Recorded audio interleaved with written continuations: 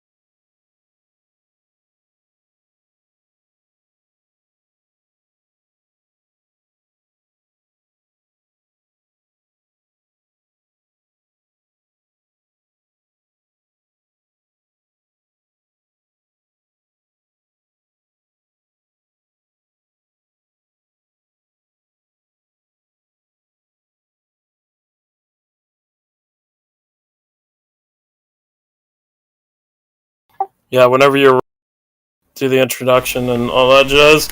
Okay, yeah, okay. Well, we're live, guys, now. Sorry for giving the screen. We had some message shortly before the show. We had to discuss not being on air. But welcome back and thanks for listening.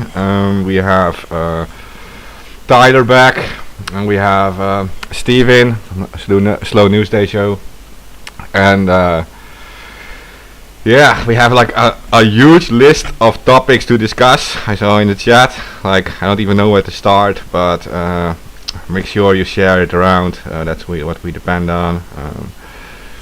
We're dealing with shadow bans, censorship, so yeah. Now we just start, guys. Okay. Yeah, I was going to say we can start with number one, you know. I mean, unless you want to go in reverse order. I mean, we can go from 14, but I mean, it makes more sense just to go with number one. GameStop, the whole situation that's going on with GameStop and Reddit. Basically, Reddit users pump the hell. Now, we actually talked about this yesterday, and I said that it only went up to 200 something. I found out that was wrong. and the stock went as high as $350. That's fucking amazing, man. $5 to $350 within, like, I think it's 3 or 4 months. Like, that's incredible. Yeah. Go ahead. No, you go ahead. Go ahead. So yeah, I was watching the news, and they were somebody from Congress or the Senate, or somebody was saying that they were concerned that people were using the stock market as an online casino. And hearing me having a strong background in crypto, and I'm like, well, why the fuck not are we using it like a casino? Come on now, let's be realistic. If we see a 300 or 400% gain in a day, then why are we not using it like that? Well, that's Goldman Sachs' game. That's not your game. Exactly, that's what I was gonna say. And the thing is, they saved the company. These big hedge funds were Melvin Capital and another one were shorting GameStop, and they over-leveraged their shorts, and they over-leveraged their shorts to more shares than there were stock shares. So, they had about 70 million shorts, and there's only a total of like 60 million shares, and only 30 million of those are actually trading. So they over-leveraged themselves, and people bought it, seeing that they used the power of the players, GameStop's whole slogan, to basically pump the stock and save the company, because these guys were shorting GameStop, basically killing the company. That's what they were doing. They were killing the company. And this is a well-known tactic that Wall Street uses, and they've done it over and over again. And they've done it throughout this whole entire pandemic, shorting the hell out of stocks and pushing the price down and killing businesses. So, these guys got a taste of their own medicine. They ended up losing billions of dollars, and then Robinhood steps in, and it's very ironic because Citadel is involved heavily with Robinhood. It's one of their largest customers. And Citadel is also invested in Melvin Capital.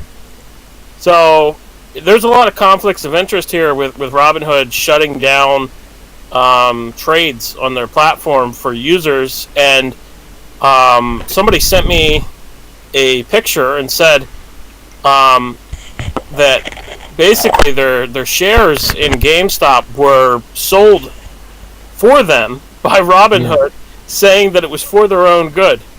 And I was just laughing, and I'm like, they can't fucking do that. They can't force you to sell.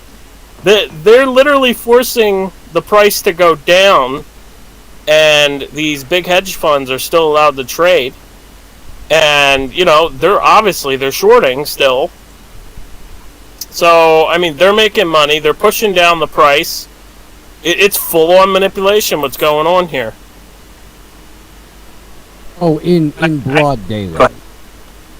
I don't know if we've ever seen a reaction this swift from the people rigging the system to cover the ass of their own when it goes pear-shaped.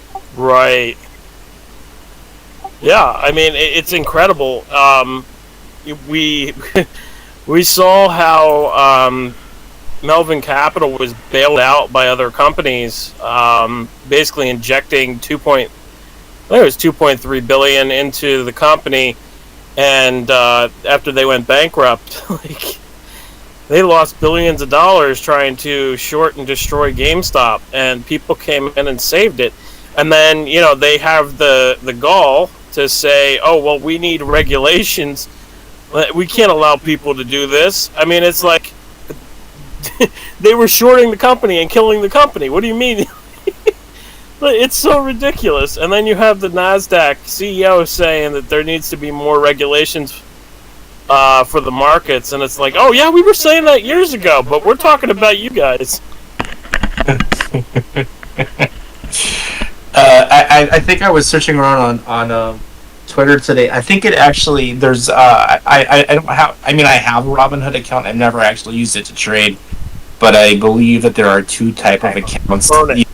Yeah, on there, and I think if you chose one over the other, they had in the fine print were able to liquidate your shares, determining on the some sort of what's the correct term? Depending on your capital activity or something like that, something weird. Yeah, and they weren't the only ones to shut down trading today. I believe E-Trade and TD Trade did also as well. Stash did as well after it was all said and done. The only one that I saw that didn't shut down trading for any of the stocks was Webull. Webull, yeah. Only one. The only one that I saw out of every single fucking app. All the other ones they shut down, and I was just like, this is full on fucking manipulation. Like, this is insane. And it's like, oh well, we're trying to protect you. It's like, okay, well you're trying to protect the people. You just closed out their buy orders. I mean, you're literally making them lose thousands and thousands of dollars. Oh, but they could have lost more. No, you caused the markets to go down. It could have went back up. I mean, like, it's just interfering with free markets, and it's just hilarious to see them do that. And it really shows how rigged everything is. It really does. It's all rigged for the rich. Yeah, and you also said they are also trading outside of market hours and stuff, right? Right, yeah. The hedge funds and everything, they can trade after hours and before hours, and most retail traders cannot do that unless they have a special brokerage account.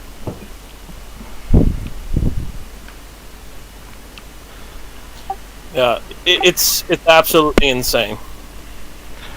Yeah, okay, well, power was given to the internet. Reddit took over, so there you see it. Well, power to the players, you know? And, Okay, I mean, so can we talk about if Reddit really did take over? Because BlackRock made nearly $3 billion off of this. And there's a couple other, like, massive Did they capital sell, firms that are tied to... were they able to sell? Because I'm pretty sure that they were stuck in contracts with GameStop, because they originally funded GameStop, I think, right? And they're stuck in... I'm pretty sure they're stuck in a 5 or 10 year contract for funding it. What was it? Last year? No, it wasn't last year. It was 2017 or 2018. Does that stop them from screwing them on this? Does that... Yeah. I don't know. I'm not on BlackRock's side, but I'm just saying if they had been in a contract, they couldn't have sold the shares. Because I know that 30 million shares were locked up between the investors who just came in with Chewy, because Chewy just bought GameStop shares, like 12% or something like that. And BlackRock, there was like 30% 30 million shares were between those, all those people, and they were locked in. They couldn't sell when it pumped up. Interesting. So, yeah, I mean, the only people who could have sold were the people that were the retail traders that were buying. I know there was a lot of people who made like millions of dollars off of it, though. Yeah. Did you see where the Wall Street Bets Twitter account was calling for an Occupy at the SEC? Yeah. And I did see that. Yeah. They called for a protest outside, a peaceful protest. They noted peaceful protest outside of the SEC and outside of Robinhood headquarters.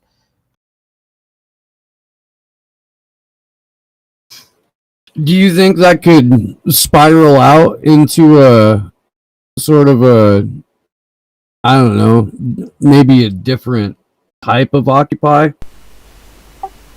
Yeah, it kind of looks like it is, honestly.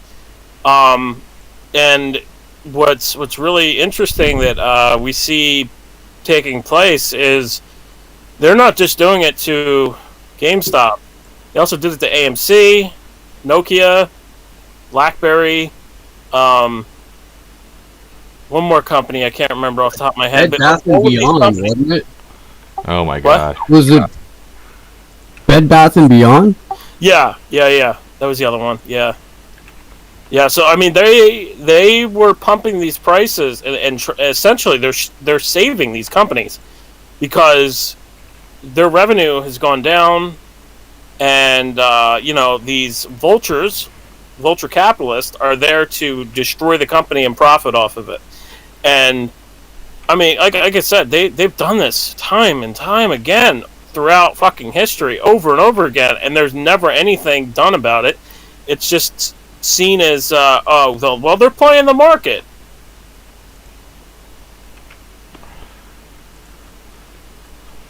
Yeah. No, you're absolutely right. Yeah. So this is also a psychological message, right? It's not just about, okay, so a few millionaires probably made a lot of money and a few other big investors too, but it's also a psychological thing. You see all these users together on Reddit making like this move, and they get success with it, and it gives some feeling of power back to people, because even though it's not like technical, you do have to realize that the stock market is like 99% psychology.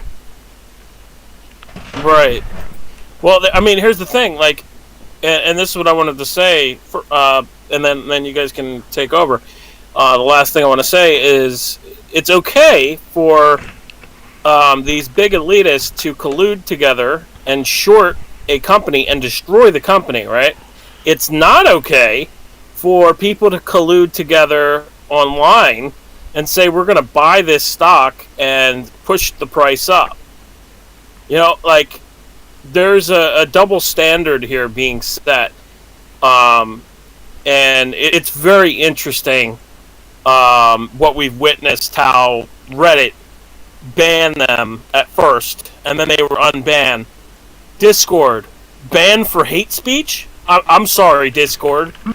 Banned for hate speech? I don't even want to use Discord after they ban them for hate speech. What are they hating? Hating Wall Street? Like, what the fuck? Didn't you know that stockbrokers and hedge fund managers are a protected class? If you disparage them, that's hate speech. I mean, that's just science right there. I'm sorry. That's essentially the logic that Discord used. Yeah, Well, it's ridiculous. Go ahead. Sorry. Well, it's they probably banned anti-Semitic. We got to be real careful. It's probably anti-Semitic to get into their game. You know, that's another problem. Uh-oh. You can't go there. That's right now on Discord. They We brought it. can't go there. Why can't we go there? We can never talk about the problems. Sick of it. I think we just went there. Yeah. Carry on. I was just joking. Oh, I thought I did something. BB has never been banned before, so maybe it'll be a first. Oh, really? You know, I'm pretty sure we were. That one time that Tyler decided he was going to talk about how to build a boom boom. Oh yeah. Yeah. Let's not go to that. Yeah. It's been taken down so many times we can't count it anymore, actually. You know, uploading on Facebook, for example, didn't work anymore at all, right? That's why we left there. Like, it literally didn't work anymore. It just kept on processing forever. And it's like, why, Facebook, did you not ban the account like you ban all the other so not social media, alternative media accounts, like fucking everybody. They've banned everybody. Free Thought Project, Anti-War, all gone, right? Many anonymous pages. Anti-media gone. fucking the Mind Unleashed. They threatened to ban the account. Like they gotta fucking realize, like, we're all friends. We all talk. There's a lot of us. I mean, like, we can make your lives a living hell. I mean, like, yeah. I feel like we're right at that point where in the foreword of Cypherpunks, where Julian Assange says our task is to secure self-determination where we can, push back against the coming dystopia where we cannot, and if all else fails, to ensure its self-destruction. Yeah. Oh, I feel yeah, like that's a Cypherpunk's like basic motto, like from when they all created that whole movement. That's basically their motto, to use code to fight back against dystopia. Go ahead, I'm sorry. I just wanted to clarify on that. Just a pure anarchism. I feel like in a broader and much more physical sense, we're each and every one of us like pushing back against this dystopia. And just this week, this is the World Economic Forum. This is, Davos. This is where the theme is rebuilding trust, and they release an ad that basically trolls the peasantry. Did you guys see that thing? Where they're like, "Oh, the Great Reset sounds like a conspiracy by global elites, but don't worry, it's not. Swear." Anywho, we're going to talk about something else now. Like, that's more or less the ad. Yeah, I posted one picture from it. I posted one picture from it, and it was Vladimir Putin thanking Klaus Schwab from his heart that he was allowed to speak. Like, that said everything, right? Like, it pretty much takes all the wind out of the sail from people who still believe that Russia is independent from these global elite. Like, well, Vladimir Putin groveling at the Star Trek reject / evil eugenicist scumbag that Klaus Schwab is. yeah. That's creepy. Creepy. Bloopers, that's creepy. It is. It was creepy. I saw it. Like, I was shocked by it, by the behavior of this person, president of a country. Well, you saw what Putin said this week, right? He warned of the end of civilization. Yeah. You can Google it and look it up. He warned of the end of civilization. Just, I think it was today or yesterday. He said, essentially that we're getting to a point where we could be reaching the end of civilization. Oh, Well, humanity has gone through worse things. No, I think it has to do with COVID, to be honest. Oh, the Black Plague killed about, 50 million people. At least. I think if we can survive that, we can survive this. And what about the Spanish Well, I flu? mean- The Spanish flu killed. Roughly the same amount of people that died total in World War II, right? Was the Spanish flu? Yeah. For Britain, they just broke a record of more deaths than people who died in World War II, and also more deaths than people who died from other plagues, the Black Plague, I think it was. What do you mean, from COVID? Yeah. Okay, well, the Spanish flu killed 50 million. That's a long way to go. Oh no, they didn't say Spanish flu. They just said the Black Plague and World War II. I think the Black Plague killed, I think it was like 1/5 of Europe's population at that time. Yeah, 25 million it said, but back then there was almost no one living there, so, yeah. Yeah, but I think in the UK it didn't kill that many people. I think it killed a couple thousand compared to the rest of Europe. You didn't have a tunnel yet from France to the UK, right? Yeah, that's a good point. No.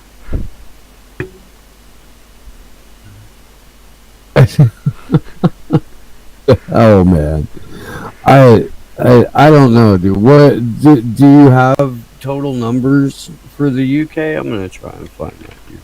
It was like total numbers of COVID deaths. Yeah, it's like 100,000 now. Okay, well, I'm skeptical about these numbers. Maybe I shouldn't be on air saying that because we got deleted again. But can you say, like, there's a lot of people with pre-existing conditions and also other flu symptoms that for some reason the normal flu has disappeared. So, just going to say that. It's a miracle. Yeah, it's a miracle. I It is. It is. It is. Well, it's because everybody's wearing a mask and social distancing. Yeah. That's why. Oh man, get serious. Get serious, But it's dude. also, the COVID numbers are through the roof because nobody is wearing a mask or social distancing. Yeah, I'm sure of it. Yeah.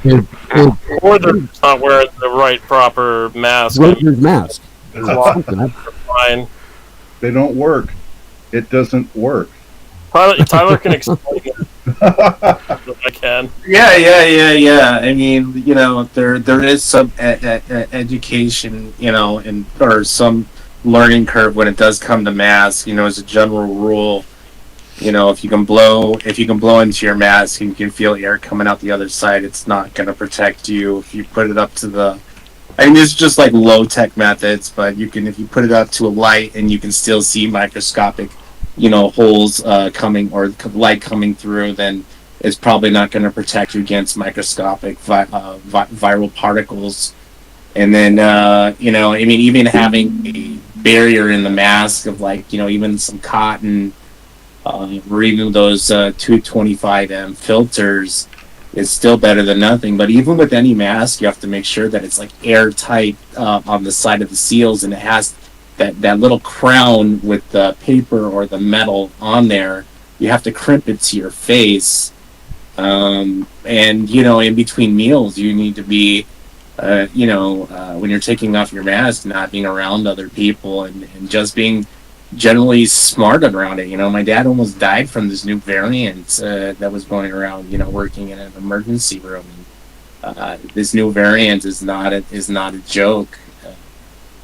But you know, when I was you know, traveling abroad, you know, in some of the countries I was at, you know, some countries are more up to par on COVID than we are, you know, and they don't fuck around. Like I remember when I was in one country, I had to have an HES code just to go to any public place. So I mean, America is by far is kind of on the back burner when it comes to some of the other things that they could be doing. But it's I don't know what else to do. It's you know. Well, how bad can it be if they let everybody fly around? They just The polymerase PCR test has been implemented into flying worldwide into any country since, as far as I have known, since November of last year. America just started doing that this month, on the 26th. Yeah, but that still don't pass the fart test, man. You know, it's a mask. If you can smell my fart, man, it ain't gonna save you from the COVID.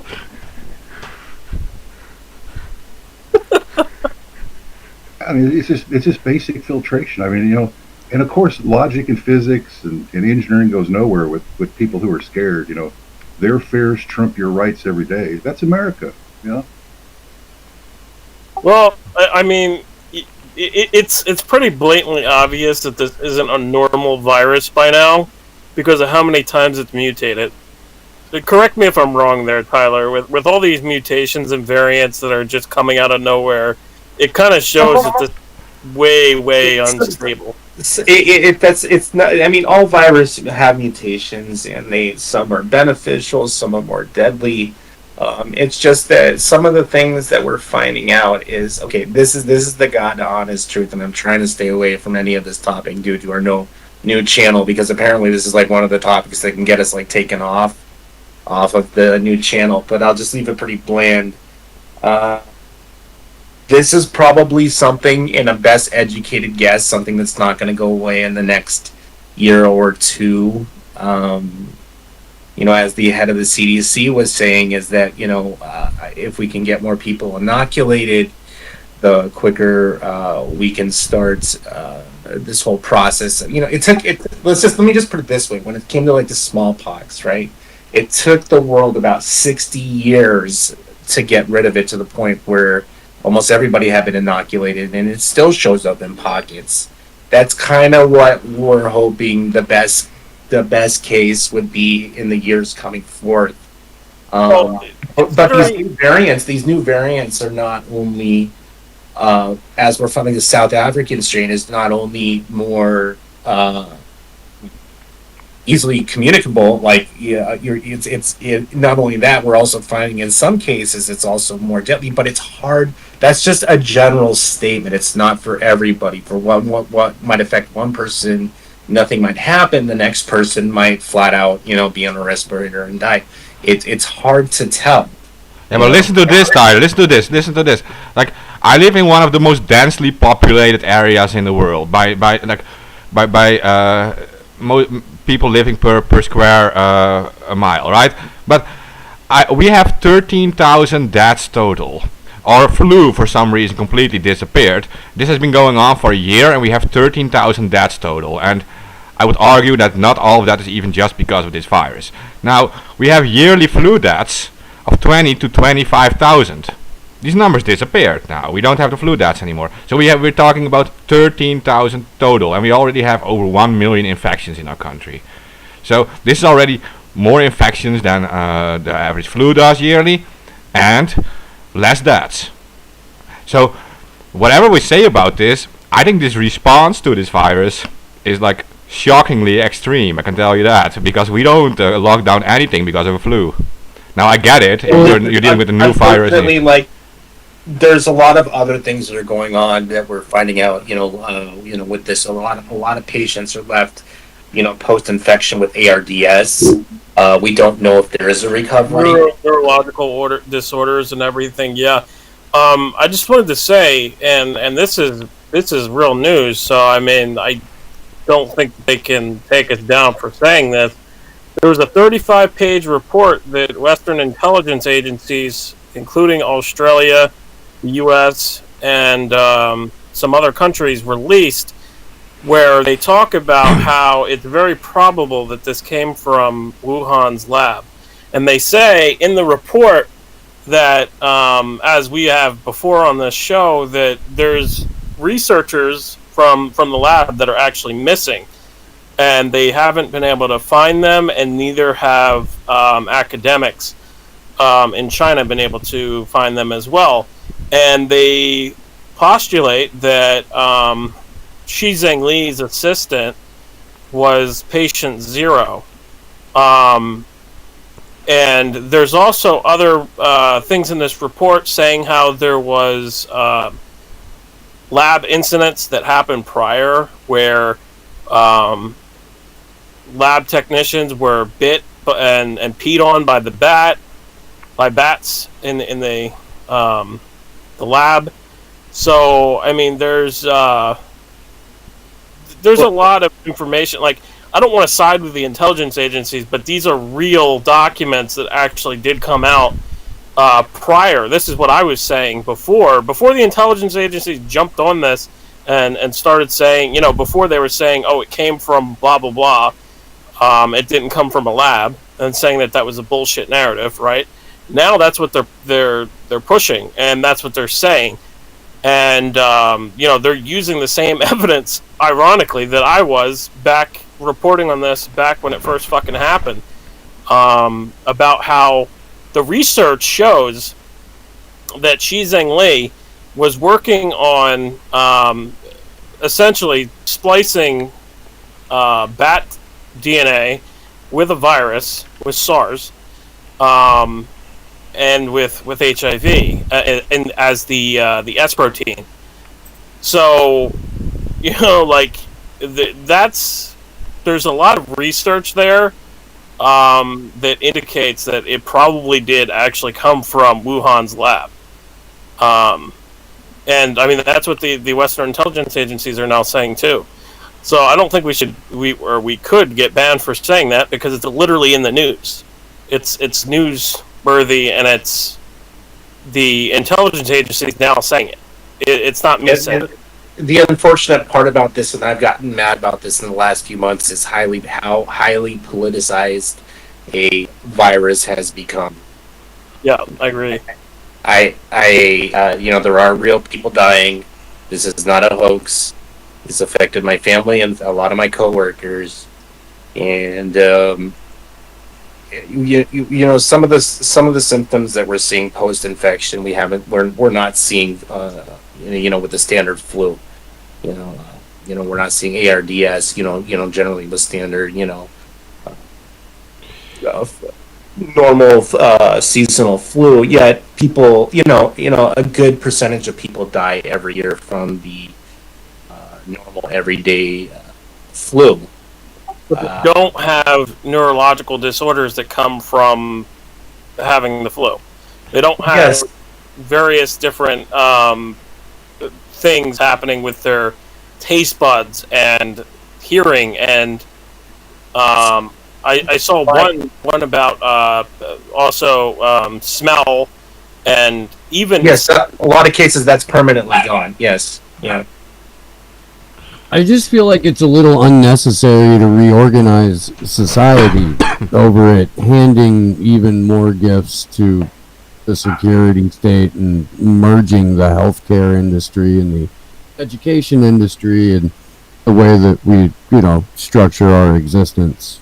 No, they're 100% taking advantage of it. That's no doubt. I agree with you, but it is real. That's the thing. Like, it's not. I've never. From day one, man. The only conversation that we've had around it that has been the egregious abuse of powers, not whether or not it exists. I mean, obviously. Yeah, it's the response to it is like the problem. Like, is it the right response they're doing? Like, yeah. I think it is interesting that now like a year plus later, or about a year later, I think. Were you talking about AK the Zero Hedge reporting that kind of got them? No, banned? Zero Hedge actually ran my article on it after the fact. They've run a lot of my articles on that. They also ran my article on the fact that I said that basically the response to this is going to be a lot more everlasting than the virus, and that the smartphone apps and everything coming in, the technology is basically a Trojan horse for surveillance.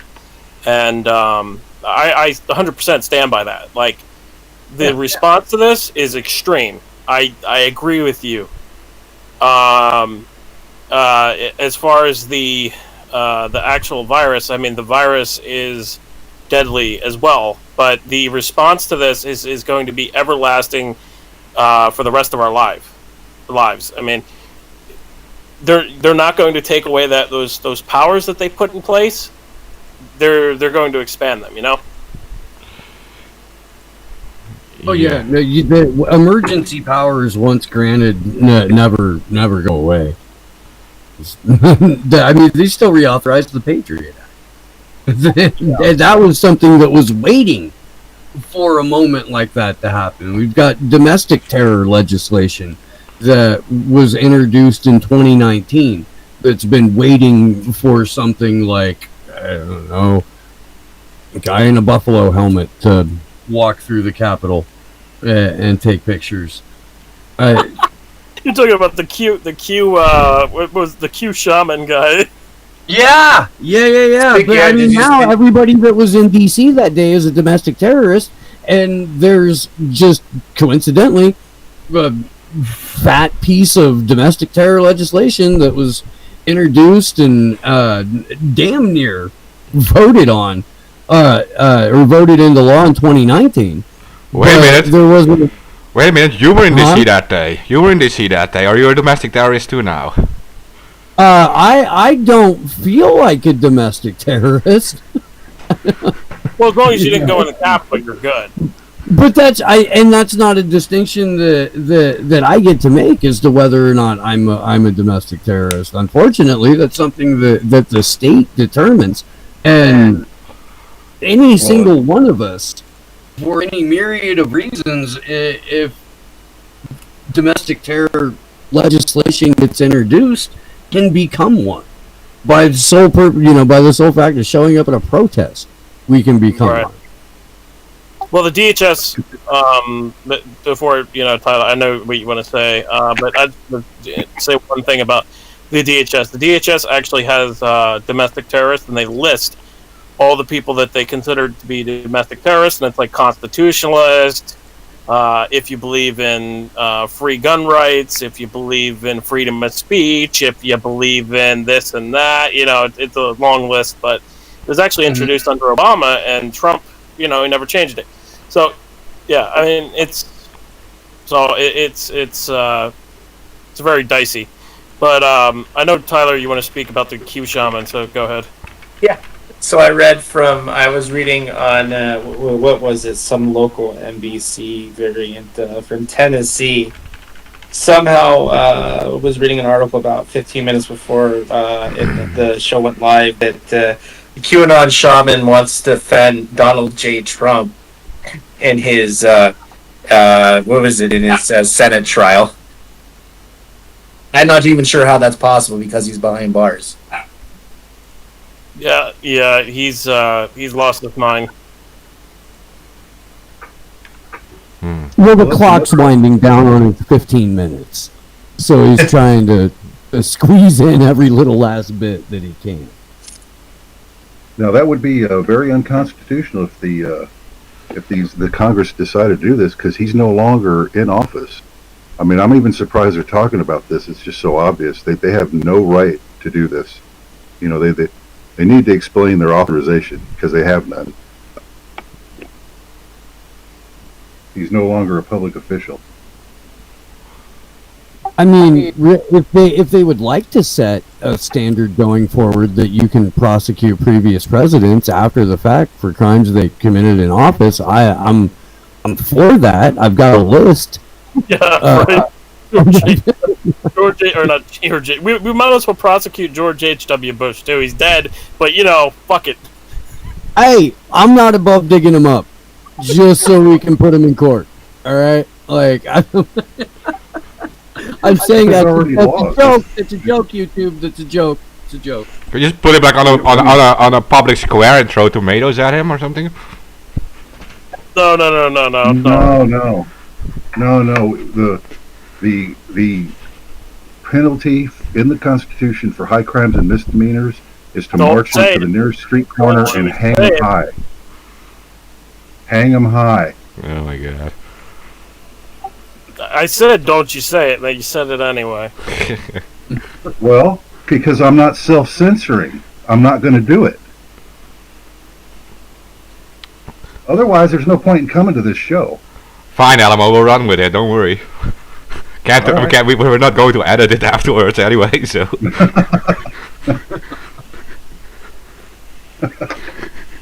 I thought you were going to say way worse. So I mean, whatever. Okay. Don't you do it? No. No, I know the one thing that'll make us lose our channel was talking about COVID-19, which is kind of very strange. That's the most. Yeah, it is. It is, but the thing is, it's becoming mainstream knowledge. All of the information in regards to all the holes in China's narrative and how people are missing and everything, and they didn't allow the World Health Organization in, and even the advisor to the current sitting head of the World Health Organization has said it as well. So I mean, it's newsworthy information, so we shouldn't get banned for it. Okay. We've been banned for less.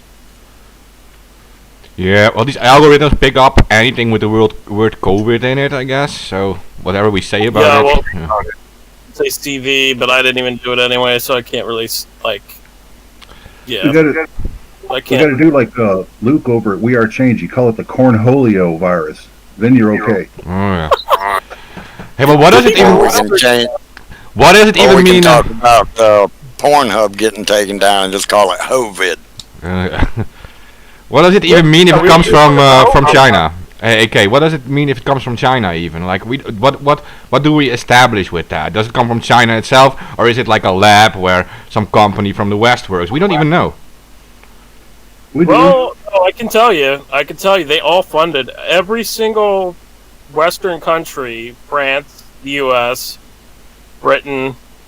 They all funded that fucking lab. Yeah, that's what I mean. I mean, Tesla cars are made there too. So what do we establish with it? Is it like the Chinese government launching some kind of virus against us? I don't think so. I mean, No, we I have mean, no I think evidence at all. honestly- It No, was patented. I think it was an accidental leak. I don't think it was deliberate. I don't think anybody's that fucking stupid. Like, I mean, I can understand all the tensions between the U.S. and China, but I don't think they would do that deliberately.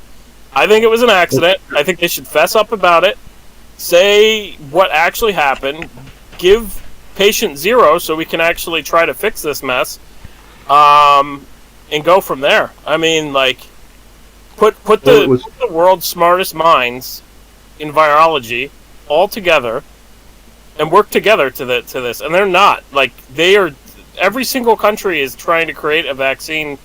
And I'm not even pro-vaccine. Like, I understand that there's some dangers with vaccines and everything, but you know that's literally what they need to do. Put every single smart mind into a room together and fix this, and have China actually fess up, and they won't, because they would rather kill half the population, or whatever percentage of the population than. No, it's not China. It was patented at the University of North Carolina in 2015 and sold to the Wuhan lab.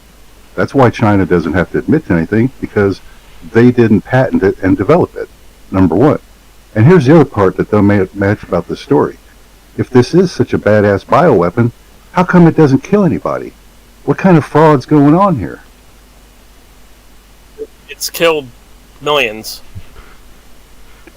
I've It's known not a I've bioweapon. several people who've died from this now. Bioweapons would have killed billions, not millions. That's fair to say. It's not a bioweapon. This is all a lie. It's all horseshit. It's at least a psychological bioweapon, I guess, Alamo. Well, yeah, and see, and that's the master stroke of it all. That's how China won the battle, is because they can play some stupid story like that. Our media runs with it because they're so neurotic and they don't check into anything, and then we wonder how we got here. Well, you And know then- that they It's the sent, retard. you They know don't do that their they homework. sent- okay, so you know that they sent a bioweapons expert to Wuhan after all this happened, right? China did. Right, and we have a big paper trail of where all this was developed. It doesn't matter what kind of cover story they come up with later. We have the paperwork of how it all developed, okay? We don't need to know any cover story at the end of it all. Well, the thing is, like I said, like all of these countries were funding research in that lab. I don't know what the fuck they were working on. I have no idea, but they were all Criminals in that lab. like Fauci, that's what they're working on. They're working on their schemes so that they can make money out of it. That's why Bill Gates jumps on board. That's why stupid presidents sign vaccine, laws. There's no liability. It's all part of the scam, It's all part of the criminal activity that goes on in government. You can't go to the vaccine stuff. That's like instant ban on YouTube. All right, well, then I'm just going to check out of this program, okay? Is that going to be fine with you? No, stay on. So you talk about anything. Don't worry. I'm pretty much done. If I can't talk, then I'm leaving. You can talk, bro. Just keep going. I agree with you 100%. This was made for the election in 2020. Mainstream media blew this shit way out of proportion. I mean, it was, if it wasn't an election year, we wouldn't have heard 100th of what we've heard about this coronavirus. I mean, yeah, it made a lot of people sick, and it did affect people that already had some chronic illnesses, but not many people actually died from it. They even say that on the CDC site. I mean, that's just public information. It's not hard to find. Are you talking about the difference between comorbidity and straight out corona? Yeah, the way that each state counts it on the CDC site, they show you that some of them count outright COVID cases, some of them count probable and confirmed cases, and some of them just count just all probable. And there's only like 4 or 5 states or something that actually count actual COVID cases or some stuff. Now, what do you do about like the guy that developed the PCR test saying it's being used incorrectly and it doesn't work, and yet that's the standard?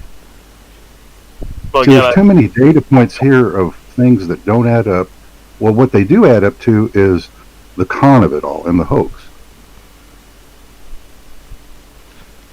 Yeah, it seems though. Okay, so at least the opinions on here are mixed, but yeah, that's what you got, right? Yeah. Well, how do you cover that up? What story are you going to tell me that would have any relevance or credibility that would counter that coming from the guy that developed the test? Yeah, no, I know. What I've else seen can it. you tell me?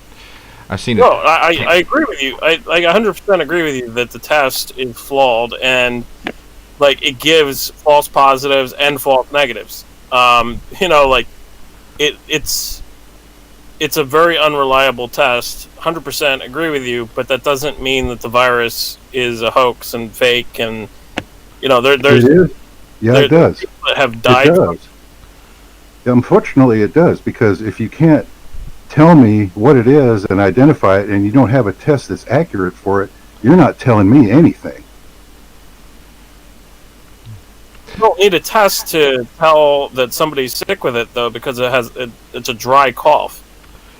People in the chat seem to agree with you, Alamo. I mean, it's interesting. Well, it's just common sense and logic. Can we apply a little science, or are we going to keep making excuses for something that doesn't add up? Yeah. You got to make a choice now. So I have just one big problem with this vaccine stuff. I have just one big problem, and that is like, okay, so you have a coronavirus, right? This must be this should be the 7th coronavirus for humans, right? And it's like the first one was discovered in the 1960s, and since then they've been trying to find a vaccine to it, and the cause is common cold, right? And now suddenly, within 1 year, they have 7 vaccines from 7 different producers. Well, since the 60s, they haven't been able to produce anything, and now there is some vaccine, and we all have to take it. There is no long-term test. No. It's causing problems. There's a lot of people that took it and passed out. There's one that died that I know of. There's probably more, but there's a whole bunch. They gave also, I think it was in the Netherlands or Switzerland, they gave a whole bunch of the vaccine to elderly people, and it killed them, and it killed like 20-some people or something like that. So we don't know the long-term effects of these things at all. That's what I mean. Oh, yeah. Like, we don't know what they're giving us and what the effect is like after 10 years. Like, maybe we're all like sterile or something. I know we know that the mRNA vaccines, that they've been trying to legalize them for use in animals with the FDA for 7 or 8 years, and not one's been approved, and now all of a sudden they're sticking them in everybody's arm. Yeah, see, that's the problem. Yeah, I'm by no means anti-vax, but I don't think it's unreasonable to ask for the standard amount plus a few years of trials with a messenger RNA vaccine. I don't see how that's a controversial position to have in general. Well, I mean, there's been a lot of various different issues with vaccines over the years, and it's not really anti-vax to discuss potential issues with vaccines and dangers. And it's incredible, honestly, that YouTube and other sites are actually banning people for discussing the potential dangers here. Because, I mean, let's say it is dangerous. Let's say it does actually kill people. You could have saved somebody's life by actually allowing free debate about this. I mean, it's incredible, honestly. They're even banning like professionals, like virology professionals and doctors, and anybody who speaks out against that. But yeah, there's been a lot of issues with various different vaccines in the past. I mean, we know polio caused people to have cancer. We know the swine flu vaccine caused people to have brain damage with the first batch, I think it was, or something like that. So I mean, like, it's always the first batch of vaccines that goes out where the people are just basically test tube rats, and I'm not fully anti-vaccine. I understand that, you know, we need to have our bodies injected with foreign material to protect against certain viruses. I'm not fully against that, but I'm very selective of what I allow in my own body for vaccination. And that's just kind of how I am.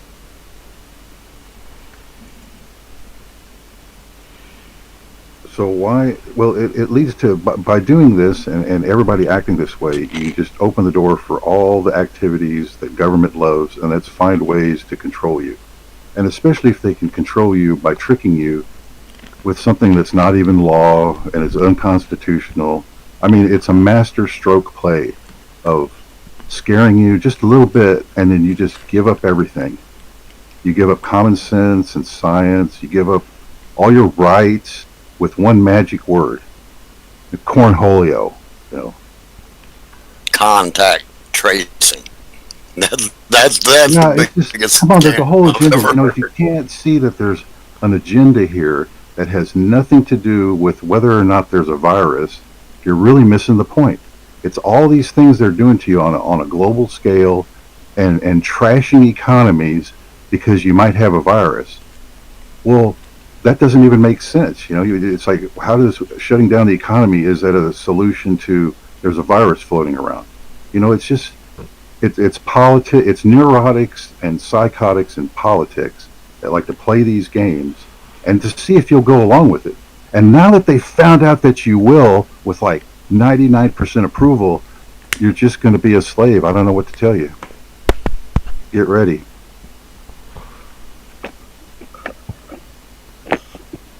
Well, I mean, we've got, how many the unemployment numbers that just came out at 6.7% are so cooked that it's ridiculous.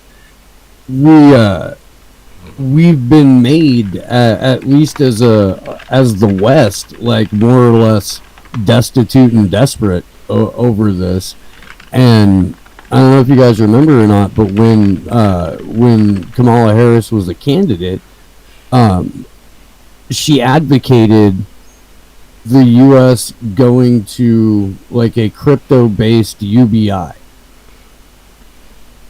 and it would not surprise me to see a plan like that put forward again relatively soon, It's already been especially. worked on.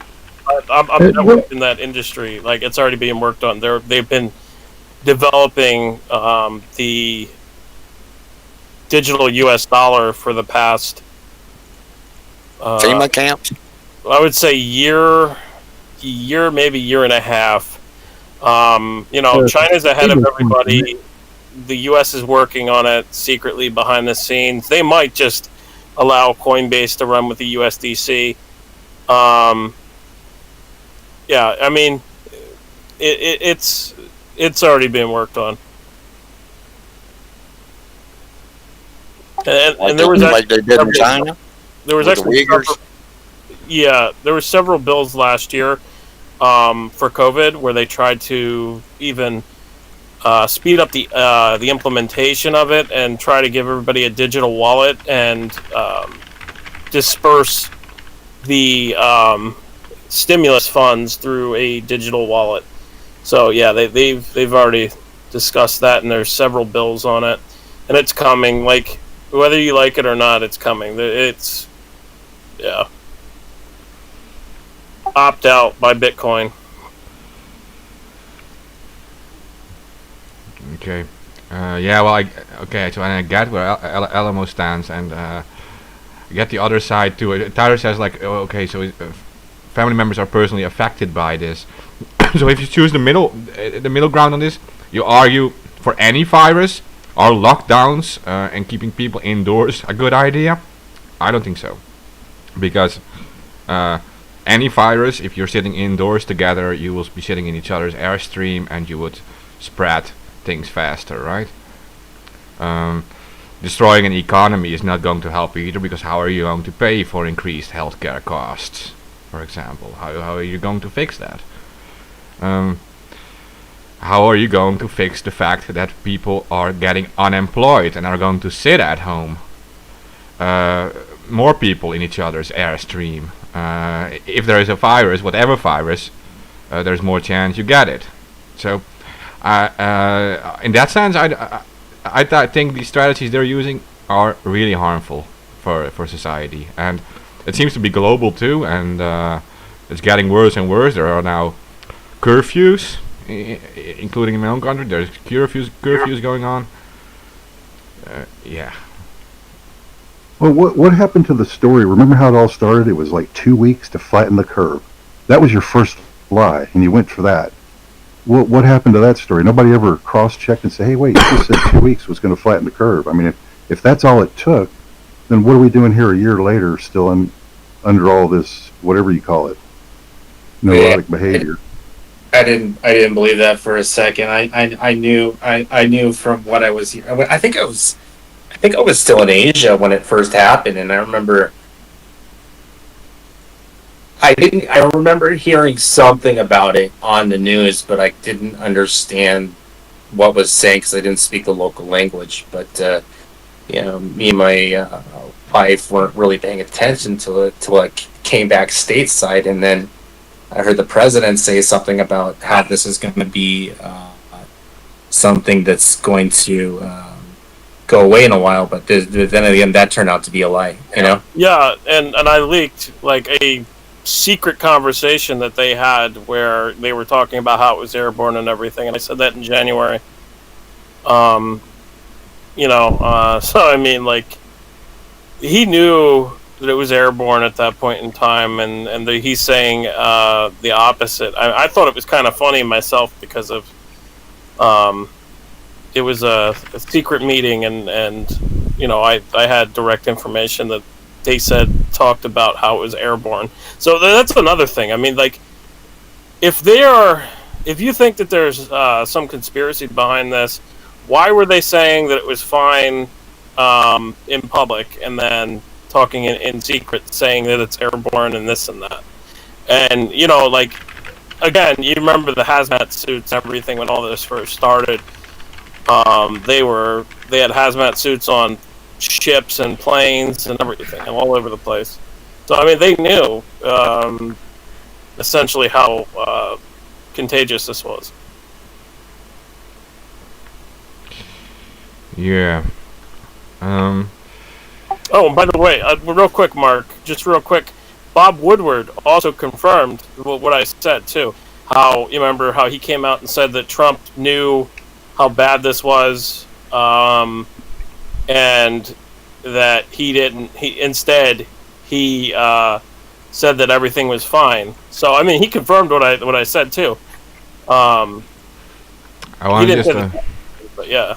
It was to, like okay, real quick, to listeners, I want to just say there's like 2 people on Periscope listening, but everyone is in the YouTube chat, and there's like a lot of people on YouTube watching right now. So if you have something to say or something, like a question or whatever, or a comment, put it in the YouTube chat. So we can. I'm actually reading everything you guys are saying, so I can just say it on air. Yeah. Okay. So someone already makes a comment supporting you, Alamo. They say they want to rule by fear. That's it. Is this CNN or ABB? Just saying.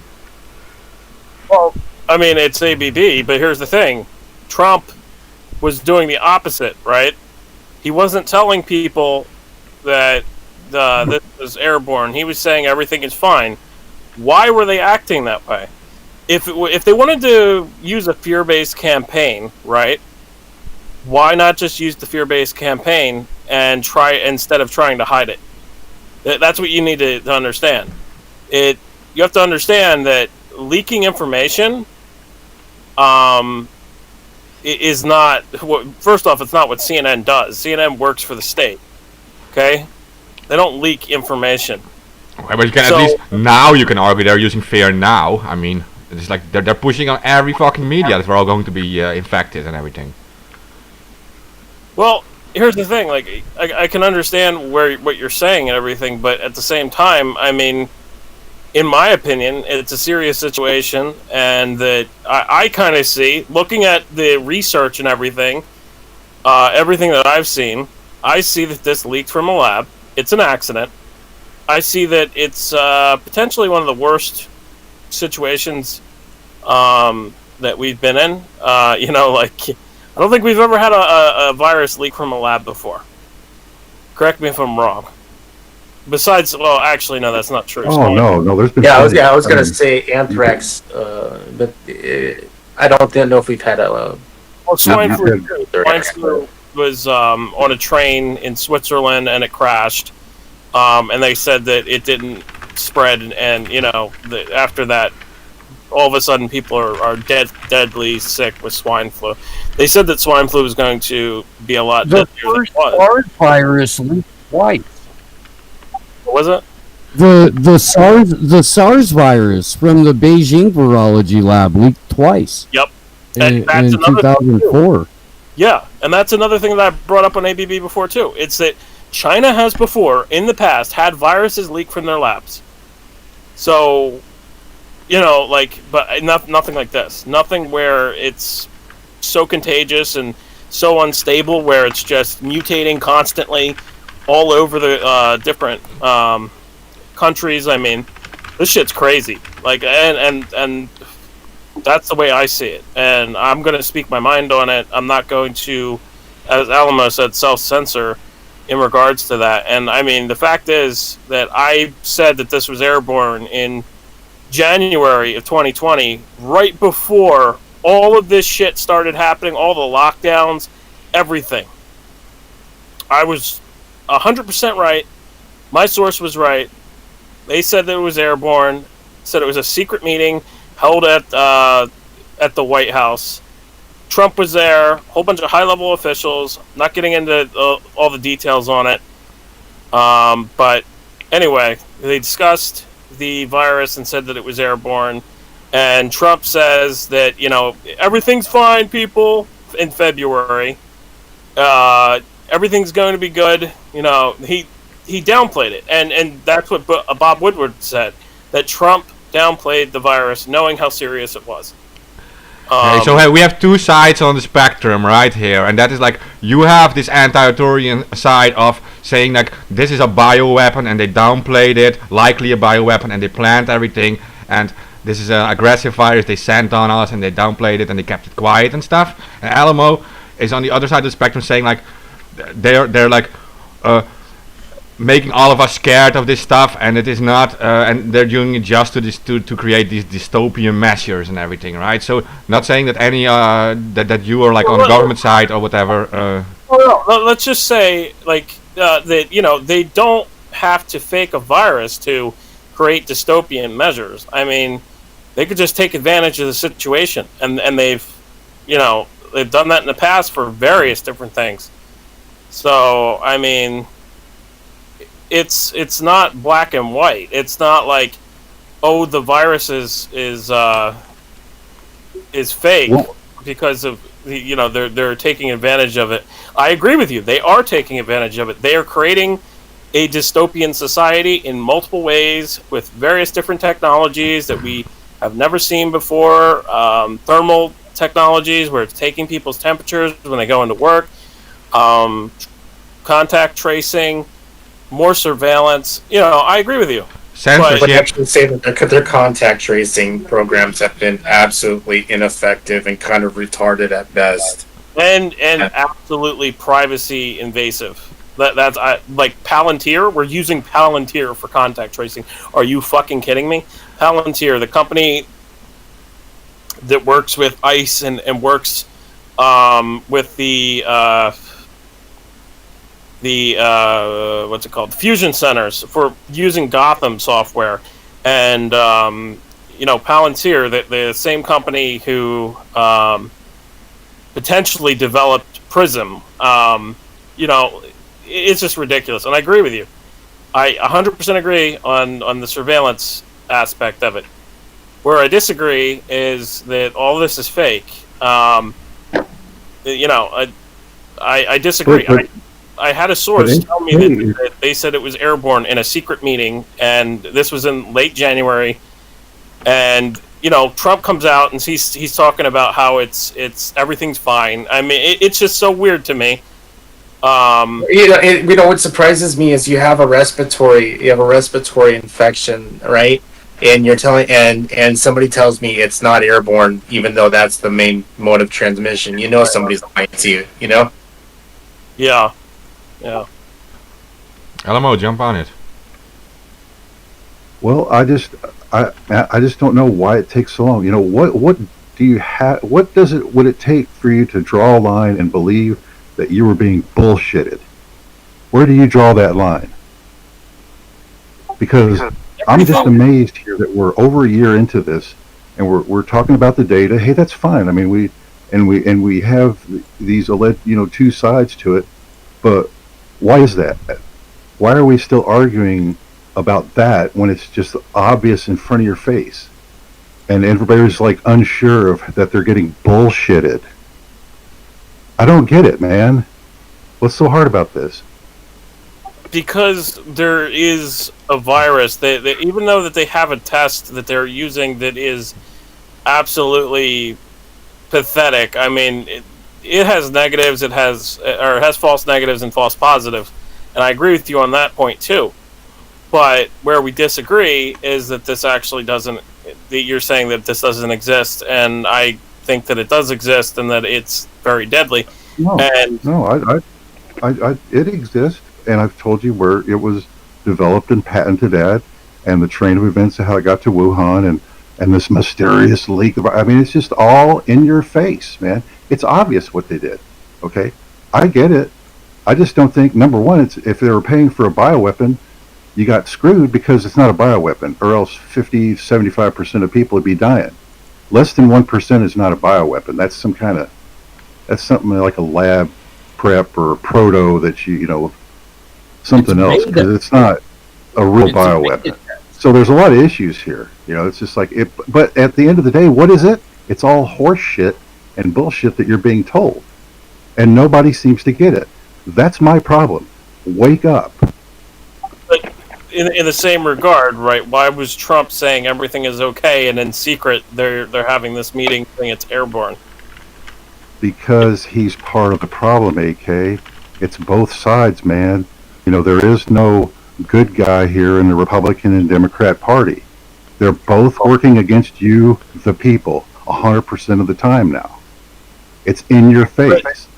And then it's like, oh, why did the people go to the Capitol? What's wrong? Pull your head out. This is serious. This is not a discussion like a nighttime crossfire debate on TV. You're getting down to nut-cutting events and issues, and everybody still doesn't get it, man, and it's really pissing me off. Yeah, and then they complain about a handful of Q-tards going to the Capitol that really didn't do much. That was like other people that went there. And the whole west coast of the United States, most of the cities are burning down, but they don't say nothing about that. Just trigger events. Hey, Steve, you wanted to jump on that, I think. I did, but I'm not even sure which part. We started in Wuhan and landed in Portland. Yeah, as it always goes. We'll start somewhere in the center. Give me a second to unpack that. In terms of what's happened with global surveillance, and you brought up Palantir. It's absolutely right. I mean, there are Palantir contracts in 3 out of the Five Eyes countries right now to basically maintain not just the snitch software and the contact tracing, but how healthcare is ran. That should. My friend Misty, who co-hosts on the Assange Vigils with me, says, how many times does your government have to lie to you before your sense of skepticism kicks in? And this is multiple world governments that if they're not lying every time they open their mouth, it's pretty close.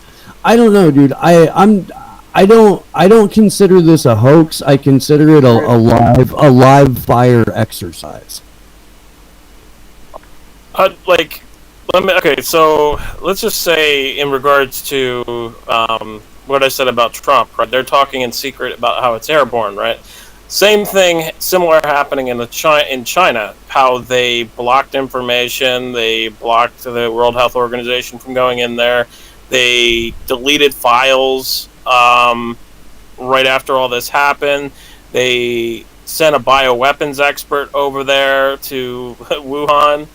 And they're saying no, it came from a seafood market, and it was from a bat. You know, like all of these things. Like you guys don't think that that's ridiculous? You don't think that that's a ridiculous narrative that they set up there? Originally, it wasn't a bat. Remember, it was a palin. Oh yeah, it was a pangolin. It was a pangolin. The noble pangolin. It smeared that poor creature. But anyway, like it's ridiculous of all these different narratives that China put out there themselves, and China, you know, hiding various different facts and bringing in a bioweapons expert. That's the big red flag to me. I mean, that to me says they know it came from a lab.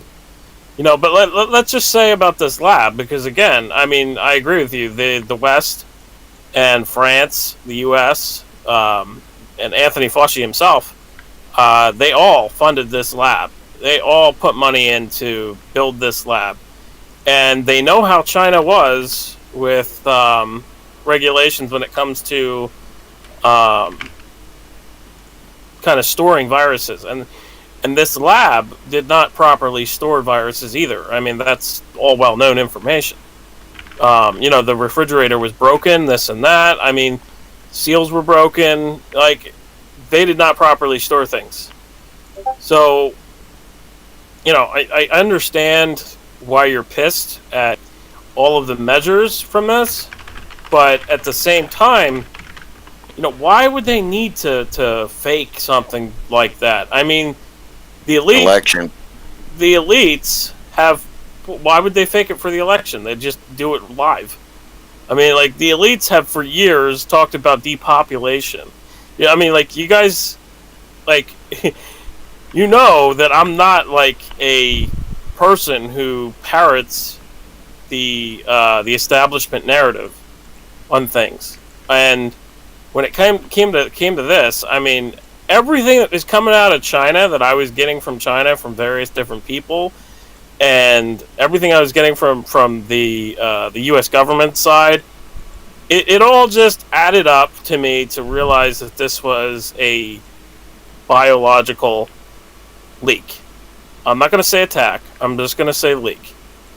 And, you know, all the information to me and how China was covering up various different death counts, and Tencent was posting different death counts than China was admitting, and you know, there's so much that was going on,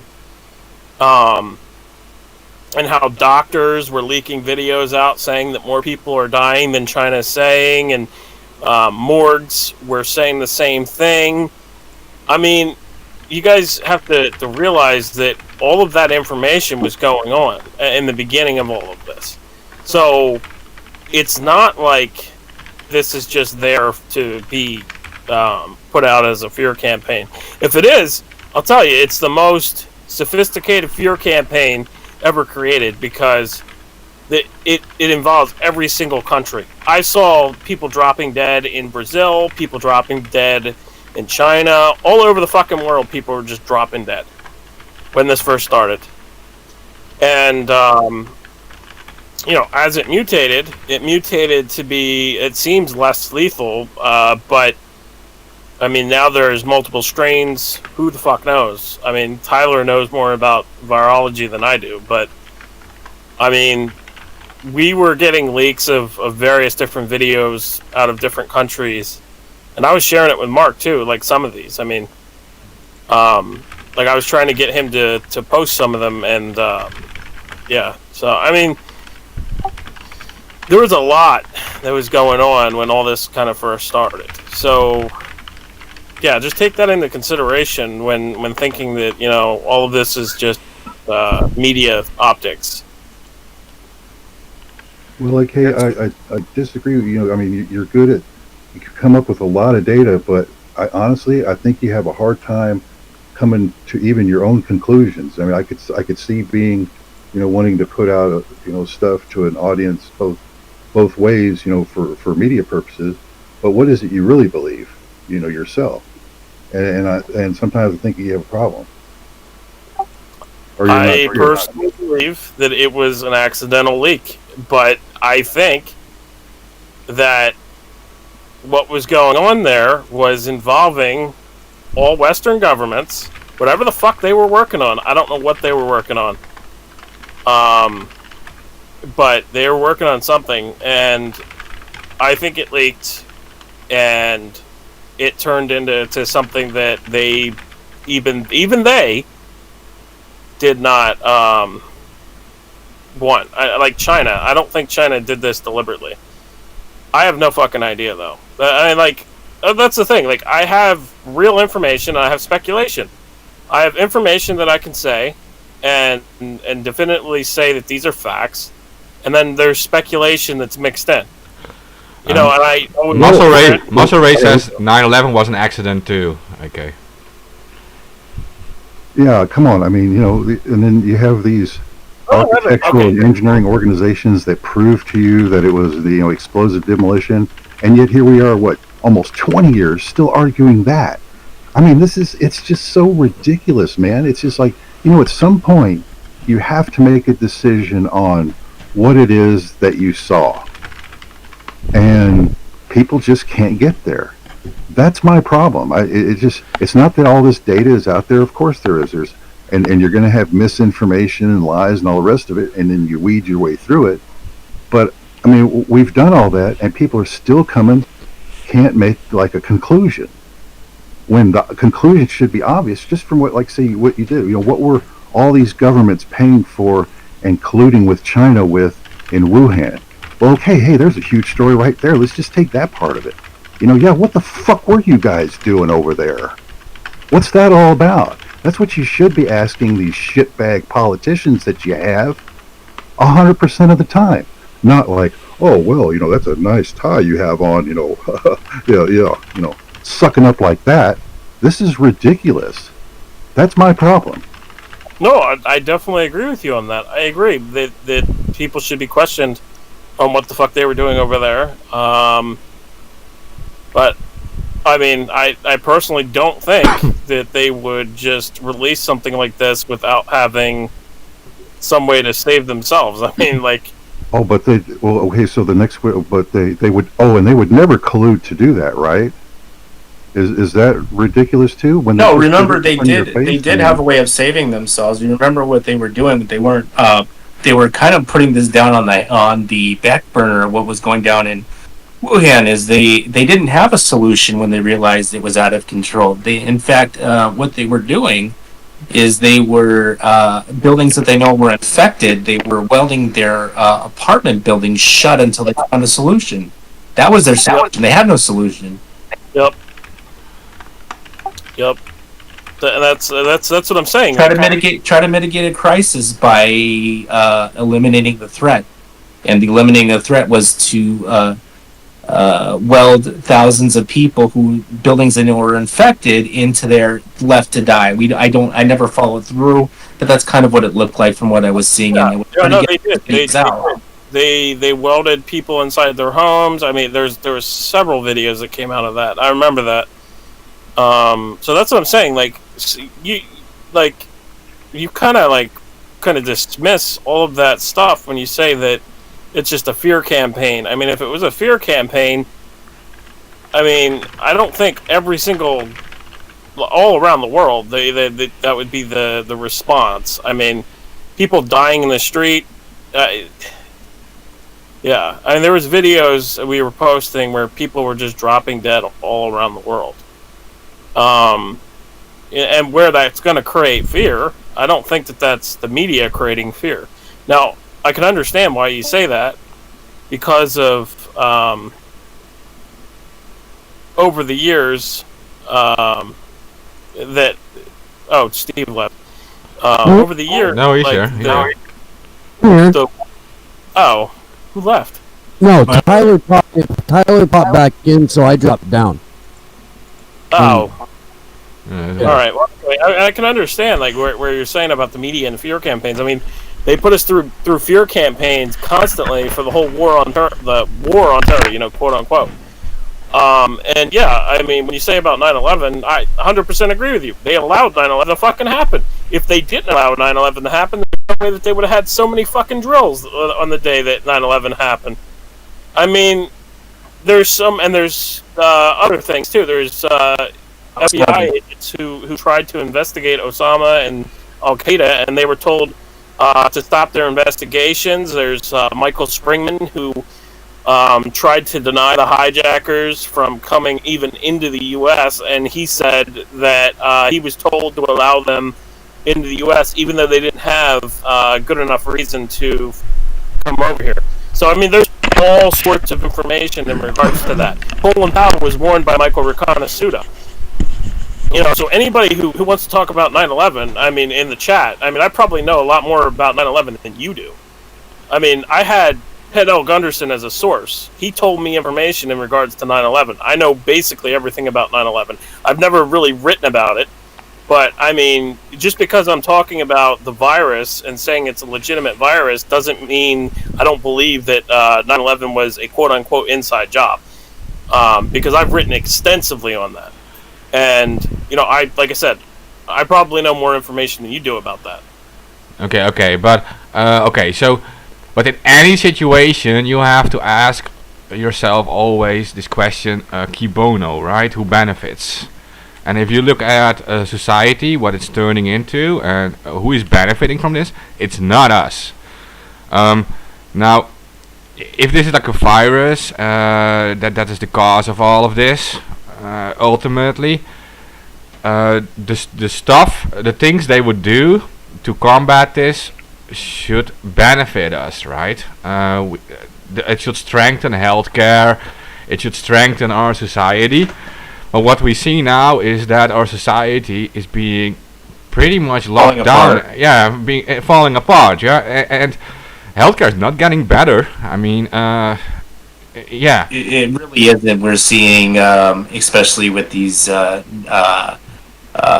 I've been seeing lately is that on average, the patients that are into the ICU, we're looking at anywhere from 2 week to 3 week turnaround. ICU beds are being full. They need the O2. They need to be on BiPAP machines.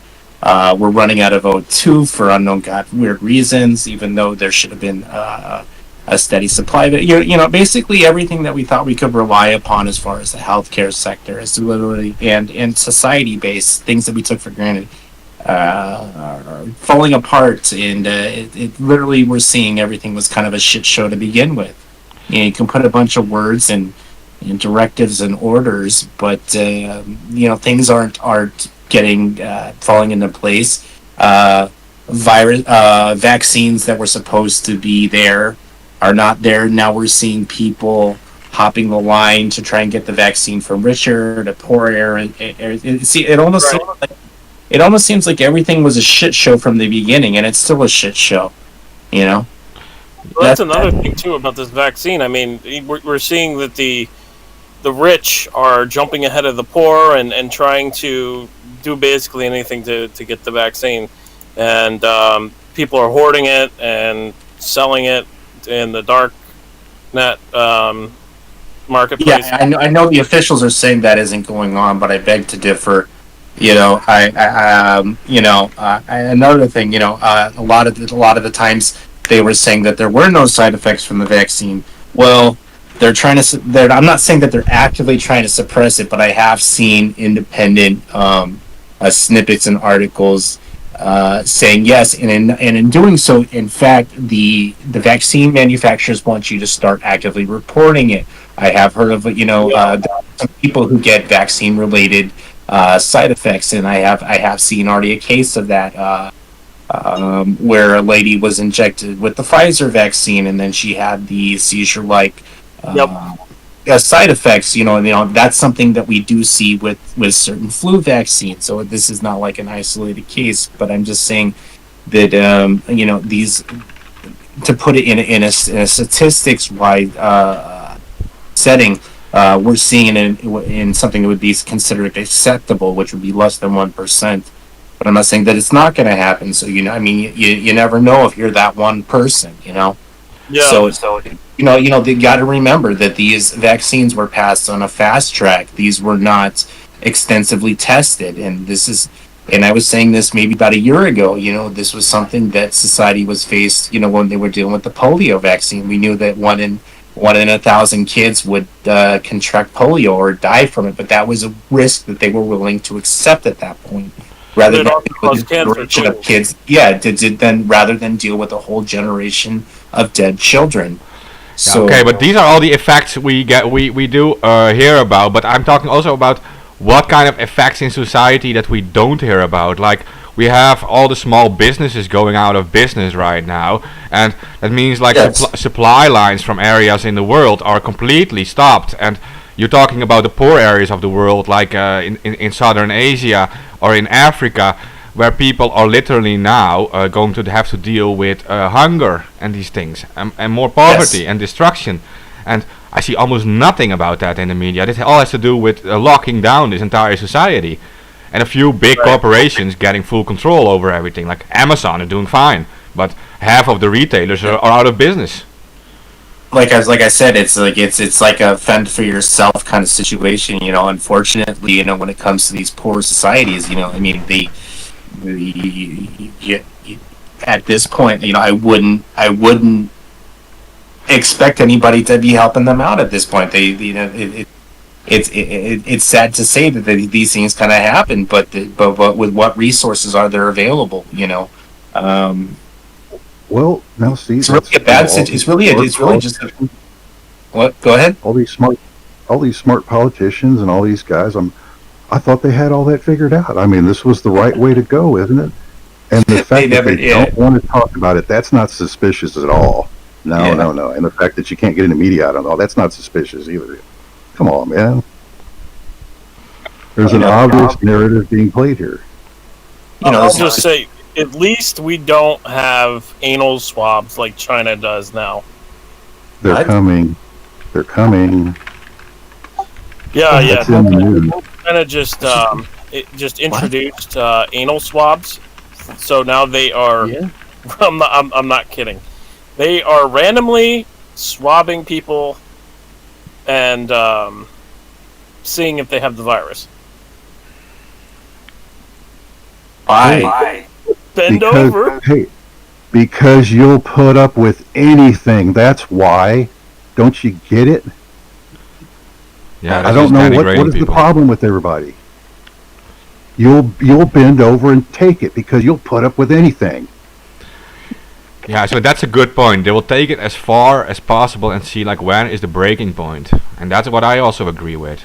Virus or not, I think that's what they're doing, and they're going to see how far can we take it, what can we take from them before they actually stand up against it, right?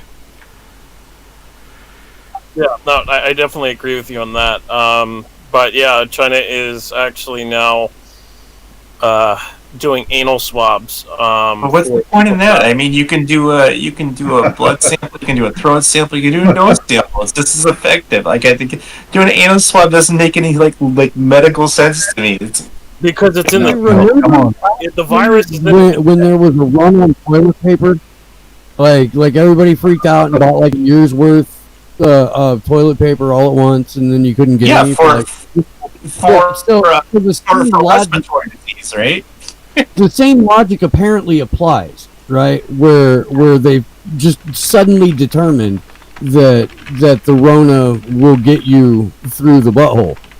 And so if they don't swab you, it's all about control. It's 100% about control. There's no reason whatsoever to be like, yeah, I'm going to stick a Q-tip in your ass to see whether or not you got a cough.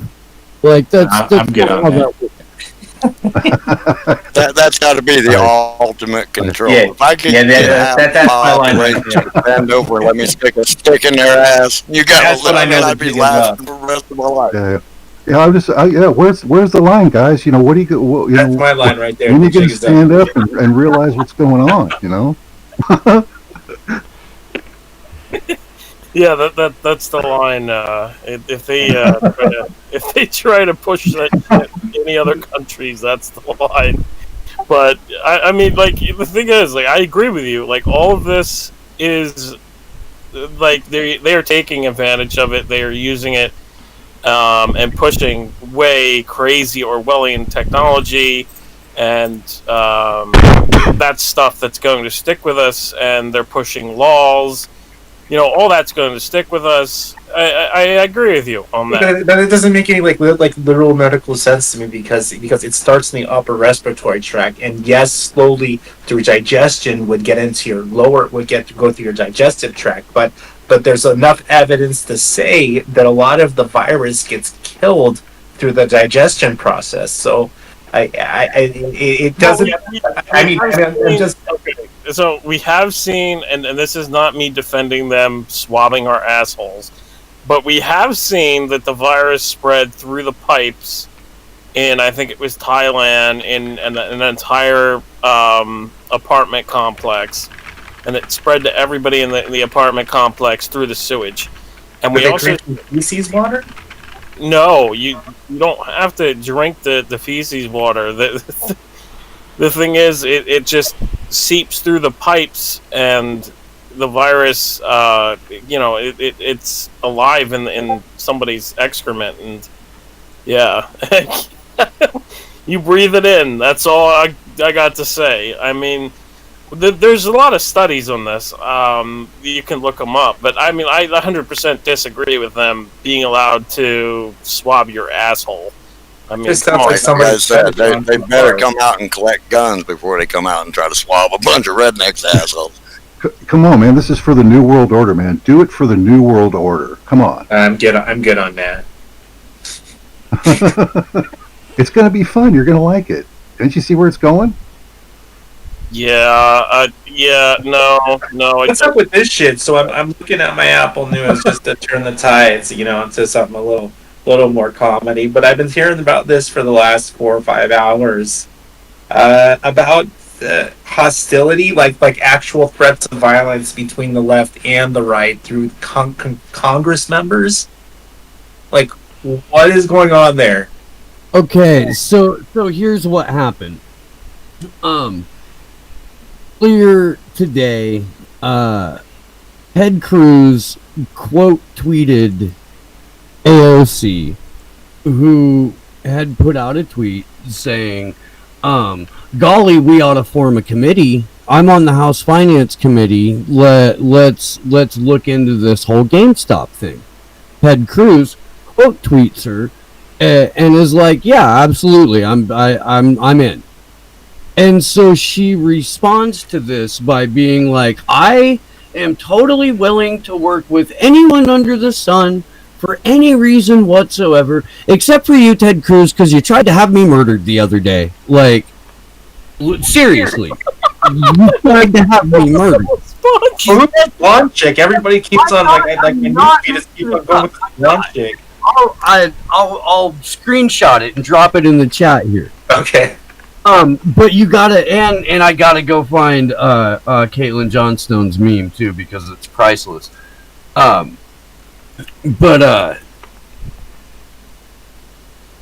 so that's where that's rooted in. But like for the last couple of weeks, anytime there's political hay to be made over what happened at the Capitol, it eventually goes to its most absurd conclusion, which is a handful of Republicans secretly plotted to have members of Congress murdered at the Capitol. Well, I'll say that somebody pulled out the panic buttons. That was well known. But it could have been the Capitol Police. It could have been it could have been the Republicans. Who the fuck knows who it is? You know, it could have been the fucking Democrats themselves. I mean, like, but somebody did.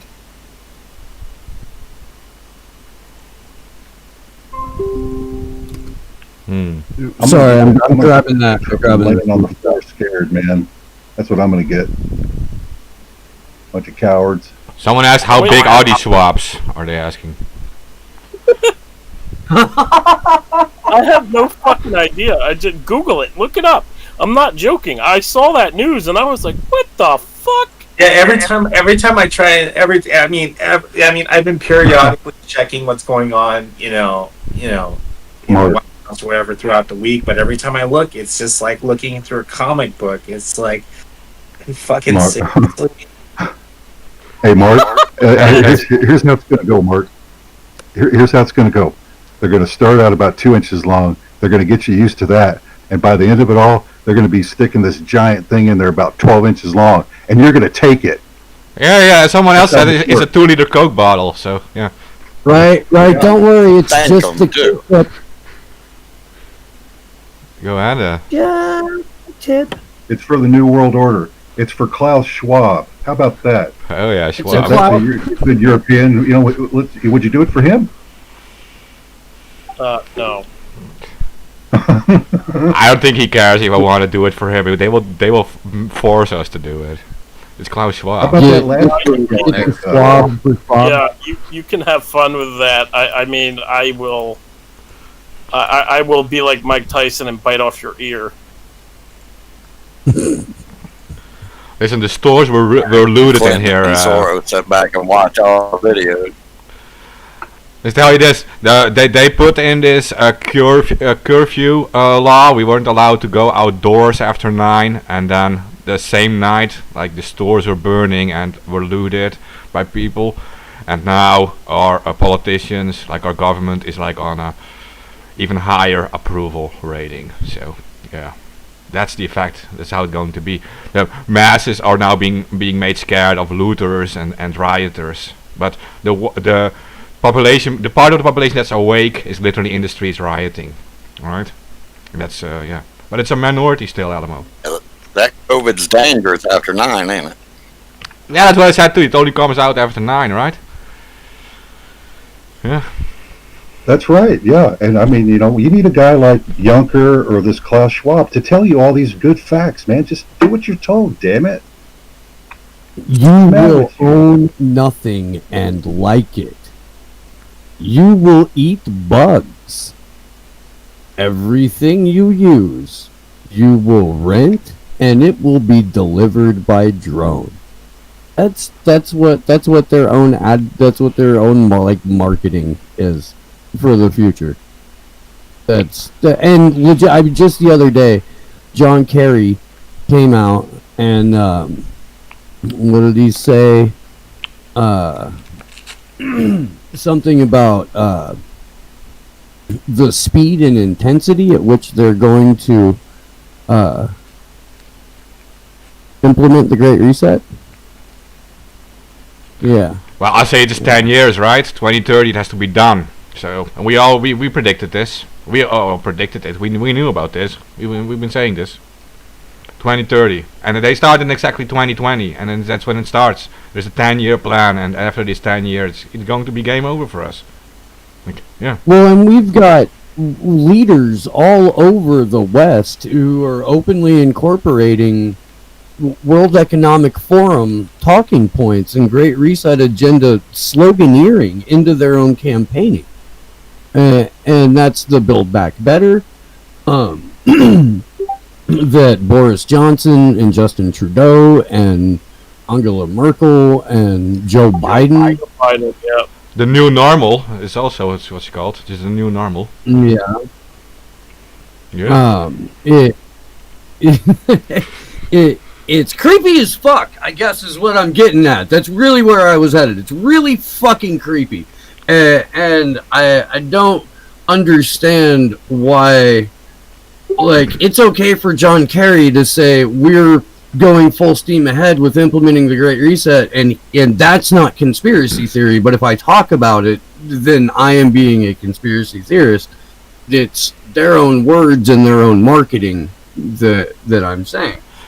Yeah, but look, Steve, we were aware of these powers behind the scenes running everything, right? And it's always been like a secret, and we were always being put in the box of conspiracy theories and weirdos if we would talk about it. But now, okay, so there's a positive side to everything, and that is that it becomes visible now to everyone. So there is a real chance we can do something about it now, because the general population can see now that this is happening. So that is one light bulb, but we have to be able to use it actually. We have to be able to educate them while they're seeing the signs now. I mean, like the powers which are behind the scenes are becoming visible now. So that's what I think about it. That is one positive thing about all of this. I mean, that's they don't seem to give a fuck. It's like it seems like there really was like a great unmasking in 2020, where everybody became cognizant of the fact that we'd entered a period of acceleration, and so the people who had been operating from the shadows were free to be like, yeah, we're just grabbing for everything right now. It's okay if you know who we are. We're in the process of cleaning up. Yeah, I was just going to say the Great Reset lines up with the whole 2030 agenda, like to a T. If you read everything, you know, it's all basically the same thing. It's just renamed. Yeah, one is coming out of the UN and it's being dictated and ran out of the World Economic Forum. Which again, I mean, we've got world leaders that have used the slogans of the World Economic Forum. These are not elected officials. These are not representatives in any way, shape, or form of the citizenry or countries where they live. And not only are they determining a broader global agenda, but they're determining your country's agenda, like openly through the elected officials who have no fucking problem parroting the lines like a good little puppet right out there in the open for everyone to see. And people are like, what? Well, we should make them vote on Medicare for all. Yeah, I do believe, I am hopeful about one part. I'm hopeful about one part, and that is I do believe that a human essentially is not the same as a dog. And you can domesticate them on some things, but I do believe many humans want to be free, and that they are going to make this tighter and this whole network and this spider web around us. But there is going to be a part of the population that is not going to accept this, and we can only make sure that this part of the population is equipped enough to resist this. I think that is our goal. We have to equip them to resist. We have to create alternative, like we're doing now, alternative media networks. We have to weaponize them, not with like literal weapons, but like we have to make sure that they are strong enough when the time is there.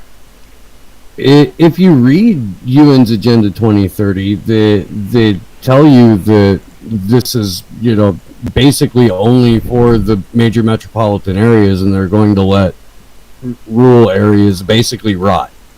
You know, they won't be a part of this brave new world. So if that's going to be the case, I am all for trying to establish communities, and hopefully we can communicate with each other and figure out, you know, some supply lines and some travel lines, shit like that. But I mean, I know that I'm not taking a shot. No, Which because you don't know means what happens when you take it. Right, which means that, like, you know, my ability to go places in major metropolitan areas is going to be significantly hindered anyway. So if that's going to be the case, I'm growing food and I'm doing it in the woods, hopefully with a community of people. Yeah. You know, I think that enough of this is happening. You look at what Derek Rose is doing with the Freedom Cells, and what a number of other people have just kind of been on their own doing over the last several years. I mean, it's happening already. People have been kind of pulling away from an increasing walk towards an artificial future. Not to say that they're becoming Luddites or anything, but just pulling back from, you know, a more AI-driven or transhumanist civilization. And I mean, that appeals to me personally. So it's what I'm currently, like, kind of advocating, but it's not the only answer, I don't think. Yeah. So yeah, I talked to this. He's over 80, right? And he is an anarchist. He's over 80 years old, and he told me his opinion about it, and he said, like, people are not going to resist now. They're going to resist when they have to eat their foods from the out of the streets, right? When they're so poor and they're so they have such a bad life that they have to resist. They have to fight back. But he said also, like, but until then, our only option is to create for them the tools. So when it happens, they have the tools to do it.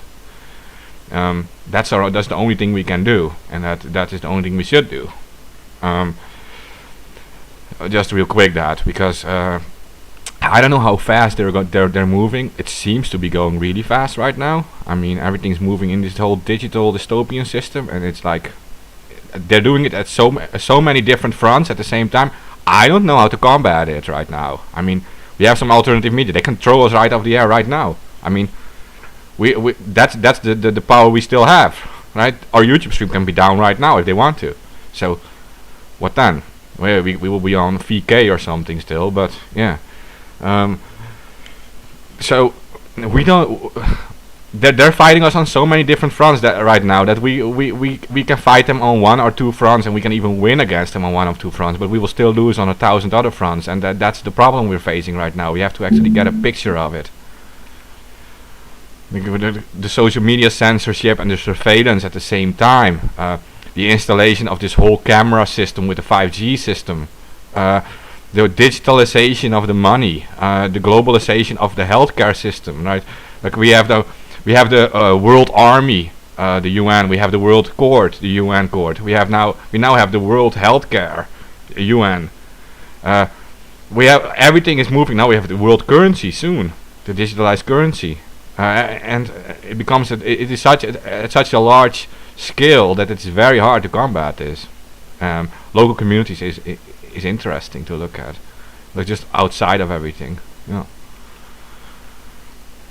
Well, we've survived this for a long time. It's not us that we're really worried about talking. We can talk.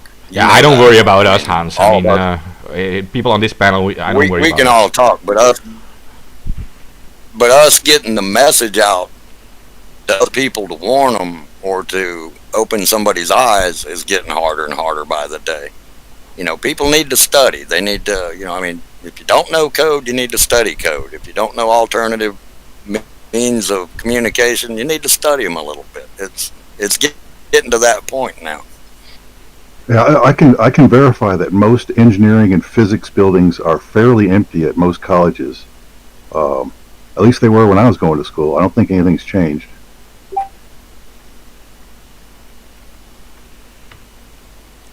Yeah. okay, so yeah, so those are a few possible positive things that it becomes so visible now, but we're dealing with so many on so many different fronts, and that's what I have a difficulty with. I'm personally able to educate people on some things, but like they hit you like in the back with something new again, and you're like surprised again with something else, and the general population doesn't see these things, and it takes a lot of effort to educate them on it, and they do something about it. I mean, they do make a stir about it, and they start resisting, but it takes so much effort, and they already moved to 3 or 4 new steps. But Mark, you said we were better than dogs. But if you just said proves that we're not. Yeah, no, I believe that a human essentially wants to be free, cannot be domesticated in the long term, but do people even realize still what it means to be free? I mean, you have, if you go to a store and you can choose between like 10 different iPhones, that is freedom for many people, right? Or 10 different phones, that's freedom. The freedom of choice, but they don't realize it's all the same phone. It's all a phone, and it's all come from the same manufacturer, right? So George Carlin had a great bit about the illusion of choice. Yeah, when I vote for a politician, I think I have the freedom to vote, but I don't realize that they're all slices of the same pizza.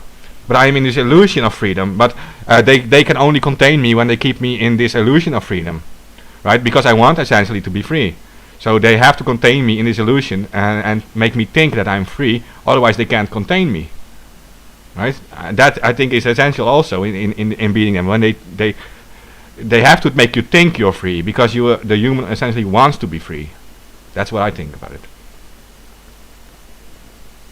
But they'll wear masks. You know, to the tune of 99%. I mean, you know that. What this has proved is people that really don't want to be free. Yeah, okay, but that mask thing. Okay, but you can also say that they wear a mask so they're able to go to the store because they want to go to that store. They don't want to specifically wear that mask. They want to go to that store. All right. Okay, there's a way around that. If people who are fearful that want to wear a mask, they can wear a mask. That should protect them, and then they're good. Because if masks are so good, then all they have to do is wear the mask. Right? Let's just follow some logic here. So where is this need for them to force me to wear a mask? Well, it's kind of like, Alamo, you know, it's kind of like when you go in the service and they put you in boot camp. First thing they do is shave everybody's heads, put everybody in the same clothes, and line them up and take away your identity. The mask is just one more way to take your identity away. The same way it's going to be when they go to like a digital currency, you know, a crypto that's, you know, state sponsored. You know, I mean, you know, same thing with insurance. You know, when they want one size fits all insurance. You know, this is all to strip away all of your identity. The same thing that they've been teaching in Common Core for the last 16 years. This plan has been going on for 50 years, and it's just starting to start. So if you think it's wild ride now, just hold on, because it's going to get worse. Yeah, and it just, I just try to follow their own logic. See, I mean, I'm always like everybody else. A year ago, I'm hearing these stories. You know, you see people falling down in China, and you know, you associate with, okay, hey, this is serious. You know, but then it didn't take me long, maybe a month or so. You know, you find enough articles where like, well, their story doesn't add up, and it still doesn't add up a year later. But for most people, they're having a hard time with this. A lot of people cannot figure out that they're being hoaxed, and they are. So follow anything that they've told you. 2 weeks to flatten the curve. That was a bunch of BS. Wear this mask. Okay, well, if he wears it because he wants to and I don't, then he's still protected. Oh, but that means you have to wear your mask. Well, where's the logic there? Where's the association there? There is none. Okay, but listen. Okay, if you have protection, then wear your mask. If I don't, that's me. Okay, where does anybody get the authority to believe that they can mandate you to wear a mask when there is no law and there are no pandemic exclusions to any state constitution or the federal Constitution. So where do they think they get this authority? And then these jackasses say, well, it's a mandate. Well, that's your first problem. Why are you following mandates? That's not law. That's nothing. Some asshole politician barked an order that's a mandate. That means nothing. Okay. Okay, So but what about that's the kind of rules that we have in this world.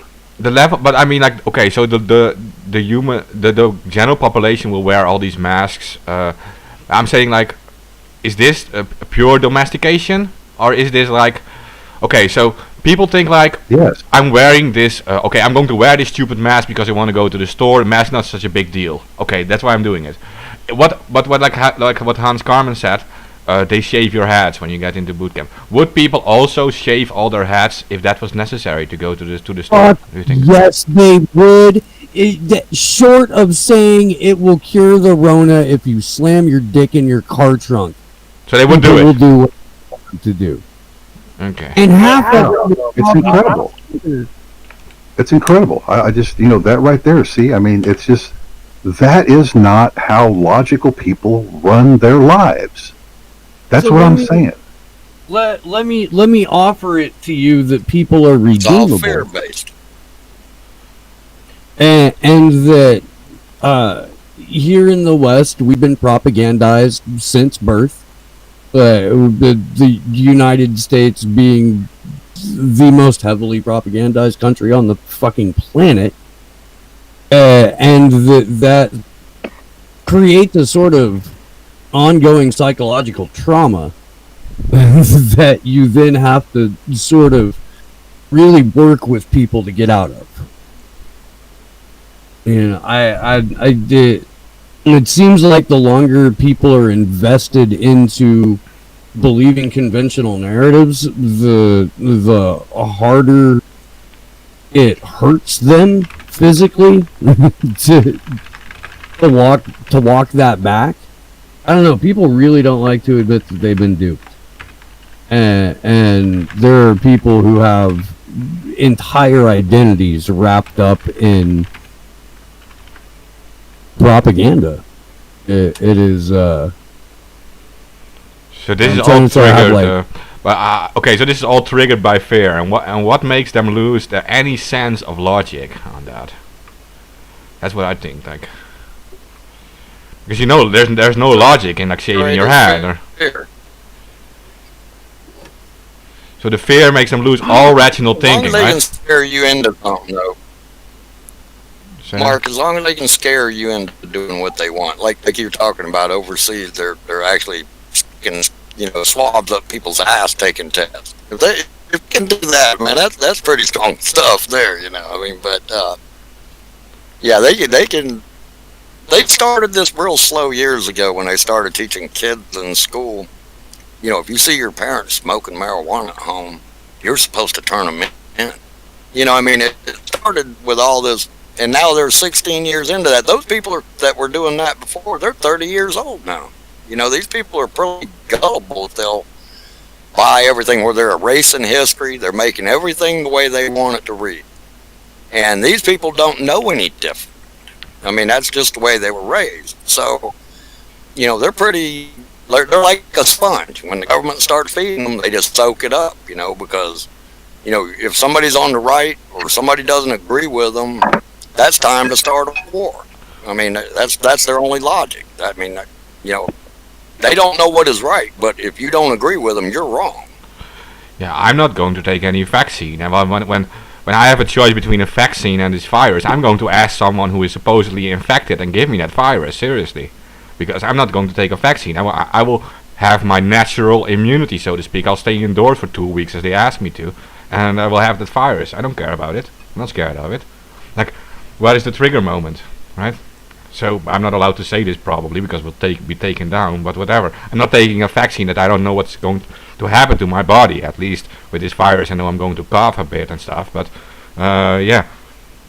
with this virus I can have cancer or be like sterile, or my future generations will have like all these defects. I'm not going to do that. It's my personal opinion, by the way. Yeah. Yeah, what's the hurry? Well, I don't Not plan on that taking you- it either. What happens when you what happens when you can't travel, like they did the Uyghurs over in China? They give them a digital currency. They've got AIs in place everywhere, and they're actually in a virtual prison in their cities because their money is no good outside of their city. If they try to get on public transportation, their money's no good in another town. It's not good down the road. The AI keeps them contained where they can only spend their money in that one little range. And that's basically what they're going to probably try to do with this vaccine stuff. You ain't going to be able to get on a flight. You're not going to be able to get on public transportation or anything else unless you got that little card that says you got the vaccine. Of course, of course. But instead of it being the mandate of a fascist or communist or pick whatever flavor you particularly don't like ist government, it'll be part of the rewritten social contract that started when everybody began to wear a mask.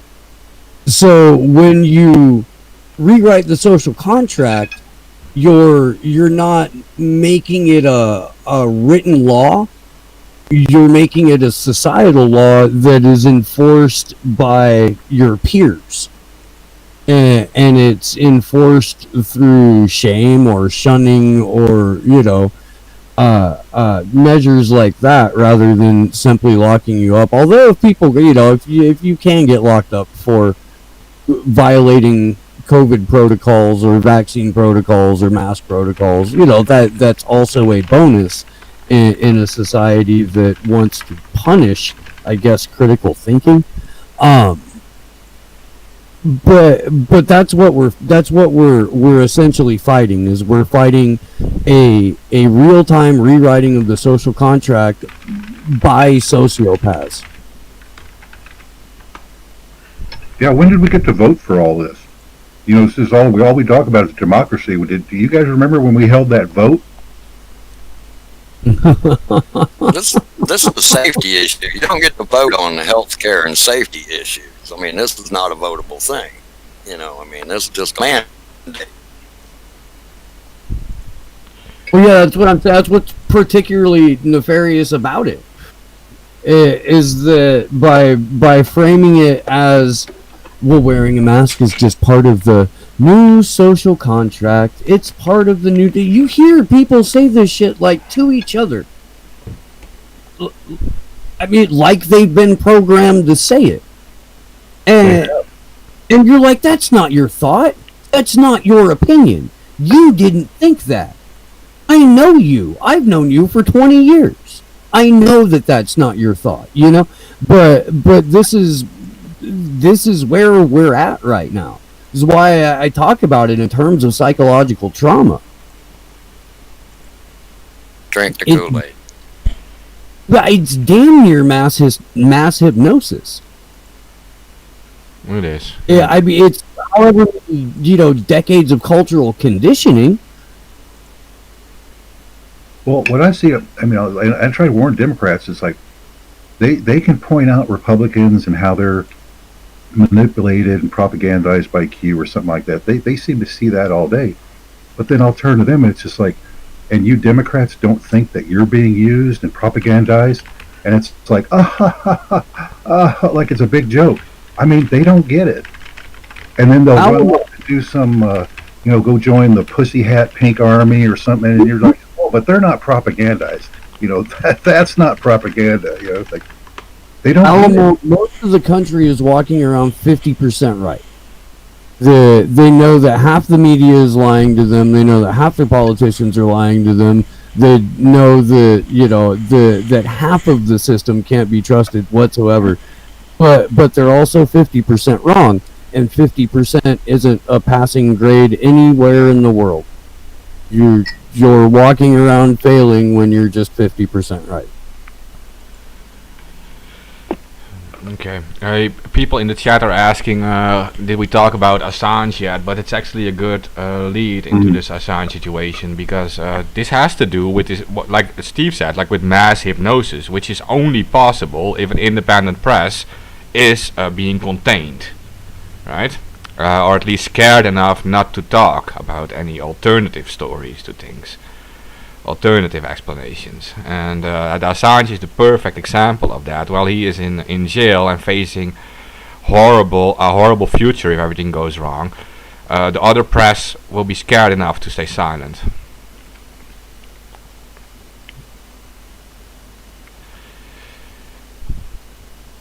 Well, yeah, there's another one where the press, what is it with the press? How they're just like, they're not at any big story anymore. They don't seem to break any big stories. They miss all the truly big stories, and they're just not around. I mean, where are they? What are they doing? Why is that? It's like, unless of course there's an actual conspiracy going on, not a theory, an actual conspiracy, and they're all in on it.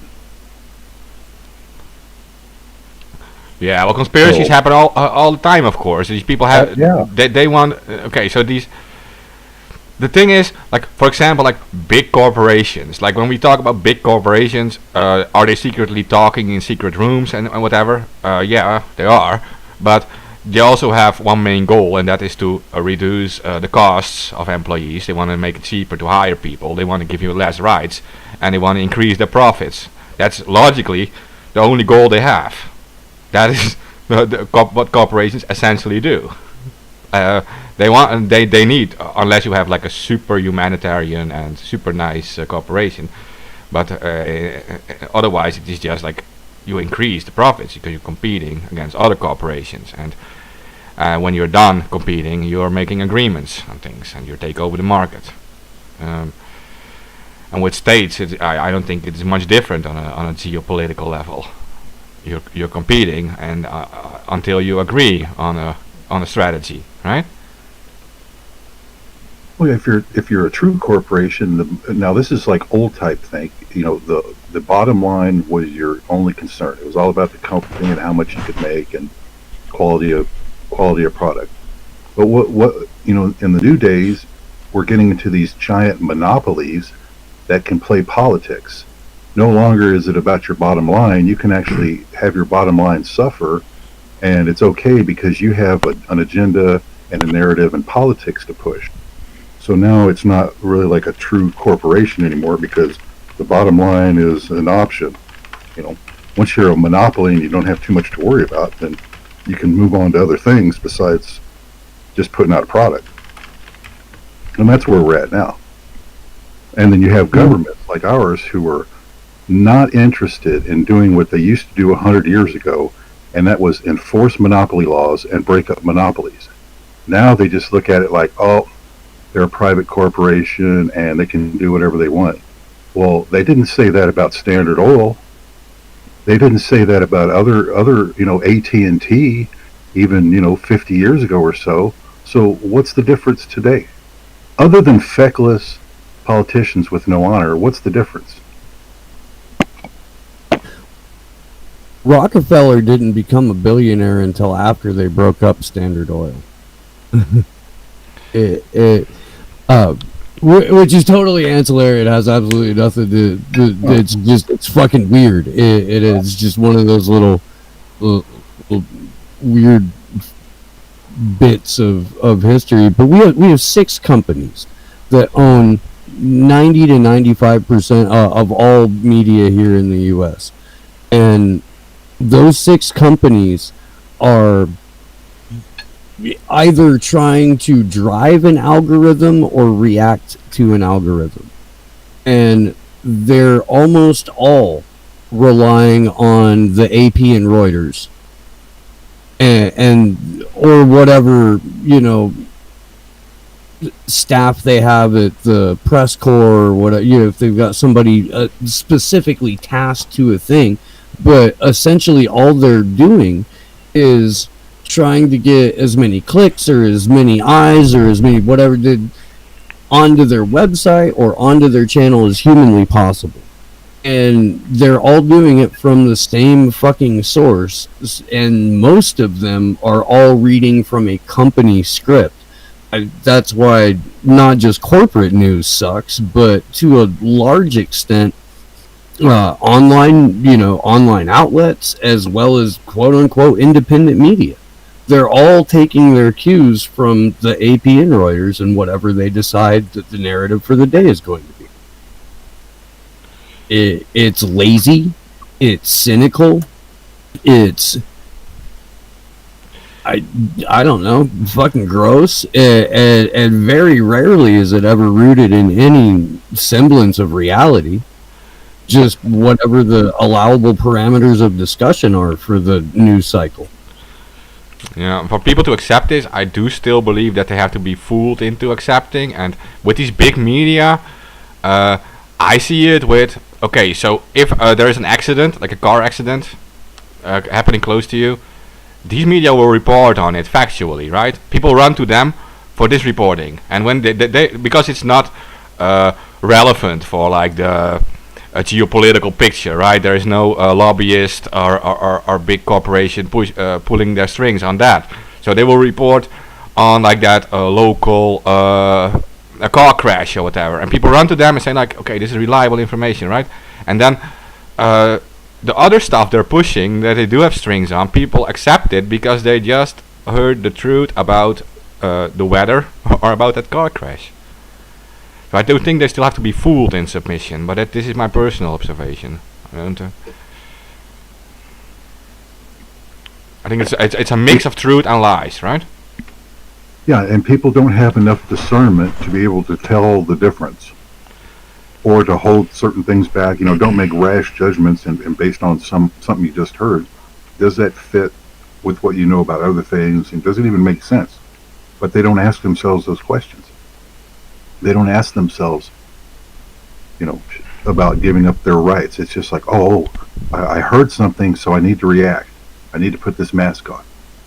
And then there's an illogic about it that is so obvious that it just tells you how weak humans are. Even rats that are almost any animal backed into a corner will lash out at some point. There's very few that will just curl up and take it. And yet humans show you over and over again that they just curl up and take it. I'm not impressed, honestly. They don't use their brains. They don't think. For all their brain power, they refuse to use their brains. That's also that lack of people in the physics and engineering buildings that I was talking about. How do these people think they're going to get through lives when you're not even interested in how the world works? You're going to have a hard time, because there's some things that are going to be obvious to some people who went through those buildings that you don't get because you were over in the arts building, see, taking it easy. And then you want to tell everybody about what you think. Well, you don't know anything. You don't know enough to say anything or have a logical thought. So, that's how you end up that way. And we just got armies of them, man. That's why you can't get to them, Mark. I get that. I know we won't get to the masses. I mean, but we will at least get to some. Well, it's a low number, man. It's like every time, if you get into anything serious, the numbers dwindle to numbers that are so small you can't believe it, and you think, man, I would swear that people were interested in their rights, but I just keep getting shown over and over that they're really not. They don't care. So that's 2 inches of a swab in your butthole.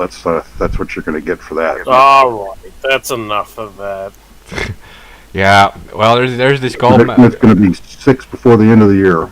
It's also the cult mindset, Alamo. The cult functions by pushing half-truths, pushing lies and truths, mixing in between, and always making sure that the cult always feels under attack from the outside, so that the people go to the alpha in the cult and ask for its protection from the alpha, right? It's like a group of wolves, so to speak, where you look at the alpha wolf. Maybe not a good example. Maybe more like sheep. We looked at the alpha sheep or something. But so you have to. As a cult, you need to continuously be under attack for the people to look at the leader for solutions and answers. and to mix it in with truth. Yeah, people Mix actually a are little looking bit for of a strong leader. Stockholm syndrome in there. I think people are looking for a strong leader. The problem is they keep getting these compromised pedophiles and all these other whack jobs, and people that have sold out to the Ukraine, all the rest of it. This is pathetic. So It's not legitimate government. I'm sorry, that's my problem. So Neocortex says, a little by little they are taking more territory for the purpose of power and control. Is the frog in boiling pot slowly increasing temperature until the frog is cooked? Well, this is what Goebbels under Hitler also said. Like the lie, you have to do it with thousands of little steps. And the lie has to be so big that not one individual, no matter how intelligent, can see the full scale of the entire lie. Of the entire thing. So their propaganda, if they follow that protocol that Goebbels and the Nazis did, their lie will be so big, they will use so many little steps against us that we won't even notice it, and we won't be able to get the full grasp of it. No matter how intelligent we are, we will get maybe we together on this panel we might get to like maybe 90%, right? But we won't even get the full skill. Maybe we will, but that's the goal behind it.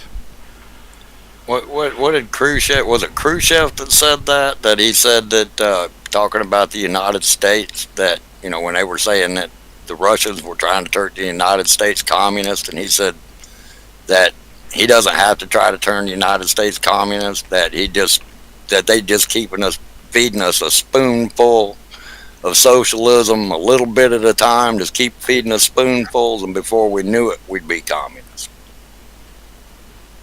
It worked. Well, yeah, any good I strategy. totally remember getting the means of production. Everyone else remember that? When we got the means of production? No? I imagine that. You talking about the Industrial Revolution? Is that what you mean? Or? I mean, and this shit's hysterical to me because at this point, the idea that any ism is like a thing that exists other than as a weapon to demonize, divide, or confuse people, it confounds me.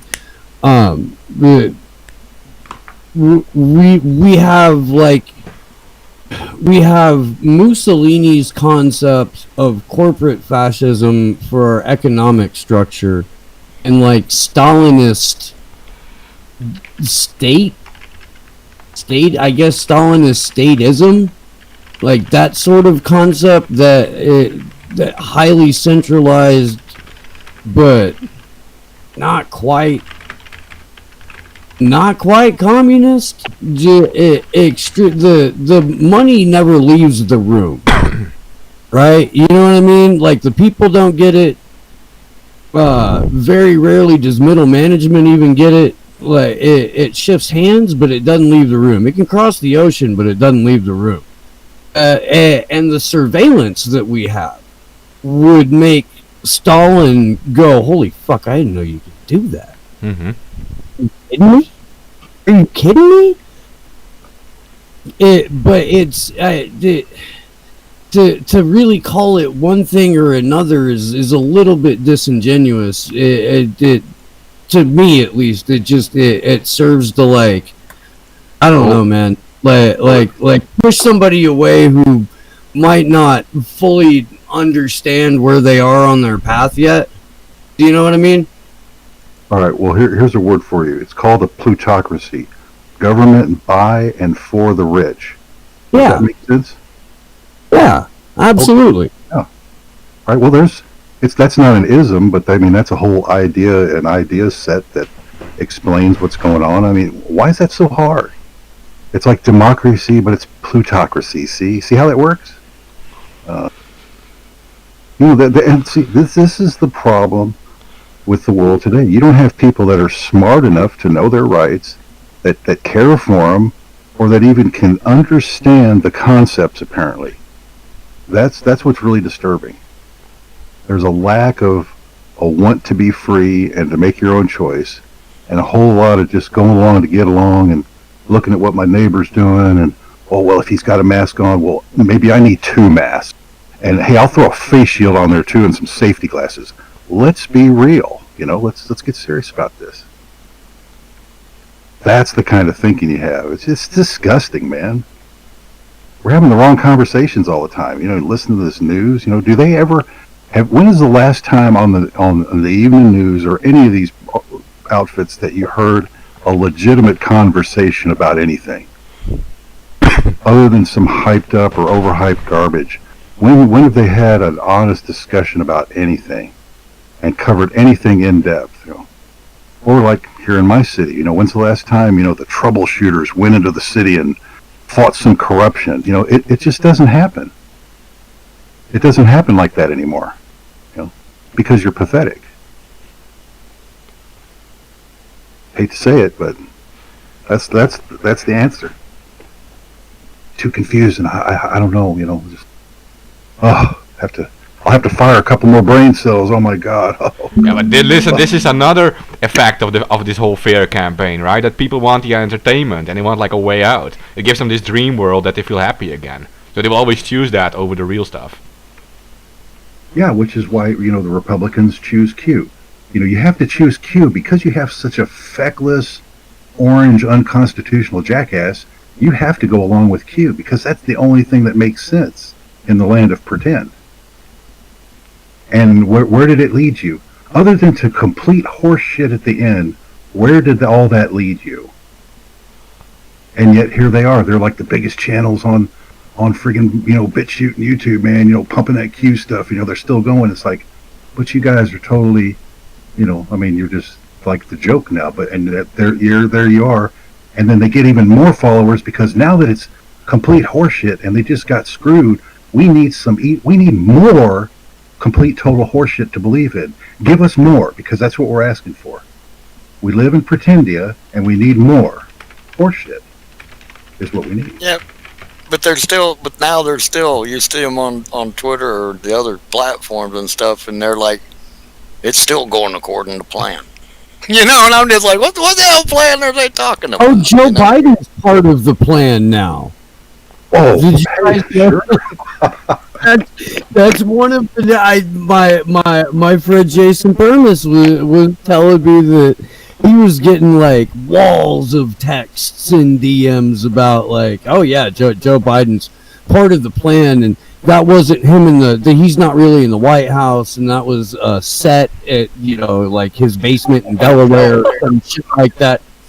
Donald Trump is really running. That's why he calls his Mar-a-Lago office the office of the former president, because he wants you to see that it's. I swear to God, the grifter ecosystem around Q is for the unscrupulous. It's got to be just a fucking field. Wait, we're talking about Q, right? Like, was this the topic? Sorry, I was talking to my wife. Well, can we get down for that? Should we not say anything? No, it's okay. It's AK about special about the whole Q thing and everything that me and AK were talking about months before about who Q was. Every point they put it out in special. Yeah. That Vice TV one that they did 3 nights in a row. I just watched. Yeah, I was saying that crap. The only thing I didn't put together, 3301 and the whole 3301 and Q, how that was all linked up. I saw it happen on Twitter. I just didn't know how it was all linked together on the back end. But I guess I kind of overlooked a few things. But I had my suspicions about Jim and Ron Watkins posting as Q for a while, but I did have some knowledge it was a team of people like a small group of like 4 or 5 people. I know that for about a year or two before it all fucking fell apart. How many shows did we do on that we were talking about? It was a team movie. God, more than 10. That's what I mean. I don't even know. Yeah. But yeah, there was no surprises in that. They come out with a few weird things but tying it to the cicada thing, I'm still not sold on that. Well, I guess we'll have to watch that movie. I posted it up. I was running around the internet the other day, and I found out there's a Cicada 3301 dark web movie coming out in March, and it's going to be a trip. I mean, they got these guys running around in like pumpkin heads and stuff, shooting at people in the woods. It's out there a little bit. Well, link between the cicadas, I believe, what they were saying,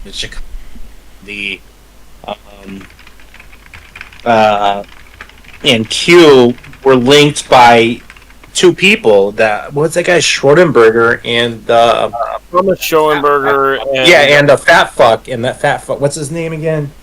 the fat fuck. Yeah, the guy who won the Spear of Destiny. Remember? You're talking about DeFango? Yeah, DeFango. Yeah, he was the link too. Fuck. Yeah, DeFango was saying, "I am Q. I started it." But that's the odd equation between them was those two. That's kind of like, and I did see a lot of weird shifts, especially mid 2017, where a lot of the, I don't know if they were posers. I really wasn't up to par on what had happened to the cicadas, like after the whole after 2014, 2015, 2016. I really didn't pay attention after the whole Reddit shit fell apart. So right. Let me ask you one thing, Tyler. Did you see the part where they tied in microchip to this? Did you see that?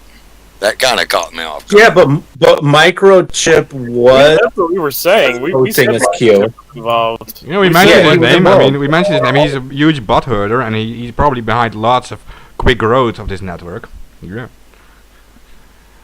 We knew he was a hacker with a big botnet. He was doing like years ago. He was manipulating conversations on Twitter and stuff with his bots. So, a microchip. But he was also.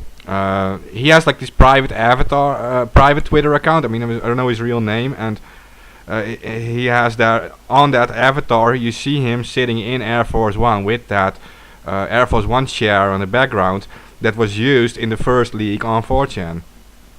Just saying, if it's possible it was him doing the first leak because he had access to Air Force One, and he's on the Trump social media. Ezra had access to Air Force One. He too, maybe, but I know that Microchip has it too. Ezra's the one that jumped off the bridge, right? What? Oh, Cappy, yeah. Cappy killed himself. Right. Wait, he's the one that jumped off. He killed himself. That was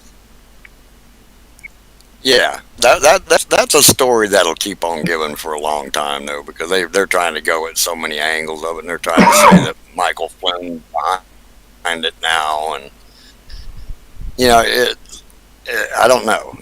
It's kind of like made for TV, but whoever's behind it turned out pretty good actually, because look at all the idiots they got out there following them, man. I mean, you know, damn, that's pretty good if you could do that. Yeah. Because I actually think that they would start a war. If he went out and told them Q-tards to start a war, I got a feeling that they would probably start a war right now. Well, they try. I mean, they at least got him to try to co-sign martial law, which is what the plan was anyway. But you remember how we talked about invading Iran? You remember that? Yeah. Trust the plan, invade Iran. Trust the plan, invade Iran. And Venezuela and all that. Like they were saying how like fucking Bill Barr is a good figure, and who was the guy before that? Sessions and God. Oh yeah, I remember that. Yeah, Jeff What trash, man. Jeff Sessions is a white hat. What it was, and what it did is it deactivated a significant vocal, previously like in the streets presence for the right, and it kept them pacified and waiting for the other shoe to drop and trusting the plan. And the plan was ultimately like support regime change wars and look the other direction while Donald Trump prints nearly 2/3 of all money that has been printed ever in the country and grants the three largest upward transfers of wealth in recorded human history. And just don't pay any attention to that. All the stuff that you would freak out about if Hillary Clinton had been president. All of that stuff. I'm kind of the part that kind of scared me is that it did attract some real scary people with some real firepower. It did attract some, high level keepers and like terrorist organizations and stuff like that. It was kind of like it was a LARP, and I don't understand how anybody, Well, if you look at it in terms of a monitoring operation, and who you'd want to track as a potential dissident, then it's perfect. And especially in light of finding out what everybody knew, the Enrique Tarrio is an FBI asset and has been for nearly a decade, the national organizer for the Proud Boys. Yes, I read it. Right. That was surprising. Actually not so surprising, to be honest. So yeah, that is the second least surprising thing that I've read this year. And when we find out that, one of the national organizers or one of the higher ups or most of the higher ups from these other, quote unquote domestic terrorist organizations are also assets of the federal government and did a lot of their recruiting on or through Q related platforms, you pulled back from that and looked at it in terms of a surveillance and sort of like dissident roundup operation. Absolutely wonderful. Mischief managed. Okay, guys, real quick. We have some listeners are listening on the Periscope. I have to repeat it again. We have like a record number of listeners on YouTube. So if you have questions or whatever to ask, jump in the YouTube chat and ask these questions or make these comments. And also share it around. Because I see a few on Periscope, but I think you guys will have questions regarding this conversation. So just jump in there. Go on, guys. Sorry.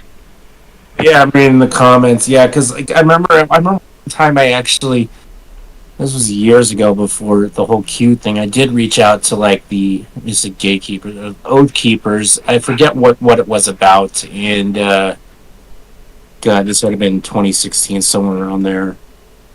Only to find out that they fell into the shit anyway. So, yeah, kind of glad they never responded to any of my requests. Hey, you guys, Q brought together a lot of people. Can you guys educate me and also the listeners on the Isaac Cappy story? Because I was pulled into a chat some time ago with Isaac Cappy and an Anon who asked me to do research for that stuff. Now we were super occupied back then, so I wasn't able to do much. But I talked to this guy in the chat, and I want to know more about this situation. He killed himself. He believed I know that part. He believed that Q was legitimate and that he had betrayed Q, and he killed himself by jumping off a bridge. I'm pretty sure. But there was something going on with pedophilia and stuff in Hollywood. He wanted to release. That's what I know. Right. Yeah. He said he was being threatened, is what he said. He said they were chasing him. He made a video that was pretty long. He left a suicide note explaining it all before he jumped off the bridge. But and then they tried to relate it to a Q post because somebody had put a Q post. I guess he was hit by a truck after he jumped off the bridge or something. And there was a Q post that showed a dead animal in the road that got run over by a car, and they were trying to say that Q had him made him do it or something. No, he said in his final video, he said that he had betrayed Q, and I don't know. He was like rambling and talking about Q. So you guys think it was really a suicide, or? Yeah. Manipulated. Well, there's rumors that I heard that apparently his last video you can hear somebody else saying "shut up" in the background, but that's debatable. So Okay. Yeah, they say it's Thomas Schoenberger, whoever that is. yeah, That's what they were Schoenberger had done it to him. Yeah. Yeah. They. Okay, so he was accused of it because he was the last person to talk to him, supposedly. And I've heard a lot of things that that he was kind of manipulating him in some sense of a way. I mean, that guy, he knows a lot about psychology and manipulating people with subliminals and messing with people's brains. Okay. So it's possible. I mean, it's very interesting. In his last video, I was just gonna say it's very interesting how in his last video he starts rambling on about Q, talking about Hollywood at first, and then says, "I've betrayed Q. Q is the most Q is the highest level operation in U.S. history. This and that," and then he killed himself. Okay. Yeah, well, I didn't give much legitimacy to it because it was already that was like the start of that big Q stuff that was pulled into a chat with one non I knew, but he was in that chat too, and they were talking about that pedophilia and the Q stuff. I didn't give much credibility to it because it was just the random Q stuff again. But now, like, when you guys say like, yeah, he's committed suicide or he was suicided, suddenly I want to find back that old chat, right? The same. Yeah. But yeah. Yeah, because DeFango, now he's out in, I think, New Mexico or Arizona, and he says he's hiding because they're trying to kill him, too. It's been going on for a while, though. That whole argument, though. Well, Okay. yeah, I'll get in. Okay, I'll get into it after the show. I'm not gonna say it not live. Okay, well, I don't doubt that there are legitimate activists also involved with the Q thing, right? And they get pulled in by them, and that's what I have a problem with. That we're also dealing with legitimate people who just fall for this stuff and who do have like legitimate info and things. And I'm very interested to learn more about these things because we can't say like everyone involved is always an idiot. It's not how it is. No, I'll get into it after the show. Just remind me Okay. after we go. It's like the game 23. A lot of people, fall into that shit, and then think it's something a little more than it is when it's just really someone along the same shit. It's just people buy into these weird niches of the internet just too far. Well, the other thing that's going on, and there's paperwork, going back to the start of the FBI and some of these other entities, is that they, in order to know what was going on, they felt like they had to infiltrate groups, which then morphed into, well, we need to essentially infiltrate all groups, and I mean all groups, whether you're in media or engineering, or it doesn't matter, what you're into, boardrooms.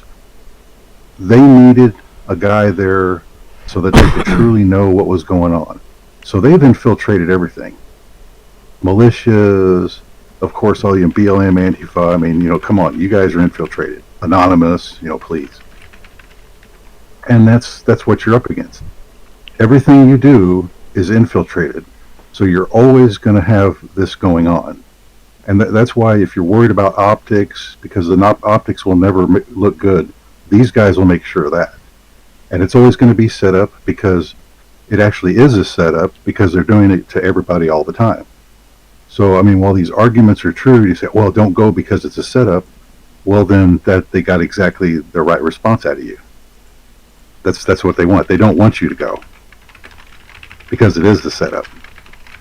It'll be a setup in some way. Not that everybody there out of 1 million people is getting set up, but there will be provocative events, agitation, propaganda.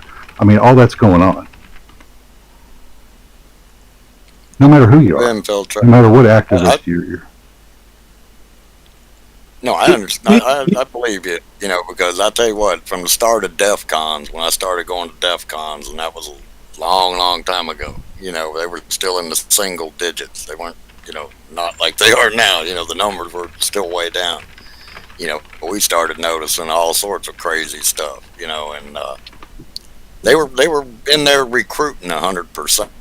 It was kind of, you know, and then finally after like DEF CON, I'd say 8 or 9, you know, they weren't even hiding it anymore. You guys remember, Mark? You remember when Brennan came to us and asked us for help, and you know, we started helping him out a little bit to try and keep Akon offline. Remember? I'm surprised, you know, with all the shit that has gone on, even on the documentary, that Nick Lim never got mentioned. Oh yeah. Tech. Yeah. Did Brent ever? Yeah. I remember. You know, Nick Lim. Yeah. When they nuked all of the Q accounts, they still allowed their Vanwa Tech and Nick Lim to keep his Twitter account when they nuked everybody else's. That's kind of suspicious to me. Yeah. Probably informant. Probably, yeah.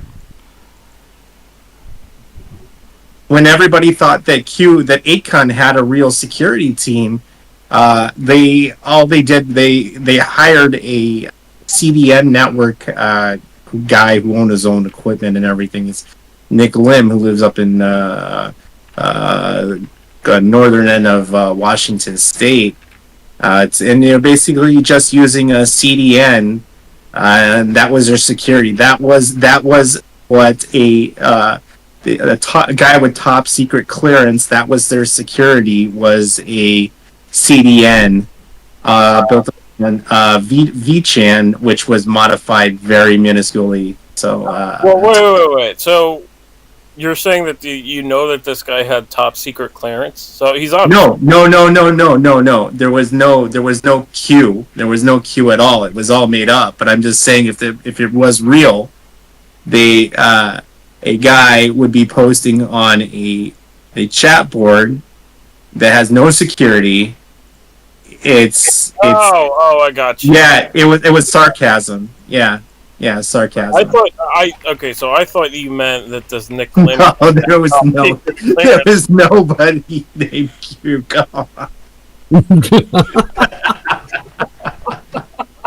I didn't think Q. I thought you said Nick Lim had top. Yeah, Nick Lim. Nick Lim.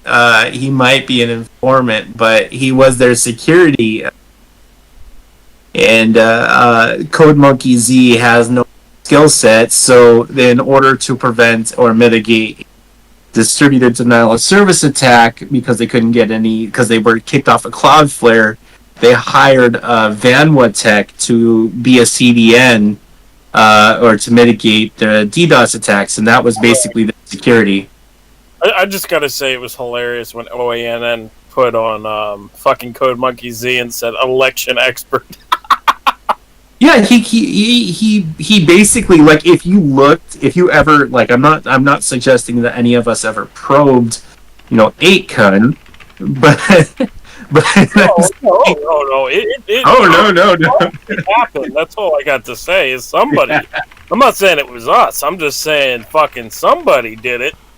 I mean, come on. Well, let's just say this. While Code Monkey Z was saying, or Ron Watkins, or whatever his name is, was saying that he was a security expert on the voting machine. He was a cybersecurity expert. Meanwhile, somebody had managed to get into 8kun, download everything they had on that server, and was able to with enough time to able to comb through that information live while it was going on OANN or whatever the fuck. Oh, that's fucking epic. That's like old school. That was epic. Yeah. That's fucking old school, like hacking, like fucking the WBC live. You remember the Westboro Baptist Church getting hacked by? Oh yeah, when they had a special surprise. Yeah. we got a special surprise for you. Yeah, Topiary. Fucking live, man. That was goddamn epic.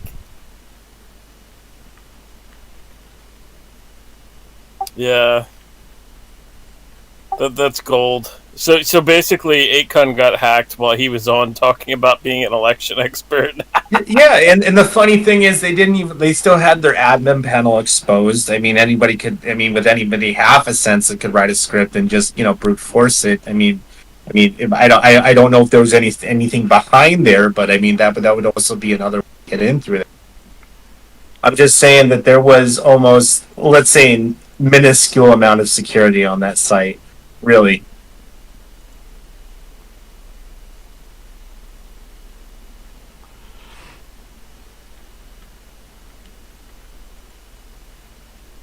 Oh, that's pretty funny. That's hilarious. Yeah, I mean, anybody who ever thought that, I guess you can't argue with like somebody with secret clearance is posting on a tiny chat board with no security. Come on, really? No.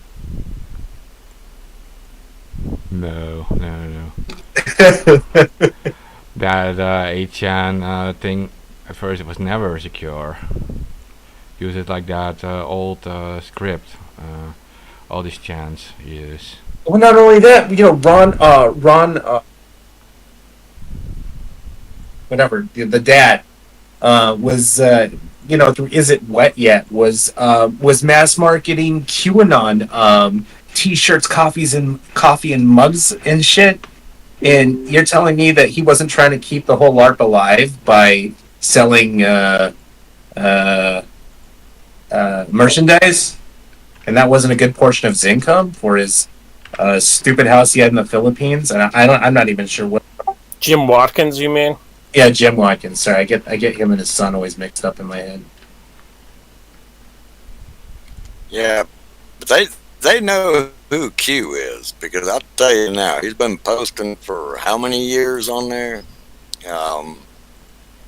They can't deny that, even if it's been turned over to 4 or 5 different people, they got all the IP addresses. If these people if they know anything about anything, it was fucking them. Computer-wise or We've been saying it for a while. It was the admins of 8chan posting it.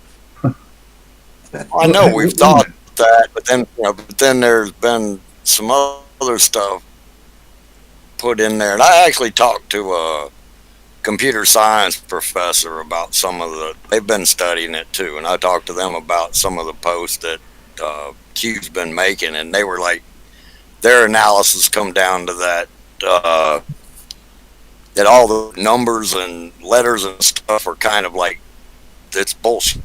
It's not real stuff. These people are trying to decipher. They're saying that it's some lazy guy that he uses right in his left hand. He only uses the 1, 2, 3, 4 on his left hand and the 7, 8, 9, and 0 on his right hand, and it just randomly just types bullshit. Well, I want to know how many Qs there are, because you got all these people that say they know Q. It's like you guys have your story about, Q and who the real Q is. You got Alex Jones over there and his crew, and they say they know who Q is and who the real Q is. So either how many Qs are there, and are they all connected to each other, or who really is Q? Because there's how many groups are saying they know that guy? Ezra started. He posted 2 or 3 times. He handed it off to 0 Hour 1, Microchip, Dreamcatcher, and all those. I know this because I was literally asked to be involved with it by somebody who's close to 0 Hour 1. basically they confessed in a conversation that Ezra was the first Q, and I was like, who the fuck is Ezra? I looked it up. Ezra Cohen Watnick. He's a fucking PSYOPs officer. He trained at the infamous farm, and he's now pushing back in the media, saying I had nothing to do with Q, this and that. I was hacked. And I was communicating with Bill Binney. What? Oh God. Oh man. No, yeah, I'm serious. Go look it up. Go Okay, look up the then- Twitter article. Yeah. Now, see somebody that says something like So that. wait, I mean, wait, you hold know, up. Where does that he's gotta put be Bill CIA. in? Sorry, go ahead. He's got to be CIA then, because you could see where that conversation He went. was. Yeah. Yeah, he trained at the infamous farm, which is a CIA PSYOPs, psychological operations training center. But that's what I was fucking blown away. And the thing is, like, this person, who I'm not going to reveal because they're a middleman, and I don't really want them to get all the hate for it because they were only the middle person. They had nothing really to do with it, as far as I know. But anyway, like, they offered me fucking money and to fly me to XYZ, pay for my hotel fees, this and that. And I'm just like, this is fucking bizarre. And I'm like, no, I'm not going to put out information under Q. And their reasoning was to excite the Trump base. And I'm like, fuck that. Fuck Trump. I'm like, you're asking the wrong fucking person. Like, I don't like Trump. Like, what the fuck? And, yeah, so they confessed to me and said that Ezra was the first Q, and I was just like, that's fucking weird. And I looked the guy up, and he was a PSYOPs officer. And then, they said that 0 Hour 1 microchip was handed off to them, and from there, I didn't know who the fuck got a hold of it when I went to 8chan, and now we know that it was just fucking Jim Watkins and his son the entire time. And probably Pamphlet Annan and some other people, too. I mean... but I mean, they had this whole thing set up, like 0 Hour 1 and Microchip and all of those people. They had this whole thing set up perfect. I mean, they ran a GitHub for it. They had a separate Discord where they were kind of using media and everything else. I mean, it's fucking crazy how they had this set up. Tracy Beans was involved in it, allegedly, and some other people. I mean, a lot of people were involved in this. And they were profiting off of it until Annan stepped in and said, fuck off, and yeah, started brute forcing the trip codes on fucking 4chan, and released the trip codes, and then I'm pretty sure it moved to 8chan after that, or it might have been the trip codes that were on 8chan leaked, and I don't remember. But point being, the trip codes were fucking jokes. It was just like Matlock, fucking one of them. Here comes the pain. Like, fucking all these dumb passwords. Seems Brennan is getting a lot of hate since that Vice thing has been going on. Who? Brennan. Frederick Brannon from 8chan. Oh, Brennan. Okay. I haven't watched the full Vice thing. I don't know everything that they uncovered, quote unquote, but I just know that since this fucking started, I've been saying who the fuck was running it, and like, nobody believed me. Well, Ezra wasn't mentioned in the fucking doc. I can tell you that. Because he was suing people, having people remove his fucking name. You have been consistent, AK. I'll tell you on that story. No doubt about it. Yeah. But yeah, so Ezra, I mean, like, I was talking about Ezra, and fucking Jack Posobiec messages me in a DM saying, if you mention his name again, I'm going to have you sued, blah blah blah, this and that. And I'm like, fuck off.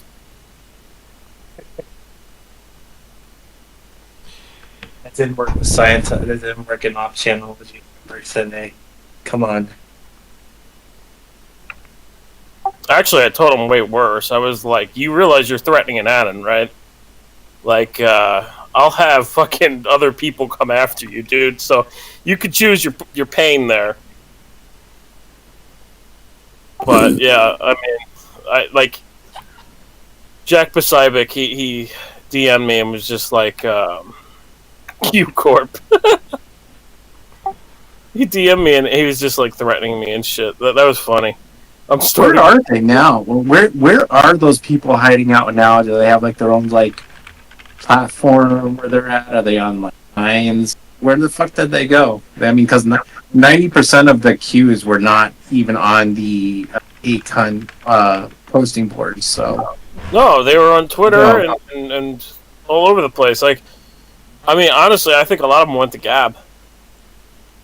I think that's where they're at. I've seen them bouncing around. It's kind of funny.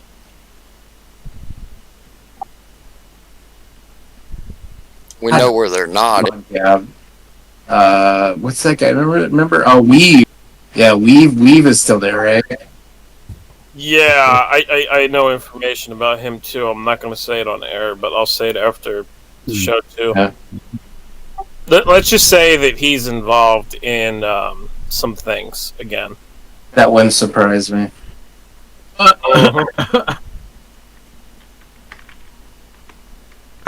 I'm sorry, man. That guy's fucking nuts. Yeah, the Prince of Trolls. Yeah. Yeah. Everybody kind of, when he got out of prison and there was a big old swastika on his chest, people didn't think it was like kind of weird. Like that's pretty weird, you know? A little bit. Yeah. Yeah. Well, I would just say that I campaigned for his freedom until I knew that, and then I was like, "Oh, Didn't he tell people it was a troll? He got it as a troll. Like people just don't get swastikas tattooed on their chest as a troll. Come on. Yeah, no, that's next level commitment. Yeah. Really. I mean, that's a commitment to the bit that I mean, I don't know Weave personally, but I don't know. oh no, it's a commitment. Yeah, it's a commitment." Yeah, at some point he just showed true colors. Yeah. He was very involved in the early days. Yeah, no, yeah, he did his fair share, and I never had a problem with him years ago, and I campaigned for his freedom, so there's that. But then I saw the fucking like tattoo, and I was just like, "Oh shit!" It's funny how everyone moved to YouTube. Like the Periscope is literally on 0 viewers, and the YouTube is on like on 35 now. Interesting. They're actually listening to the show. Yeah. It's I was gonna say the camera's clearer over here on YouTube. Oh yeah. They can see the screen. a little I better. can broadcast the Discord server. There's no problem. But I mean, some information is dropped here. Maybe that shouldn't always be public. Yeah, no, don't do that. Bad idea. No. Good idea. No. Yeah.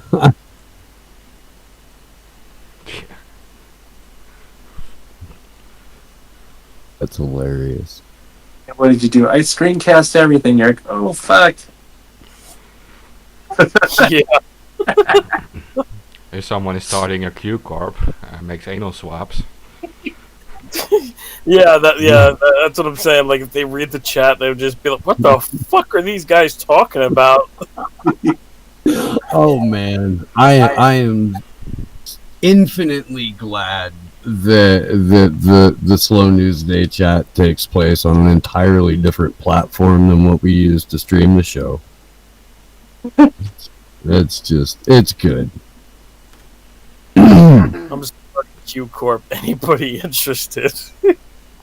That shit still. I started cracking up when I was talking about Ezra because I started read that and I was like, "Oh my god, Q Corp." Yeah, since Q is such a well-known capital letter. I mean, I'm let's do it. I mean, It's Roll capital letter. Yeah. Free advertising. You are making capital R and S. Yeah. So I gotta ask, what exactly would Q Corp be doing? Yeah, well, they focus on the anal swabs. Anal swabs. Focus on trusting the plan. Yeah, you would give motivation, like you'd have commercials about the plan and how you would trust the plan and how you're fundraising to implement the plan, and you would just keep doing that like forever. Yeah, you Never. make quality anal swabs, and you stand by your product, and it's something you can believe in. That way, when you actually go and have them done, it'll be okay. You brought back those fucking anal swabs, man. I'm out. Maybe the occasional commemorative coin with like crossed anal swabs and a Q in the middle of it. You could have the dinner plate series. I don't know, scarves. What else did I see in DC? Scarves. The Q Crew has some incredibly creative merch. I'll give them that, man. I'll give them that. I don't bring my phone to that shit, so I don't have pictures. But yeah, just stoop to the level, go the corporate route, make some money, and just forget all this activism, man. You're not going to reach these people. All right, we've already established that, right, Mark? I mean, how long you been trying? I mean, me too. It doesn't work. So, to be 20 years or something now. A little over 10 years. A little over 10 years with anonymous stuff, but yeah. No, you guys are right. I mean, yeah. No, just the Qs. No, just the Qs. We didn't ask you for your whole entire career of. Oh, the Qs. Oh yeah. I don't know. What was it? 2018, I think they started with the Q stuff. They started posting about the book, what it was based on and stuff. Actual book Q by Luther Blissett. Yeah. And we released that video. OPQ. Yeah, probably better than most people did. And I mean, I told you exactly that it was fucking LARP. Yeah. I mean, in 2018, when I was asked to be a part of it in January 2018, I started fucking talking about it and saying, this is a LARP. I mean, these people literally asked me to be a part of it, and yeah. You remember that pad we made, to do some research on them, and it was rated by these guys, and they were saying to Anon to World, we do house visits and stuff. They doxed him instantly, and they took this pad, they kept hijacking it. They had to re-hijack it 9,000 times until they gave up. Yeah. It was really incredible. Like I said, I have all information on all that. I'll talk about it off air. I have all information on all that jazz, and when I tell you it, you're not gonna believe me, but yeah. You remember when they kept on the Twitter Qs, kept on getting us confused with them, and then they had no distinction between anonymous and Qs. And it turned into a whole fucking shit to the point A2E had to make a video about it. Yeah. Well, the video was all of us. We all came together and kind of made that whole entire script. It was hilarious. Italy did it. Yeah, we all had a hand in that script. It was fucking great, man. I don't know who the fuck wrote that, but whoever wrote that. That was gold. That was one of the best videos fucking ever made, to be honest. I mean, yeah, fuck you. We know who wrote it, but yeah, we won't say it. Random political agendas. Yeah. Oh man, it was good though. It was funny. Yeah, whatever meant ended kind of ended now, right? I mean, it had to end at some point. You can't hijack an idea of millions and millions of activists for one politician. What the hell is up with that? Makes no sense at all. I don't think that there is more announcing countries that literally have never heard of the name Trump. I can tell you that. might not Yeah. believe it, but we don't know any like random politician from the Philippines or whatever either. So, Oh, yeah, their president's pretty bad too. Remember, he was dropping people from helicopters. Helicopters. Yeah, he's bad pretty bad. example. I remember that shit. Fucking what's his name? Something Duarte, right? Duarte, yeah, that's him. Yeah, Yeah, he was his dropping. He war was to kill all the drug addicts. And he wanted to kill Yeah. everybody. dropping people from helicopters, putting them near the fucking helicopter blade, like he's from what's that movie where they did that shit? I can't remember what it's called, but anyway, it like Hey, wait, so There's we had that Q guy on air with us, right? Like something with Monkey or something. And then after the show, Oh, I he remember removed all of his Q stuff. yeah, I remember that because we actually made him think. You know, he was like, we actually did help that guy. I mean, he. Oh yeah, you remember that? He wasn't a bad guy, but he was a pretty big Q guy. I think he switched. Yeah, he removed all the Q stuff. We said like, yeah, okay, we agree to most of the shit you say, but you know that the president is involved too, right? This is half the White House is filled with Goldman Sachs. I mean, what the hell is up with that? Yeah. Yeah, for real. Yeah, I mean, Trump was one of the. Maybe no, Trump was definitely the president to fill his cabinet with the most Goldman Sachs members. I don't think any other president filled their cabinet with that many former Goldman Sachs people. Like, Yeah, no, Drain Rothschild this too, rock. like literally a Rothschild, like on I read into a Rothschild guy on finance. I read into that.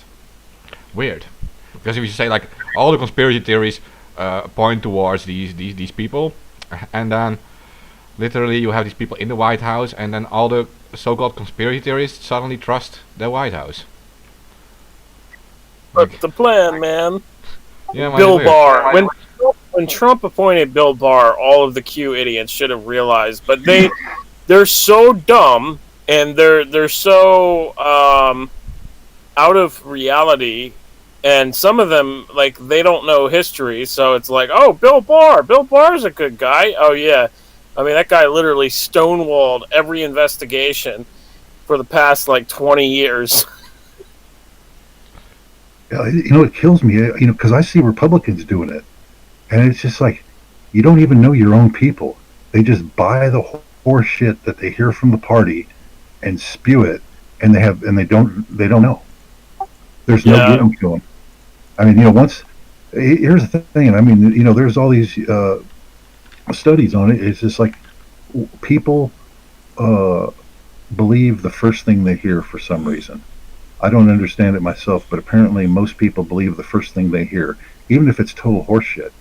I mean, this is, you know, key to how people have no discernment. So, you know, when that's the case, you're up against a wall, you know, because most people are not going to believe you. Once they've got their horseshit narratives out there and all this disinfo, you're up against a brick wall, because that's the first thing they heard.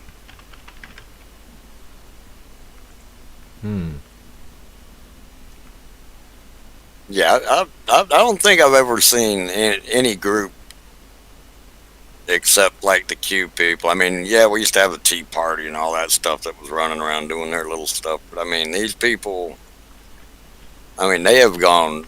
It didn't matter what Trump said, or if Q made some little. He didn't have to say nothing. He just put down 3 words, and they'd make whatever they want out of it. But I mean, these people are so die-hard Trump that they think Trump's immortal. They think he's going to live to be 100 or something, you know what I mean? And it's like, they'll follow him to the grave. And it's like, Like damn, Kim Jong? yeah, I've never seen that. Like Kim Jong-un or something. I've never seen that. It's like their dear leader or something. I have no clue. Well, here, you know, now I can see, like, okay, the guy's a great war hero, big fighter. You know, he actually is a good king or a good leader. I can see people getting behind that. That makes sense.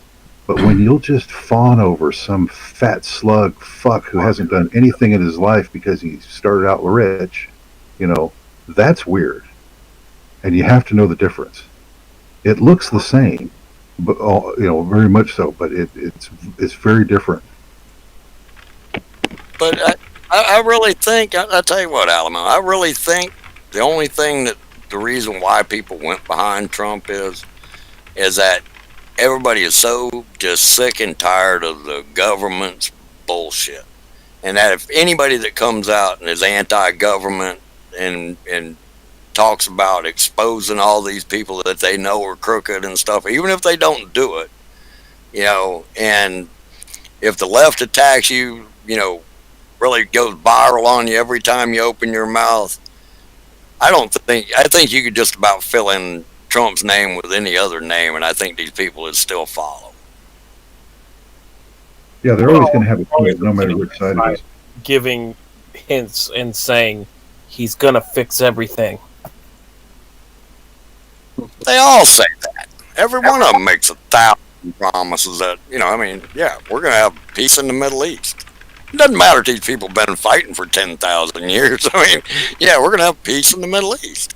And they know it's bullshit. But, they all promise you everything. They're going to cure cancer.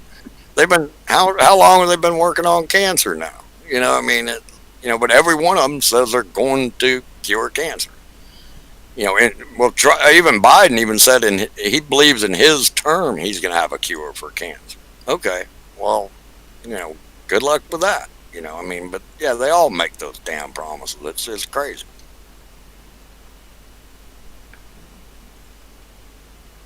Well, technically, they've already figured out how to. It's through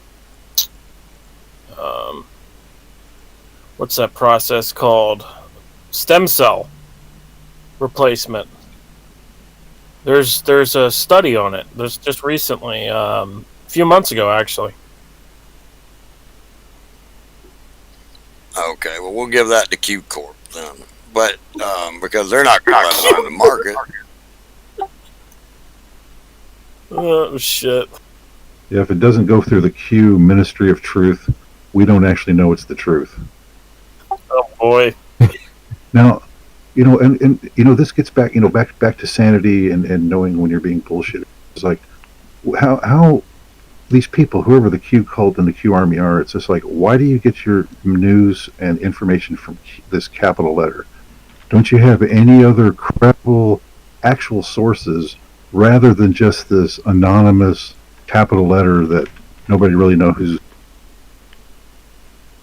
Well, you see, they think that it was an insider that was leaking information on a Chan board, which fucking sounds ridiculous. And people should realize how dumb that sounds. I mean, come on. And It was on 8chan or 4chan in the first place isn't wrapped all that damn tight. Not saying we didn't come from there at one time. We're just saying, but that, majority of people aren't wrapped real tight in the first place. Yeah. So if they'll accept an anonymous capital letter Q as some kind of source, then are they going to understand firsthand information, secondhand? Are they going to understand what total bullshit is? Or is it just I got there too late? He heard Q. He heard something truthful from Q, or he thinks it's truthful, and that's just it. Q's the man. Nobody else has any credibility. Well, including you, AK. No credibility. Here's the thing you got to understand: how sophisticated this is, because Q is also Q clearance, right?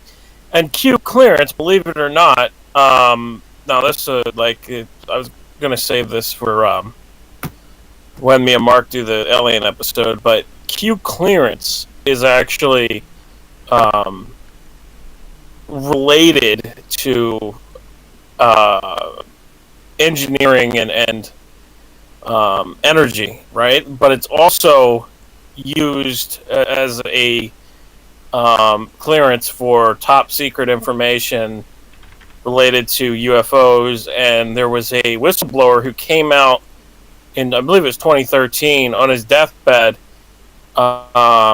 And he talked about how he was involved in all of this, and he had Q clearance, and that he had been involved in a lot of recovery, retrieval operations for the government for retrieving UFOs. So there's all this stuff that he came out and said, but he also said in that he had Q clearance. And whoever did create this, and I do think it was Ezra, personally, but I don't have 100% information besides just somebody saying Ezra was involved in it, confessing, basically. Ezra's the first Q. And the context for that is that when I went to this person the second time, I threatened them and said basically that, you know, we were going after all the Qs and we've had enough. And they basically told me that Ezra was the first Q and he was trying to stop everything. And yeah, so I mean, in regards to that, yeah, I lost my train of thought where I was going with that, but fuck. No, you said Q clearance. It also has to do with like exposing stuff about aliens and things. Right. Yeah. Okay. So then they were very knowledgeable in retrospect of high level clearances in the government. For that. So when they set up the whole Q thing, right? Because Q clearance is a real thing, but it's energy clearance, and it's also, again, it's involved with. It's a nuclear level clearance, right? Yeah, it's nuclear level clearance, but it's also it's energy, and also involved with UFO recovery.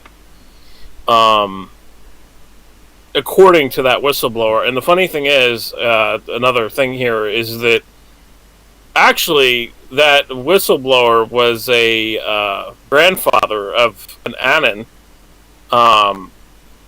and I talked to her, and she put me in contact with him years ago. This is like fucking, like I said, 2013, 2012. Whenever he died, I don't remember. I'd have to look into it more. But yeah, so I talked to him, and he said a lot of crazy out there shit in regards to being involved in UFO recovery, and I believe he said Eisenhower had a meeting, had a secret meeting with extraterrestrials, this and that. I mean, he said a lot of crazy shit, but he's like dying on his deathbed, and he also had this interview where he talked to somebody and they recorded it for the Citizens Hearing on Disclosure Conference. I don't remember when it happened, 2012 or 2013, one of the two. But, you know, he said a lot of crazy shit, but in regards to the Q clearance, like, he said that he had a Q clearance. So when they set this up, they knew what they were doing using the letter Q. And that's why I think it was Ezra. I think Ezra, PSYOPs officer, and I think he knew what he was doing, setting up Q and using all these military codes and blah, blah, blah, blah, blah. Like, I don't know. That's the way I feel about it. Okay. I mean, it was one of the more successful psychological operations to be deployed from the internet on the American populace. Really, I don't know, anyone who hangs out on 4chan or 8chan, they did a fantastic job with that, because most of those guys that fell into that rabbit hole are still in some sort of rabbit hole or another, and they're entirely deactivated. And I don't get it. These were, people who were more part of an activist community. It's just that in the same way that, like, a big chunk of the anti-war left went to sleep when Obama got elected, they went to sleep at the minute Q popped up. Yeah, definitely. And 4chan, well, a bunch of trolls. I mean, yeah, I don't know how they believe all this, but it's kind of funny. You know, I mean, Yeah. that's what 4chan was for, is trolls, and so is 8chan. You know, I mean, so, who better to send messages and make memes than a bunch of damn trolls? I just don't know how they got Viral posts. 8chan, if you remember, 8chan used to be used years ago by pedophiles to post pedophilia, and it would get removed. But I mean, it was like flooded with it, fucking flooded with it, years ago. And yeah, I mean, they would remove it, but it's just so interesting that it moved over to 8chan. Where all of that was going on years ago, and the people who are there today and listening to this queue, they have no idea that the boards used to be used for that years ago, and I just find it really funny that they don't know that information, and then they're this whole Q pedophile conspiracy, which by the way never involved Trump. Trump was never involved in any pedophilia, even though he was friends with Jeffrey Epstein, and I mean, come on. And he was accused by Maria Farmer. I mean, and her story checks out. Like, it's not like she just filed a lawsuit after the Epstein stuff. She filed her lawsuit back in the 1980s. I mean, so. I believe her story personally, and it I think it kind of fits the whole release of that tape. You remember the whole grab him by the pussy tape? That was Trump without the cameras on, right? Well, so he thought, but the story that she told and everything about Epstein and Trump was that they raped her in Lex Wexner's mansion, and that she told him stop. He said no. He threatened her. Said he would have her killed, have her family killed, blah blah blah. That to me kind of fits, and I believe it. Like, I've heard that too before with Mark Collins Rector. Yeah, I think it is. Yeah, well, yeah. Oh, right, non-canon. Yeah. I have to provide the context, right? I mean, you're dealing with professional blackmail networks, and it's very hard for these politicians to be outside of that. They will only be allowed power if they are blackmailable, if they are in that network. And it goes all over the world, not just in America. I mean, we have in Italy, we have the famous Bonga parties, for example. Berlusconi, who was very powerful in media and in politics in Italy, was always spotted at these parties, and there were underage prostitutes, etc. And you have the same thing going on in Western Europe, in Belgium and in Netherlands, where these where you had the Dutroux situation, right? And Michel Nihoul, who organized big parties. He was a big cocaine mafia.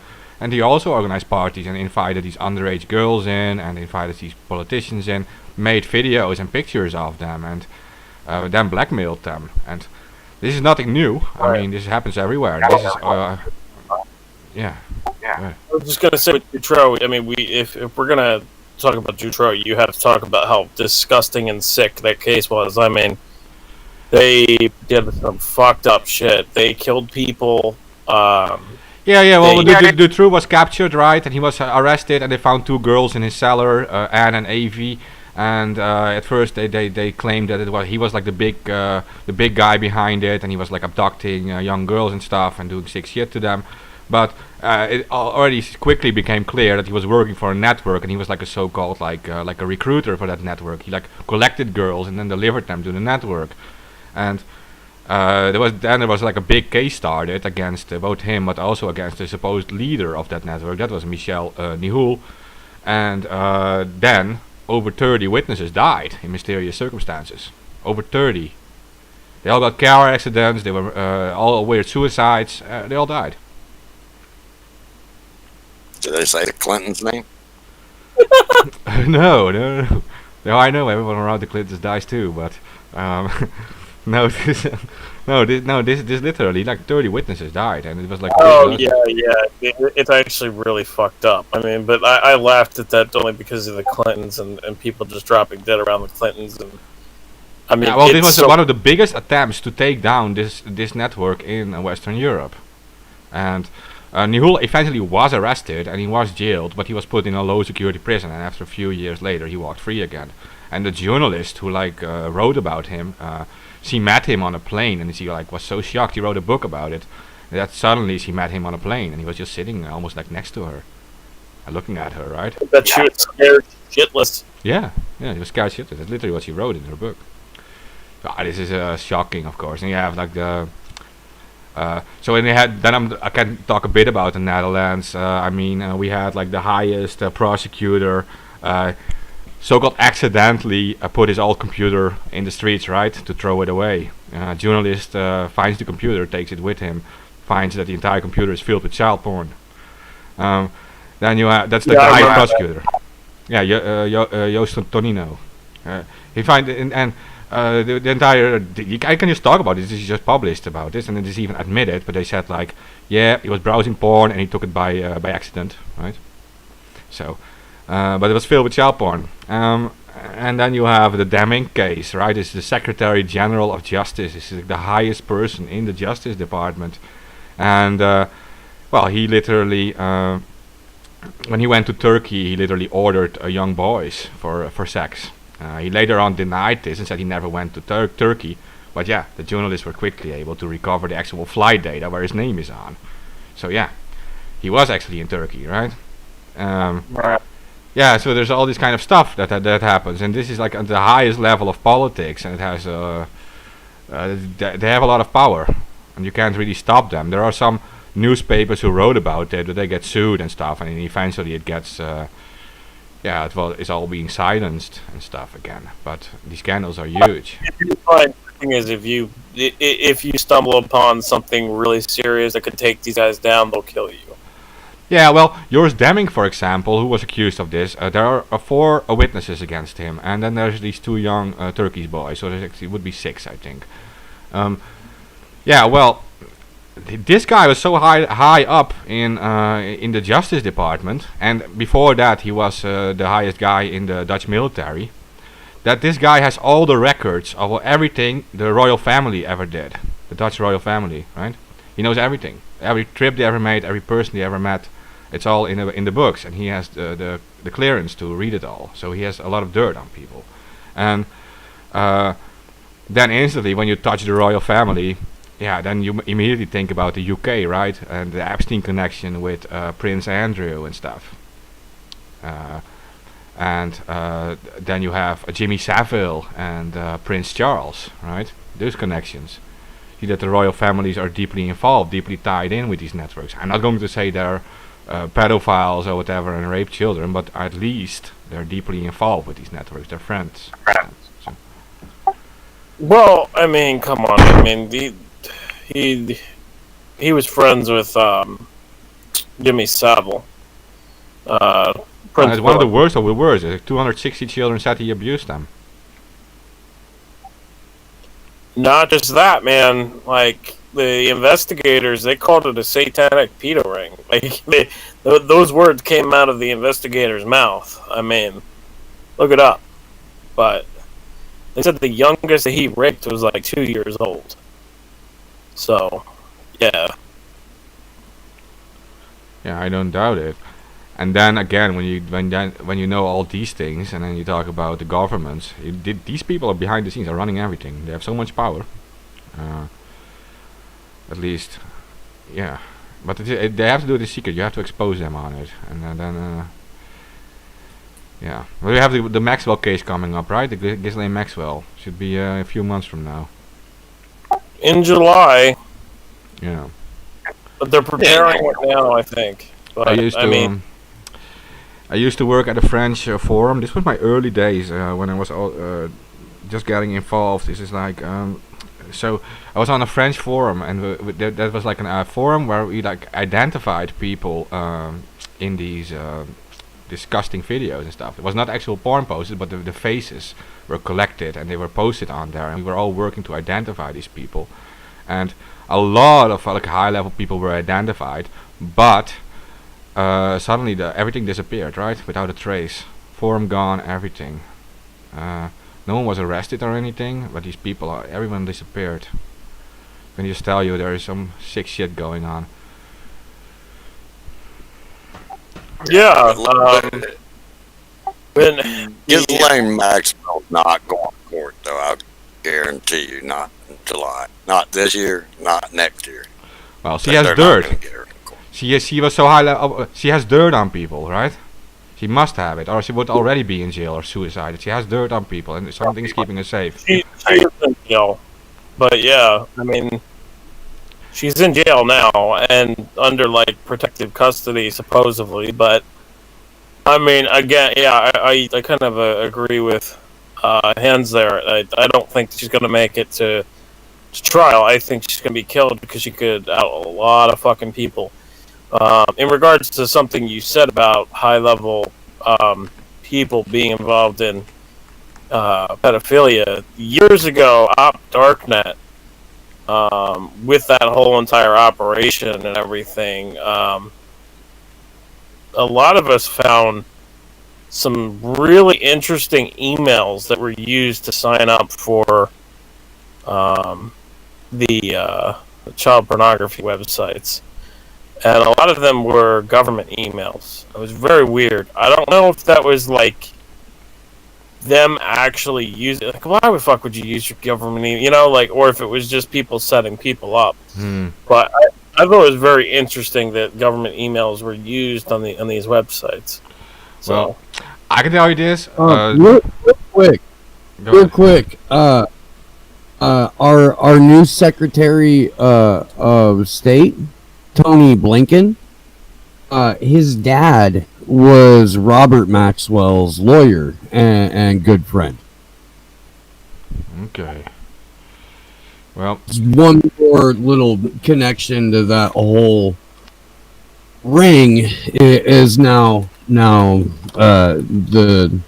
guy who's running the State Department, and of course Raytheon directly. Well, I can tell you how powerful they are in here, and that is, there was an investigation opened against these high-level pedophiles called the Rolodex investigation. You can find all about that on the internet. The Rolodex, and Dutch Secret Service actually started wiretaps against several of these high-level people, and they were seriously opening an investigation. And at some point, shortly before they wanted to start raids, all the wiretaps went literally. They didn't work anymore, right? They only heard weird sounds. All the wiretaps failed. They raided houses, and they were literally, these people were waiting with coffee for them, right? And one of the one of the head of police officers gave an interview later on, and he said literally like he was invited over with this Joris Demming and these other figures. And I literally said like, yeah, you can stop this investigation. We make the laws. We make the laws, and this is just game over now, right? That's literally what they said to the head of the police, and I think it was the Rotterdam police, which is a major city, like the second biggest city in our country. And he was like the head of the police, and yeah, they just told him like, yeah, it's game over for you now. We make the laws, and he was so shocked by this that he also like shortly after he left the police force, he gave interviews about it. Anyone wants to read about this Rolodex investigation, you can find all about it. Yeah. So these people are very powerful, and they did it openly back then in here, and they were not. No one could stop them.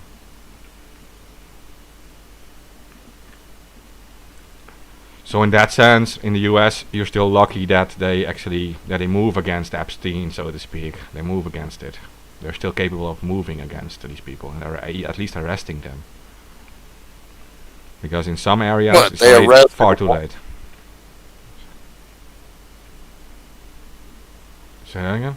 They just arrested Epstein. I mean, that whole high level of people are still out there. They arrested one person. You know, I mean, I don't know. Let's get John McAfee back on here and talk to him. Maybe he's got the answers. You say Modema Rose? Yeah, There was a Dutch banker that came out. Yeah, there was a Dutch banker who spoke also about this, and he said like he was invited over at these parties, and they were doing like these occult rituals, and it shocked him. Yeah, I remember that. Yeah, I remember when he came out with that. I watched you guys' interview with McAfee before I had him on Slow News Day. That interview was fucking hysterical. Yeah, it was good, and you know, it's a shame that John will never be able to do an interview with us again. I mean, he's in jail and facing a John out yet. I wouldn't count him out phone yet. he's up here every day, you know, so we might be that's able to get him. Janice has the account. Yeah, Janice has the account exactly, and somebody else is running it as well. Yeah, I was proud at some point when he said, literally like on air, saying like these guys might actually be legitimate. A guy I like remember that. He looped. Yeah. Yeah. I blew his mind because a guy that quite literally lives down the road from me, who I've done a lot of work on his house, he was one of the first 5 people that worked at the original McAfee antivirus software company. So like, We he got was some like, questions. huh? So we got some questions for him then, because there was a question bouncing around the back here in the back room of the chat the whole time McAfee was on there. Nobody ever got to ask him the question that we all wanted to. And that's, how the hell do you uninstall McAfee software off your computer? No, he already he did a video on that. Oh really? You know, No, I did ask him that. I did ask him that. I trolled him at the end, and he was like, you fucker, because it was like, I was like, I got one last question for you. And then I was like, how the fuck do you uninstall McAfee? That already he logged did a off. video on that where he brought out, he like shot a laptop or something like that. It's like, here's how you do it. Smoking jacket and a handgun. Yeah, no, that was a fun interview though. I agree. Well, the guy literally lived in like a Faraday cage. It didn't look like one, but that's what he said it was. Yeah. Take his word for it. I knew exactly where he was when he did that interview. I knew when he was saying he was. Well, he was probably throwing us off with the whole Eastern Europe story, but whatever. I knew he was in Portugal because of the He way he wasn't throwing talked. us off. He was trying to throw off intelligence. That's what he was doing, because he knew they were listening to him. Yeah. But you're gonna love this story, Elmo. Bolsonaro, Brazil's president, is saying that COVID will last forever. Isolations lead nowhere. Okay. Bolsonaro. Be afraid, very afraid. Till Alamo comes out and cures it with Q Corp. Need a whole I lot have to of. hit him over the head with 2x4. I need to do a whole lot of anal swabs for him to find the cure first, Hans. That's a bit of money. I'm sure it can be arranged. Hey, that video on how to uninstall McAfee is on the chat there. On the John McAfee channel.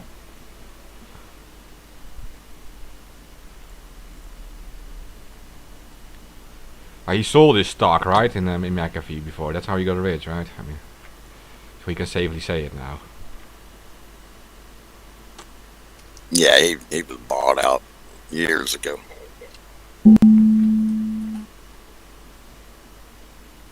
Yeah, he's been cruising a long time on that money. I mean, living large. He did good. Well, no. Got into trouble. According to him, he's got it stashed in different places and different accounts and invested in different things out of the Early United crypto, States. early crypto adopter too. There's a reason that he started doing ICOs and crypto and all of that. There's a reason. He obviously was not as rich as You can do a lot of Right. stuff in the United he States, used a lot of money. a lot I'll of say stuff that. everywhere else, but don't cheat the IRS. They don't go away. Oh yeah. But the thing is, if he sold $50 million worth of stock, the IRS would have wanted a pretty penny of that. It's like 30%, I think. I'm pretty sure.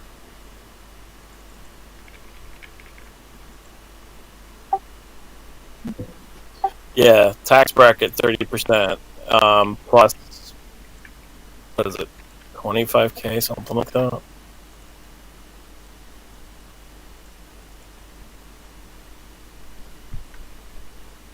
Okay.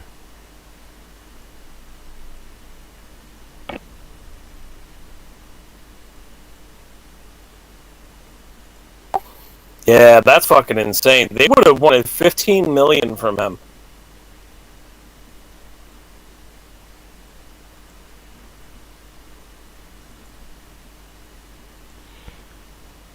$15 fucking million.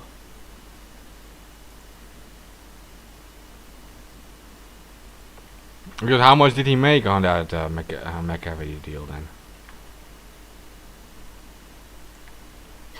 I don't know. I'm just saying that if he made 50 million, I'm just saying it would have been 15 million that he would have had to pay.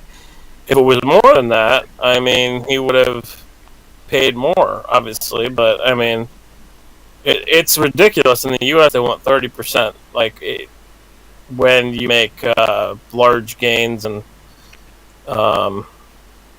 any more than that, I think it's like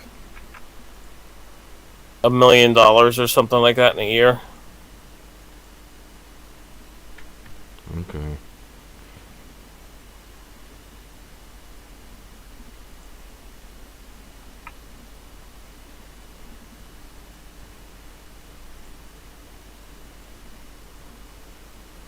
Sorry, AK, I missed it there.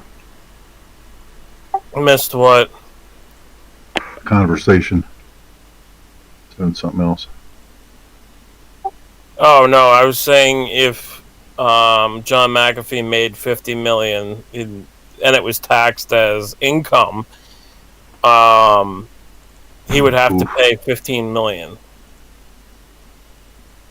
in taxes.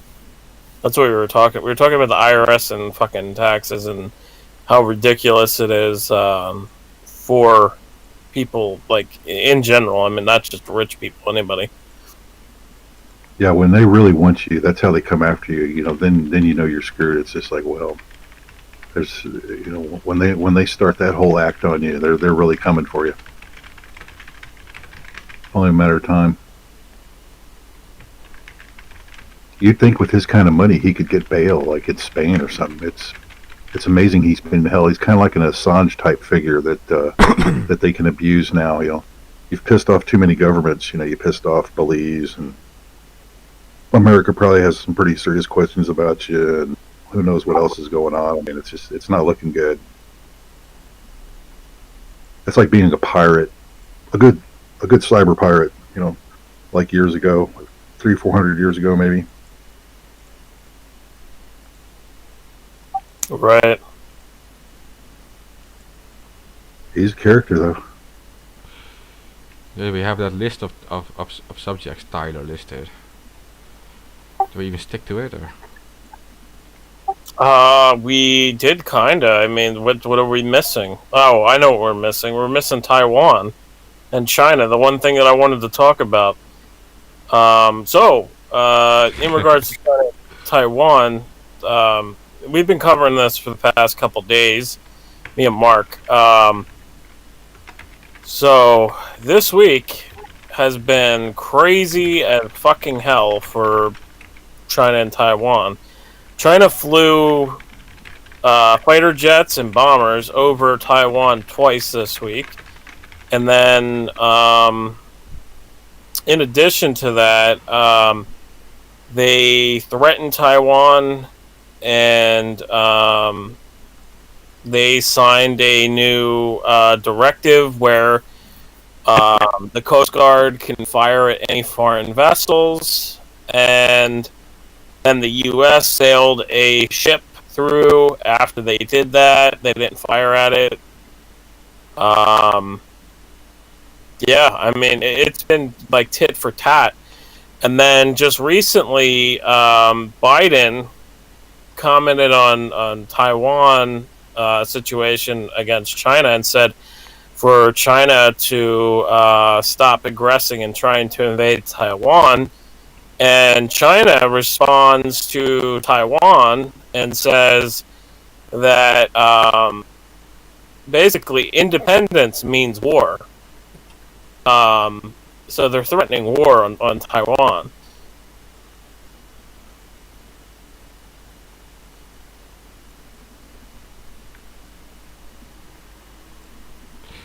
Well, you can see how it's a sticking point for them. I mean, they look at that as their sphere of influence and they don't like what's happened.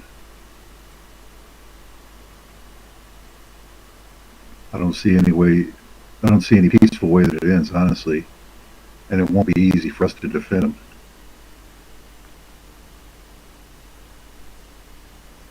No, you're thousands of miles from home. It's their backyard, so. Yeah. I mean, if we were going to do that, we should have been fighting communism seriously back in the 60s and 70s, when it first started. Whenever they took over Chiang Kai-shek, that would have been a good time. And instead, we turned him into an economic powerhouse from about 75 on. And now Can't complain about it now. just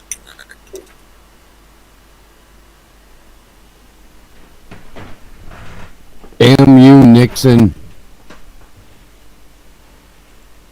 That was Nixon, right? That normalized trade relations with China. Yeah.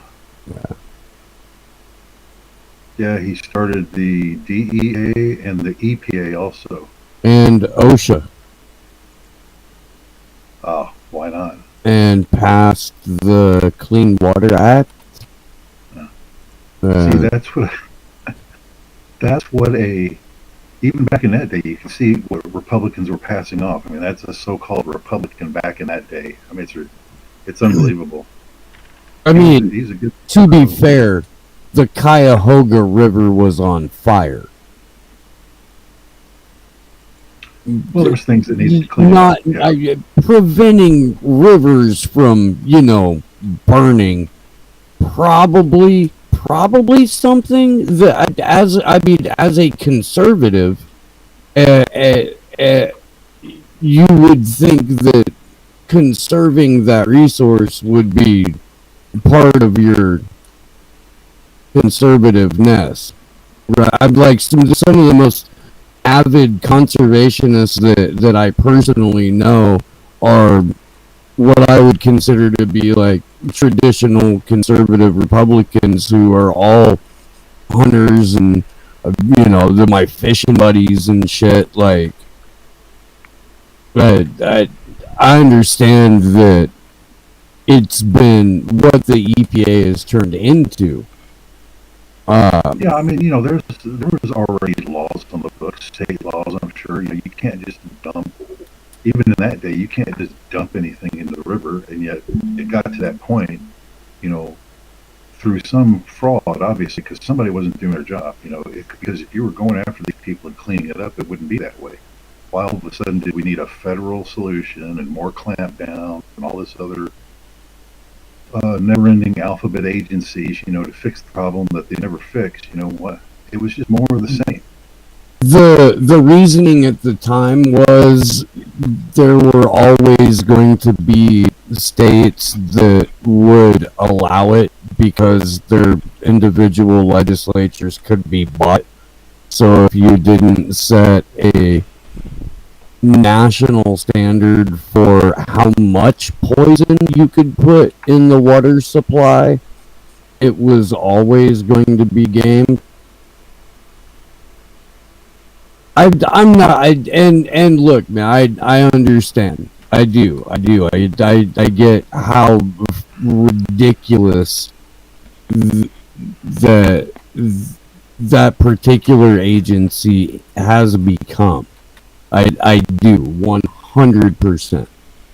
In a sane world, we wouldn't go, let's sit around the table and try and figure out how much poison you can legally put in the fucking drinking supply or our food supply. We wouldn't have that conversation because we would know dumping poison into the things that we eat and drink is. Well, that was all George Bush Sr. Like he deregulated a lot of those industries, especially Monsanto. He is the number one reason that Monsanto was allowed to put pesticides on our food. It's all him. Oh yeah, And his handlers, I guess. yeah. George H.W. Bush walked from the director of the CIA's office into the White House. Reagan was no more president than, Right. Iran-Contra was operated by, well, not fully by Bush, but he was involved, and people don't realize that he was involved. And the defense secretary at the time, I can't remember his fucking name. Weinberger? No. Weinberger. I can't remember who the fuck it was. Defense secretary under Ronald Reagan and Vice President Bush. He was involved in the Iran-Contra stuff as well, and they threw Oliver North and John Poindexter under the bus and said that it was all them. When in reality, the CIA director was involved, Bill Casey, and all these other people were involved. BCCI Bank that was set up by Bill Casey and Agahan Hassani. I forget his last name. The guy who set up BC, the guy who was he was Pakistani, and he set up BCCI Bank with the help of Bill Casey. I just can't remember his fucking name. Anyway, it's Hassan Abidi. Yeah, then they. Or Betty. Then But not the defense secretary was Carlucci, not Weinberger, right? Carlucci. Yeah, that sounds familiar. Right.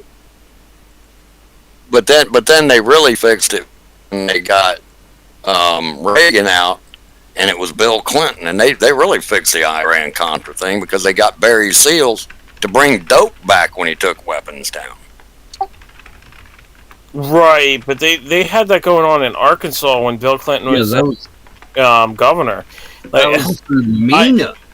Yeah, that was the MENA operation, and Bill Clinton was working with Bush on that too as well. That's why he got to be president, and they're cousins and multiple other. But I mean, the success of that smuggling operation. Look at what it led to. Look at who got to sign the crime bill that incarcerated all of those people that Bill Clinton helped facilitate get hooked on crack. You got to make money on both ends of it. You got to profit from both ends of it. Then he got to be president because of that, and it was still continuing after he was president. He just changed a few names of people that were locked up, and it just continued on. It's never going to end. But- I mean, these people are already. You also got to understand that the Rose Law Firm was involved in the whole Promise ordeal, and that was under Reagan. So, and Rose Law Firm was also the NSA's legal entity at the time as well too. So the Clintons were very, very, very connected to Bush and all these operations that were going on the late 1980s with Promise Software and Robert Maxwell was intrinsically connected to the Promise Software thing too.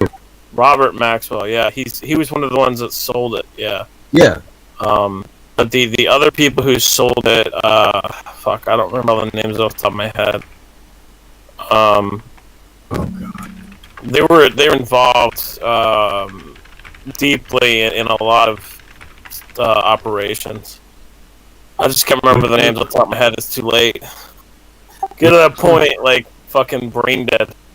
But yeah, they were involved with Promise and the Rose Law Firm was basically defending Promise and also the NSA at the same time. So, yeah. Or no, they weren't defending Promise. They were defending what's that company? Fucking Alcatel.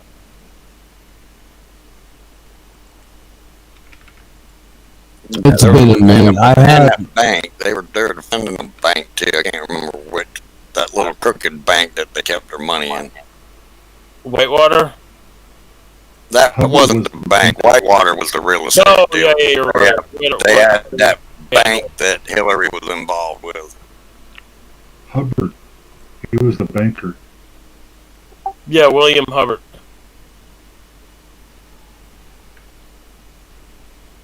Is that? Yeah, you could talk about that for weeks, man.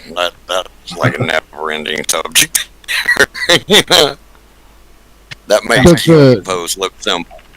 the cleanup crew on Iran-Contra wasn't Clinton, though. It was H.W. Bush and Bill Barr and Right. Robert Mueller. Yep. You got it. The first time that Bill Barr was Attorney General. That's what cracked me up about the Q guys. Yeah, Is they're same like, here. you can trust Bill Barr, the OG cleanup crew, the guy who tried to block the fucking church committee. Right. The guy who tried to block the MK Pentagon Ultra, paper. Church Committee, fucking Promise Software, the October Surprise. You got a goddamn guy fucking covered up every like major scandal in U.S. history. You can trust that guy. Trust the plan. And Robert Mueller is right there with him, like every step of the way, and also peddling weapons of mass destruction in Iraq. And yet, the people who bought Russiagate hook, line, and sinker are like holding vigils for the guy. Yeah, I For know. Robert Mueller. Yeah. He sold the whole WMD lie, and also I mean, like it's funny because like Annans were like cheering on Robert Mueller, and it's like, do you remember what he did to all your brothers and sisters? He issued a directive to go after Annans. I mean, come on. Mm-hmm. Yeah. But yeah, like People got the brainworms when Donald Trump got elected. Like, Trump derangement syndrome has affected how people think about everything. You can't have a conversation about election integrity now. You can have a conversation about an untested messenger mRNA vaccine right now. You could hardly have a conversation about Julian Assange for a little bit without people trying to tie it directly to Donald Trump. Well, yeah. It is maddening. Yeah, no, I agree with you. And like Bill Barr was also involved with what was it? He was the defense counsel of Ruby Ridge, or was it Waco, or what was it? I don't know. You said that It before. was Ruby Ridge. Waco. Ruby He Ridge. was there around Waco too, though. When Yeah, Ruby Ridge. he was something involved in that way in the background. Yeah, Yeah, he did. He did free work for all the snipers and the I guess what would you call them? The FBI HRT teams. You know, is what they would be nowadays. But, Oh, the teams that what the fuck was that FBI official's name? Oh man, I gotta look it up now. Now I'm getting like brain dead. I can't.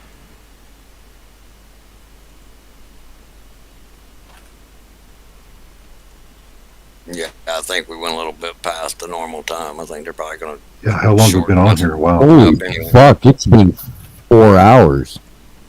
Yeah.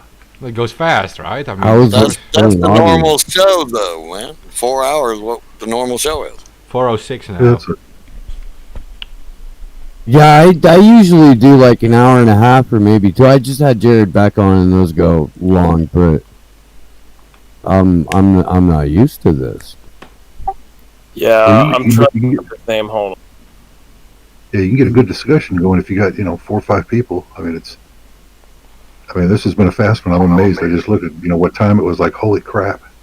Yeah. It doesn't seem like it's been 4 hours, right? Larry Potts. No. Larry Potts ordered the attacks on Ruby Ridge and Waco, and he was also involved in orchestrating the Oklahoma City bombing.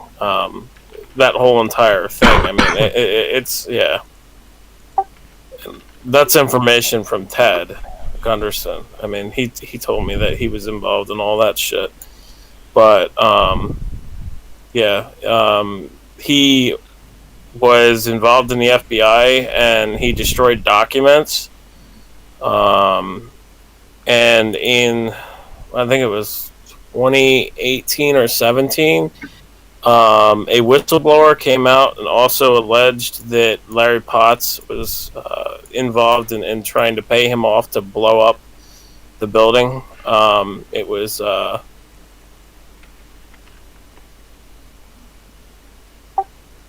Robert Cody Snodgrass. He went live and he said that he was offered $1 million to bomb the Alfred P. Murrah building in Oklahoma City, and there's actually proof that the Oklahoma City bombing is not just done by Terry Nichols. It was also wait. Oh man, I am tired. It was McVeigh. yeah, I meant to say Timothy McVeigh, and then I said Terry Nichols, but Terry Nichols was also involved in it. Mm-hmm. There And was his that brother, second- right? Didn't Terry Nichols have a brother? Um, Or was it McVeigh that had a brother? I don't fucking remember. I just know that a lot of people don't know this, but there was a page of declaration that asserted the whole bombing plot was an FBI operation by Terry Nichols. Terry Nichols said in a declaration in court, he said that the whole bombing plot was an FBI operation and that McVeigh let it slip during a spout of anger that he was taking instructions from former FBI official Larry Potts. A lot of people don't know that. I have all the documents on it. Like I said, this all comes from Ted. And when I talk about this, people do not like it. And I get accused of siding with white supremacists because that makes sense, right? Nichols claimed that in 1992, McVeigh told him while he was serving in the U.S. Army that he was recruited to carry out various different undercover missions. Now, what's interesting about that is that he also wrote not Terry Nichols. McVeigh also wrote to his sister that he was involved in the CIA. I thought that was very fucking interesting. he wrote that he was a drug smuggler for the CIA in the 80s, I believe it was. Well, this used to be packaged under something called PATCON, and these were, government operations against the patriot community, militias, the so-called white supremacists, any white guy that gives a shit about his country, basically. And that's what it's been lumped in, and it's just expanded now. Now they're anti-Semites, I want to have a Semite discussion one of these days. How about that? We're always talking about anti-Semites. We need to start talking about Semites, don't you think? You want to have some Palestinians on? Because I would love to have that conversation. I would.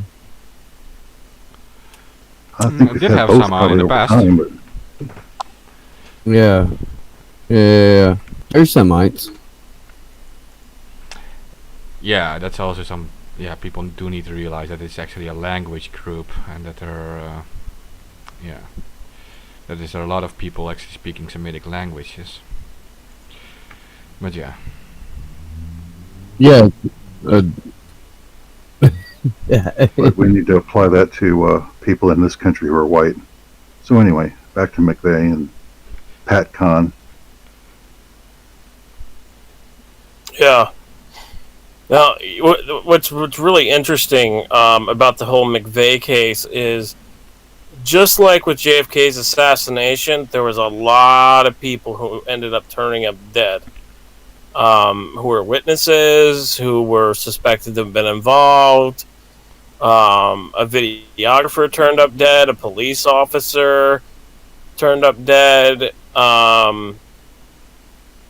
Yeah, there's a lot. There was a lot of people who turned up dead with this whole case. One of the people was Terrence Yeeke. So Terrence Yeeke was a police officer who rescued 4 in the bombing himself. It's very interesting that they say he killed himself, because the way he was found, it just screams he didn't kill himself. He was found in a field in El Reno, Oklahoma, over a mile away from his abandoned vehicle. And there was an extremely large amount of blood found in his vehicle, and he had been bound, had rope burns on his neck, ligature marks on his wrists, numerous deep cuts. He was likely tortured, and he was killed execution style with a single bullet that entered his right temple at a 45-degree angle. If that doesn't scream fucking I killed myself, I don't know what does. Well, I mean, there's always the Gary Webb, which is the double tap, kill yourself. Well, yeah, right. You shoot yourself and then you shoot yourself But again. what you described is a clear case of almost textbook case. Jesus Christ, man. That's savage. Yeah, and I didn't even get to the best part. To top everything off, there was no gun found at the scene of his death. Until an FBI agent showed up and there was mysteriously a gun found, despite the fact that the whole area was searched by everybody else and they couldn't find anything. But his death was ruled to be a suicide. So that's the first death. And then there's another death. It's Kenneth Trenadu, who was found. Just like Jeffrey Epstein, found hanging in his cell. He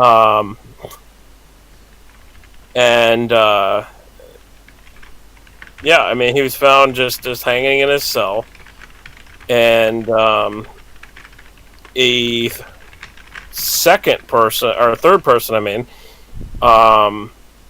was Aiden Gillis Baker, who a month before the trial was to start in 2000 was also found hanging in his cell. And then there's Norman Pearl, who had a heart attack a month after telling Kenneth Trenadu's brother Jesse that surveillance tapes had been erased.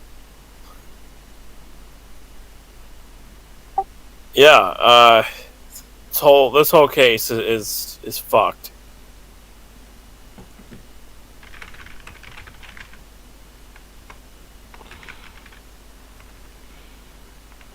Oh, here's another important fact here that I didn't bring up. Years later, former FBI Terrorist Task Force Director Danny Coulson called to reopen the investigation into OKC, and he named a German intelligence agent, Andreas Strassmeyer, as potentially being involved, and this was reported by the BBC. But it was just Timothy McVeigh who did it. They have pictures of a second guy that stepped out of that van that day that they'd never talked about. They conveniently forgot about the guy that was in the passenger side that stepped out with allegedly McVeigh out of that van. Well, you remember they also blamed Terry Nichols. Remember? Well, but he wasn't. Yeah, he's not the figure though that was with them. No, he's not. He's not. But yeah, so then that whole thing. I mean, it was a very interesting attack. I mean, it's very obvious that it wasn't just their fertilizer bombs that caused that damage. I mean, come on. Even Michael Riconosciuto and also there was a general, I can't remember his fucking name. General Parson, General K. Parton. He expressed that the facts didn't add up. He said essentially that the damage that was done, it didn't make sense for the type of fertilizer that was used and all of that. He said that it was very obvious that there was other explosives planted and that was kind of a distraction. And yeah, I highly believe that. I mean, look at that damage that was done. I mean, come on. Who's going to tell me that it was done by a fertilizer? Yeah, blast pattern was wrong. And parts of it were, some of it looked right, but then there's other things, you could actually point to other actual truck bombs that don't look like that.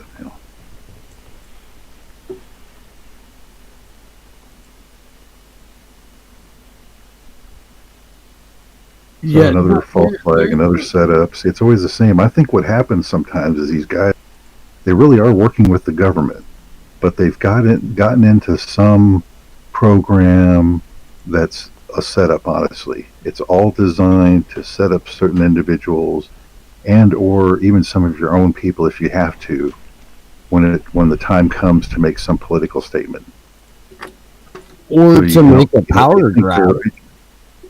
Yeah, they think they're, this guy, McVeigh, he's the actual army and all. He might have thought, hey, I'm actually, working with people who are, counter whatever, trying to stop this stuff, or you're engaging in some kind of check of the system, and what you're actually doing is delivering the bomb. See, it's very easy to trick you at the last moment so that you're not a good guy and actually have you do something bad, but you're just working for them, see? Well, now you're the patsy. Well, no. I mean, no, because Terry Nichols told Timothy McVeigh told Terry Nichols that it was a plot by Larry Potts and that he was involved with it and, all of that. He confessed all that information. The thing is, why would he name Larry Potts during that, was Potts being thrown around at that time period, like, as being responsible for previous attacks? I mean, I don't know. I wasn't around to fucking figure that out. I mean, I wasn't paying attention to any of that.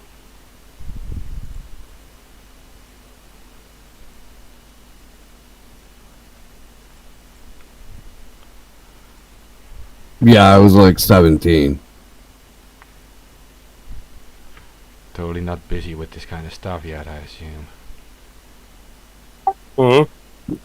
What do you got to call it? No, I was playing hockey and trying to swim in pussy. I did not. Did not. I mean, it was fascinating, and you watched it, and you know, but so I knew enough to know this: if everyone on every TV network was telling me the exact same thing about it, then I should believe the opposite. I had that as a general baseline.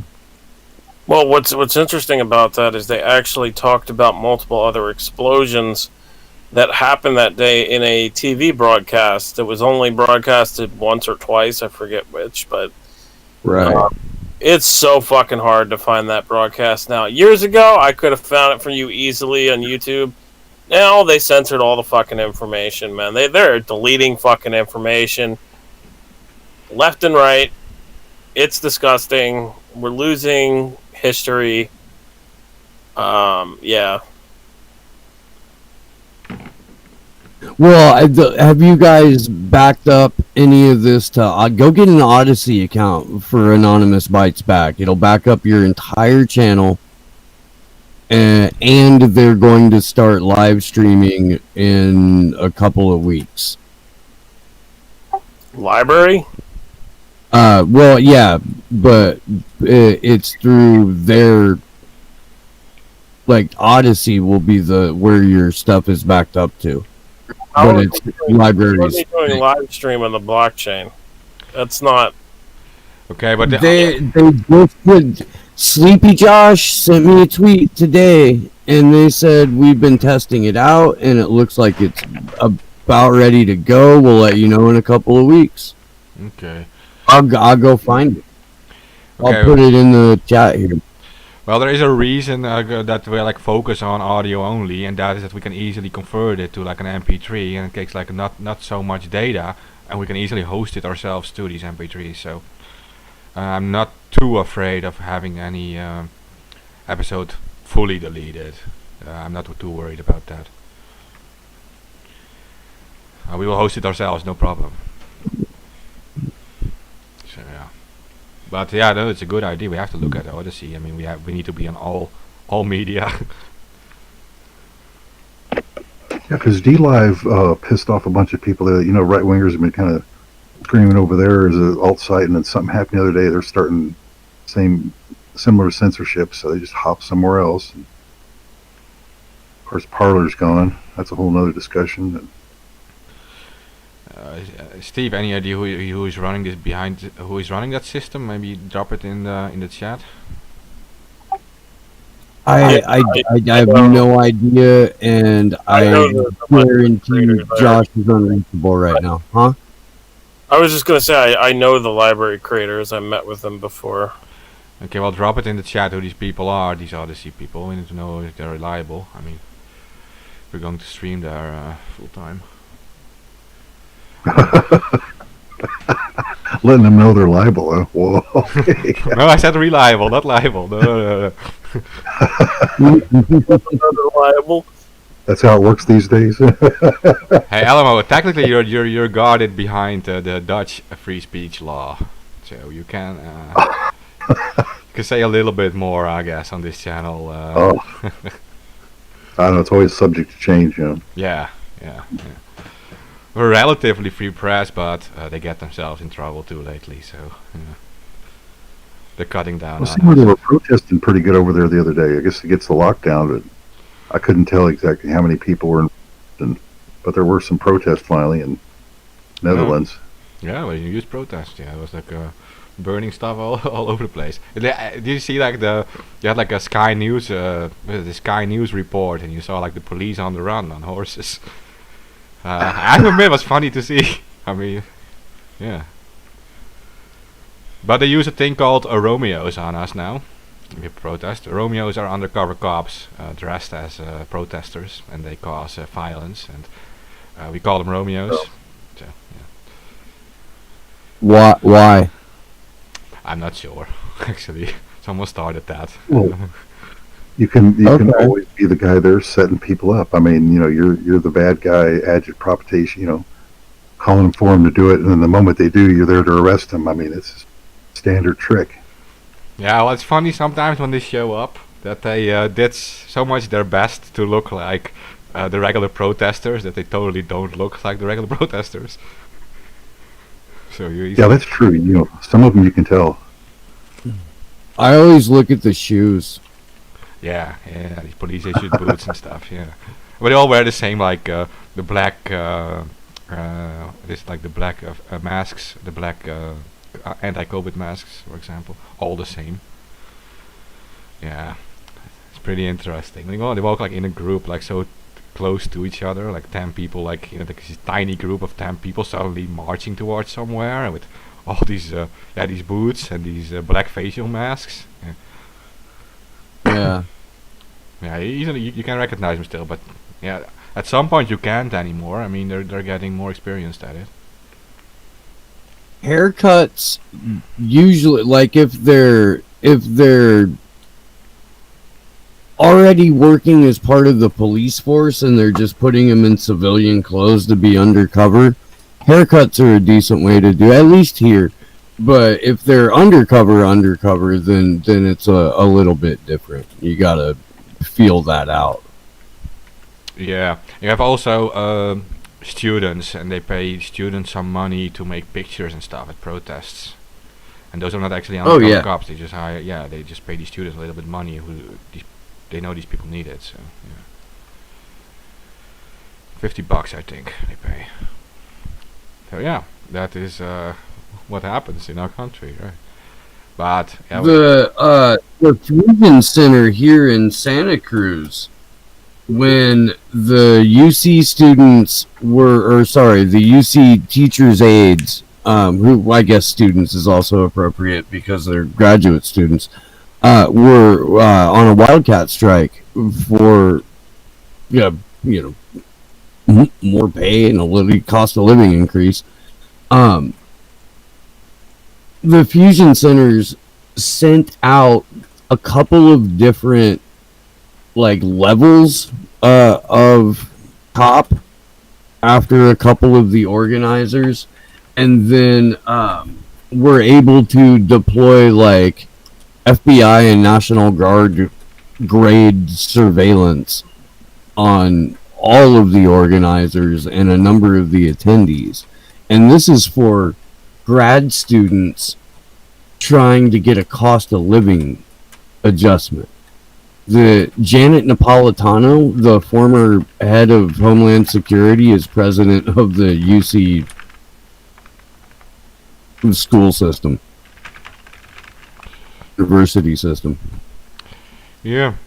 Well, sometimes they're very advanced too with large protests. I know there was this is 2015. They had a huge protest called "Break the System" in my country, and one of the organizers turned out to be an informant himself, because he was seen going into a van with these cops, and they were literally measuring the amount of protesters using laser technology, because they were counting the protesters with lasers.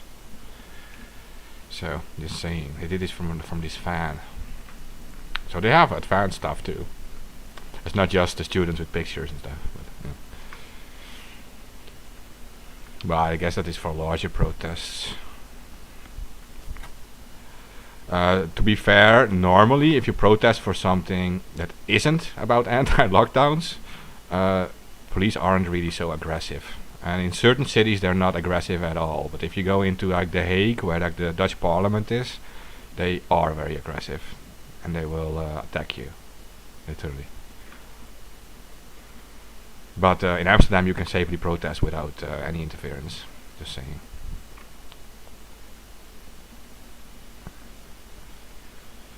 They've always been fairly open-minded there about a lot of things. Yeah, Amsterdam is a city of historically a city of protests, and they know the community there, and it is a large squatter community, for example, large animal rights activist community, and they know what they can expect, and they know also, the police, that they shouldn't be too aggressive towards protesters because it only makes things worse. That's a type of protesters who will go out every day, right? And they will go they will throw eggs at politicians' houses and stuff. That's the type of protesters, right? They're more more dedicated. So in that sense, the Amsterdam police handles them better in that sense that they don't really stop them. They but The Hague is different.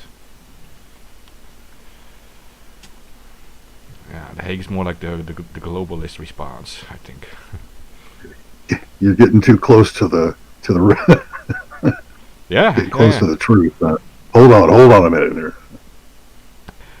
Yeah, like so like this is like the November the 5th, like last March. They also said like in Amsterdam, they said like, yeah, you guys are not allowed to protest on the Dam Square because of the COVID stuff, right? Then they said like, yeah, but you can protest on the Stock Square. You have to move there. That is like where the Occupy Amsterdam was, and but yeah, there's nothing there on a Saturday, to be honest. But everyone is on the dam. That's where all the tourism is. So, was. How bad is it down there? Oh, really bad. I'm seeing 20-30%. Kind of in a lot of countries. I mean, it's the estimate is 1/5 of businesses out of business in Amsterdam, and I'm not even talking about the red light district, right? I mean, no matter what you think of it, it is a district of prostitutes, for example, but it is one of the largest industries in Amsterdam. It is like the red light district is where most tourists visit Amsterdam because of it, either like weed or prostitutes, right? right. It is not just the prostitutes that it's about. It is that these are very like classy streets, so to speak. You wouldn't expect that, but these are very expensive streets. There's a lot of shops in these streets, and because there's a lot of tourists visiting this red light district, these prostitutes are surrounded by literally by classy shops, like expensive clothing stores and stuff. Because it just attracts the best, the largest number of people, so that these are the most expensive buildings, the most expensive store locations. So that's like a weird situation in Amsterdam. But now, yeah, you see that everything is collapsing. Yeah. That was worth it. There was a virus floating around, and we just had to make the tough call to trash everything because of it.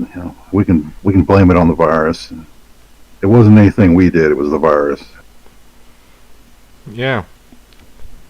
Yeah, I mean, like you like, yeah, what you would expect that the areas of prostitution are like the low value areas, but in Amsterdam that's not the case because it's legalized and it's open and like all the tourists go to there, and now that's where you see the strongest effect on it. Because I actually walked through that area. Actually bought like a pasta to eat, to pick up, because you can no longer go anywhere inside there either. So you can't go into a restaurant. You have to pick it up, right? So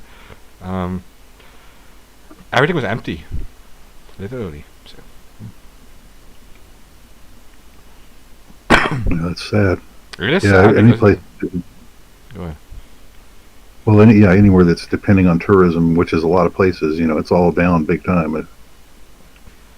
Yeah, well, in Amsterdam depends fully on tourism, because if you go to Rotterdam, that has like a huge harbor, for example. I think it's the largest harbor in Europe still, and that's where a lot of products get shipped in, and they have a big industry, and it's like really a metropolitan city where you have like huge buildings, but Amsterdam is like a city that is pretty much like one big small town with like low height buildings. It's like old buildings, and it's like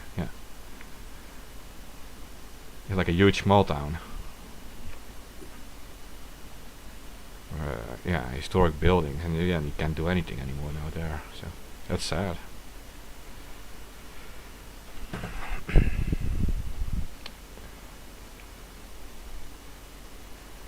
Yeah, you know that. I mean, if you have been there, you know that. It's like you have all these like low height buildings. It's all like these typical old,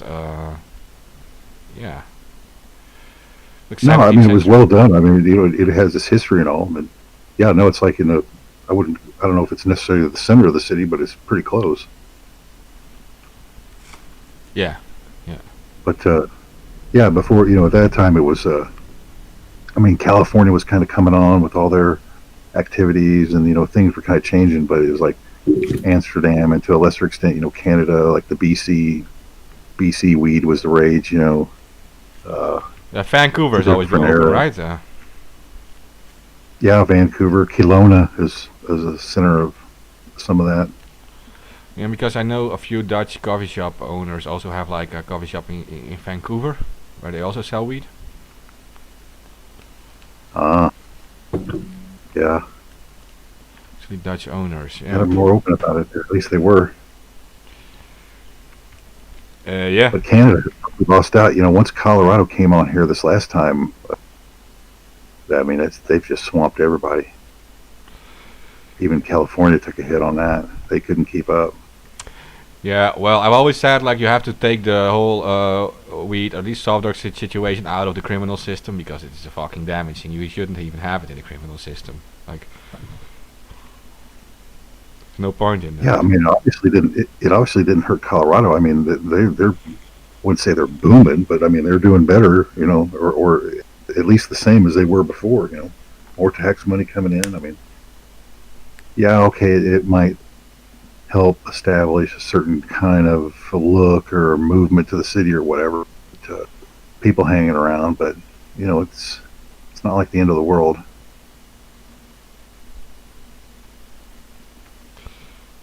And that's fairly typical where it's legalized. Well, what's the other place? Portugal? Is that the company that more or less fully legalized it? Yeah, There Portugal. might be one down in South America too, Uruguay.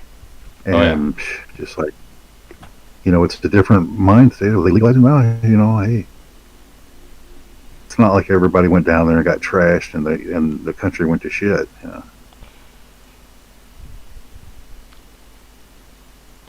I think, Portugal even went further. They legalized every single thing.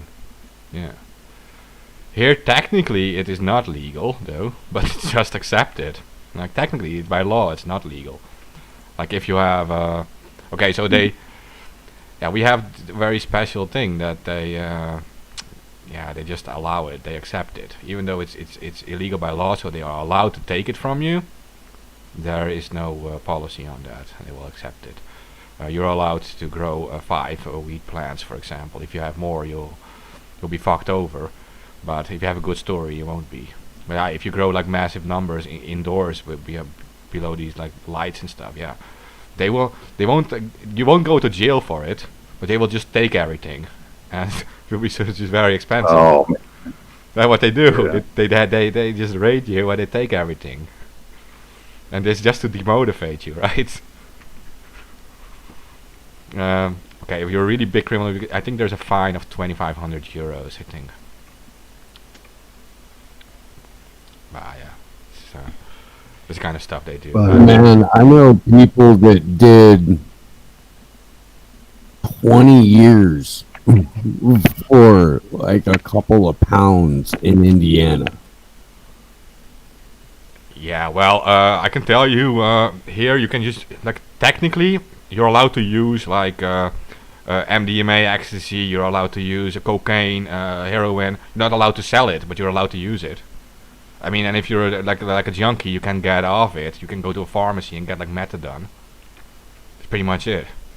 Yeah, they just legalized everything in Oregon, and where I live in Santa Cruz County in California, we decriminalized all entheogens, all plant-based psychedelics, and decriminalized cultivation as well. So we can grow mushrooms now. We can essentially, if we could recreate the conditions, we could legally grow ayahuasca. Yeah. There's DMT, right? Ayahuasca, natural DMT. Yeah. Okay, well, that's interesting. Yeah, I mean, for personal use, I mean, this is your right to self-determination. You're allowed to do this yourself. I mean, it doesn't matter like what you use. It's your own body. They don't have control over your own body. But so that is the thought behind it, and it's thrown into the healthcare system if you have serious problems with it. You can get help with it, but it's not criminalized. Selling is a different story because there is some international crime like involved with like cocaine and these things, and especially considering you have like Rotterdam Harbor, which, but like I said, is one of the largest harbor. There's a lot of cocaine shipped in there, right? And they are actively targeting that. So yeah. Also has to do with the other countries it gets shipped to, of course, like Germany, for example.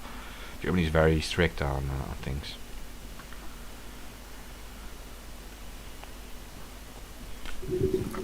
But yeah, Germany doesn't have any problem with like drinking on the streets, anything, right? They don't care about when you like drink on the streets. And I have like, see, I don't mind people getting drunk or whatever, but I know drunk people can cause a lot of violence on the streets, far more than weed.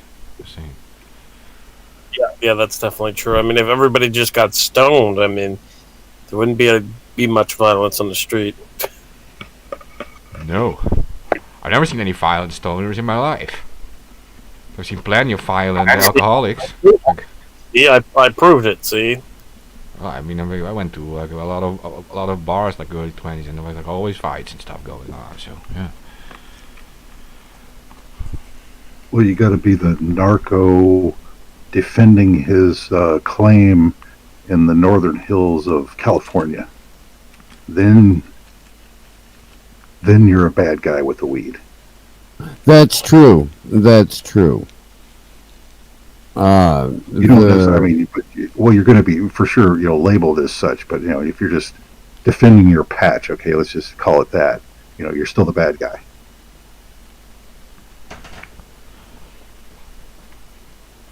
There's a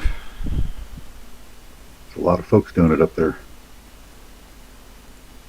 Well, I've got a lot of friends up there, and I myself may wind up in Southern Humboldt for a time, here relatively soon. And look,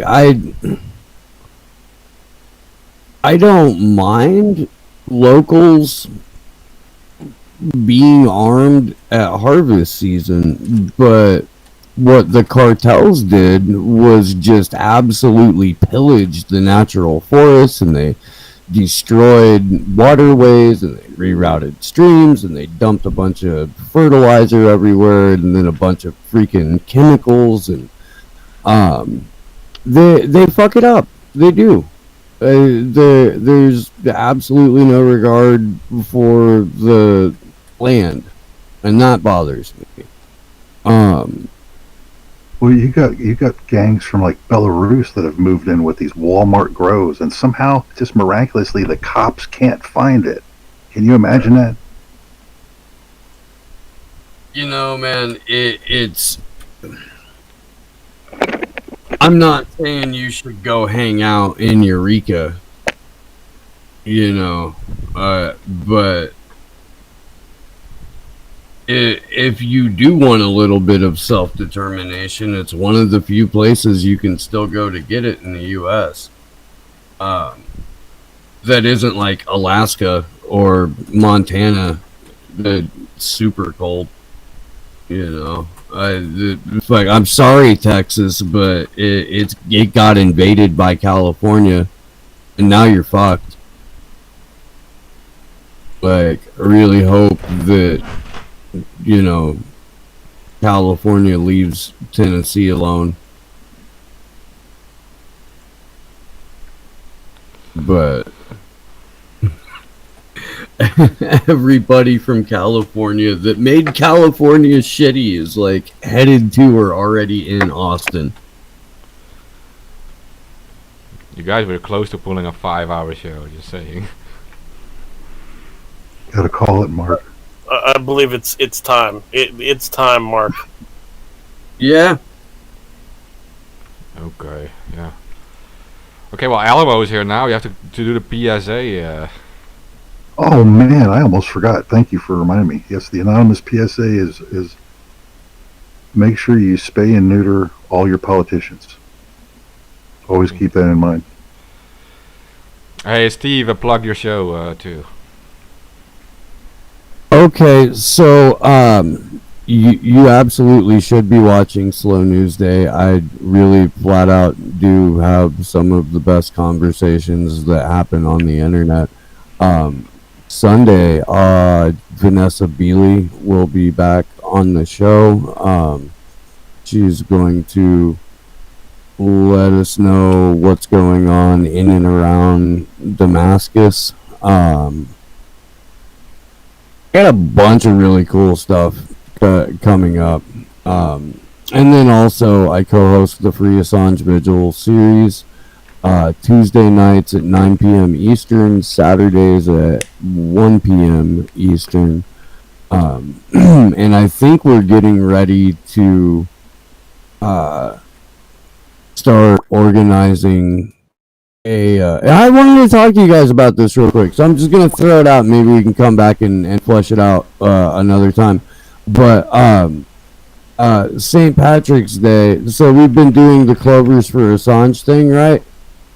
Ark? Yeah. Isn't that your baby? Yeah. So I thought about, since they're lightening up the COVID restrictions and whatnot, I thought about trying to organize like Clovers for Assange events on St. Patrick's Day. It's actually Trying to get a bunch of people out for that on March 17th. Okay, that's So perfect. if this is something, the people that are listening right now, if that's something you'd be into, at Slow News Day Show on Twitter, actionforassange.com, info at actionforassange.com with email. And let's do this, because I think it would be fantastic. We've still got enough time, and a little bit more than 6 weeks to organize it. And I do think that we've built so much momentum since September with people just all over the place who've been speaking up more and more for Julian Assange. So if we can get some more international events organized and coordinated, man, I would be really stoked to do that, and I'm happy to help organize, promote, do whatever. Yeah, and in that sense, we also do the weekly Twitter storm on Friday, the We Are All Assange Twitter storm. That's also like internationally, I guess. I mean, people try to make it trending, so it's tomorrow, or for me today. So We Are All Assange. It is like 8 o'clock evening time for the UK. Give some attention to this too, what you're saying, Leave. St. Patrick's Day, Clover for Assange protests. Yeah, I mean, I don't know. Go ahead. Sorry. I was going to say, have you ended the show yet? No. I want to have this promoting stuff.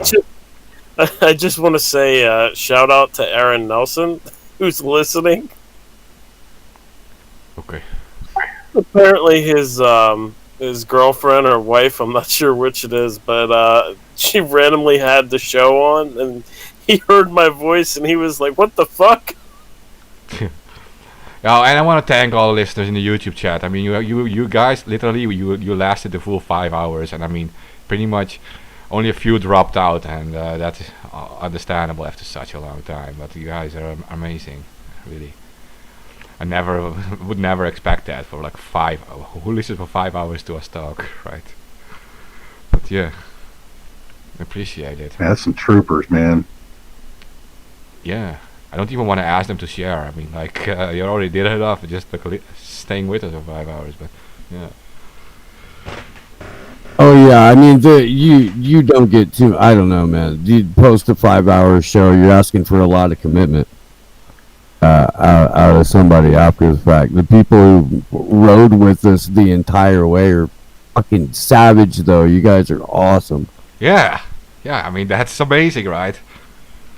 I mean, you must have been pretty fucking bored to just listen to us. No, just Well, hey, No, I mean we've given some pretty good information. I mean, no, I mean, I we respect it. I mean, every topic I could think of. I mean, honestly, like, I don't think we didn't touch on something. no, I respect Well, it. I'm not one to overly puff myself out, but we had some damn fine witty repartee over the last. It's the law of averages. We're gonna have some good jokes and shit, right? Like on a long enough timeline, somebody's gonna be funny, make some people laugh. Well, I mean, that's the point, right? That's to be entertaining. But yeah, I mean, just make sure you plug your buttholes and make sure you don't get swabbed by the Chinese. Oh yeah.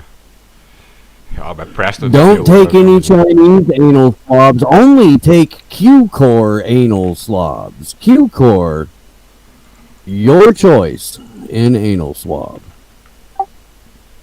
Your sole source. Your whole qualified source. supplier. Your sole supplier of anal swabs. Yeah, no bid contract, sole source. Yeah, it's our corporation. You know, it's ours. Q-Core anal swabs. We've got your hole covered. Q-Corp Q-Corp anal swabs. Just trust the plan. You guys pull it out of your ass like it's nothing. Oh, Oh man! great. That was gold. Don't worry, it's just the tip. That was fucking gold, man. That was great. Trust the plan. Oh, we can twist this one so bad. Oh yeah, Oh yeah. man! Yeah. We They're can gonna keep be going. sorry they ever brought this shit up with me. You know? No, honestly, I read that news and I was just like, "Is this fucking real?" And then I looked it up and I'm like, "Oh my god!" I fucking feel bad for the Yeah, Chinese. no. Are we still Yeah. live? No, I'm going to call it now. I'm going to call it now. I'm going to end the stream now. Thanks everyone for listening. Respect to all of you. Like, we are very serious about that. Love you So guys. I'll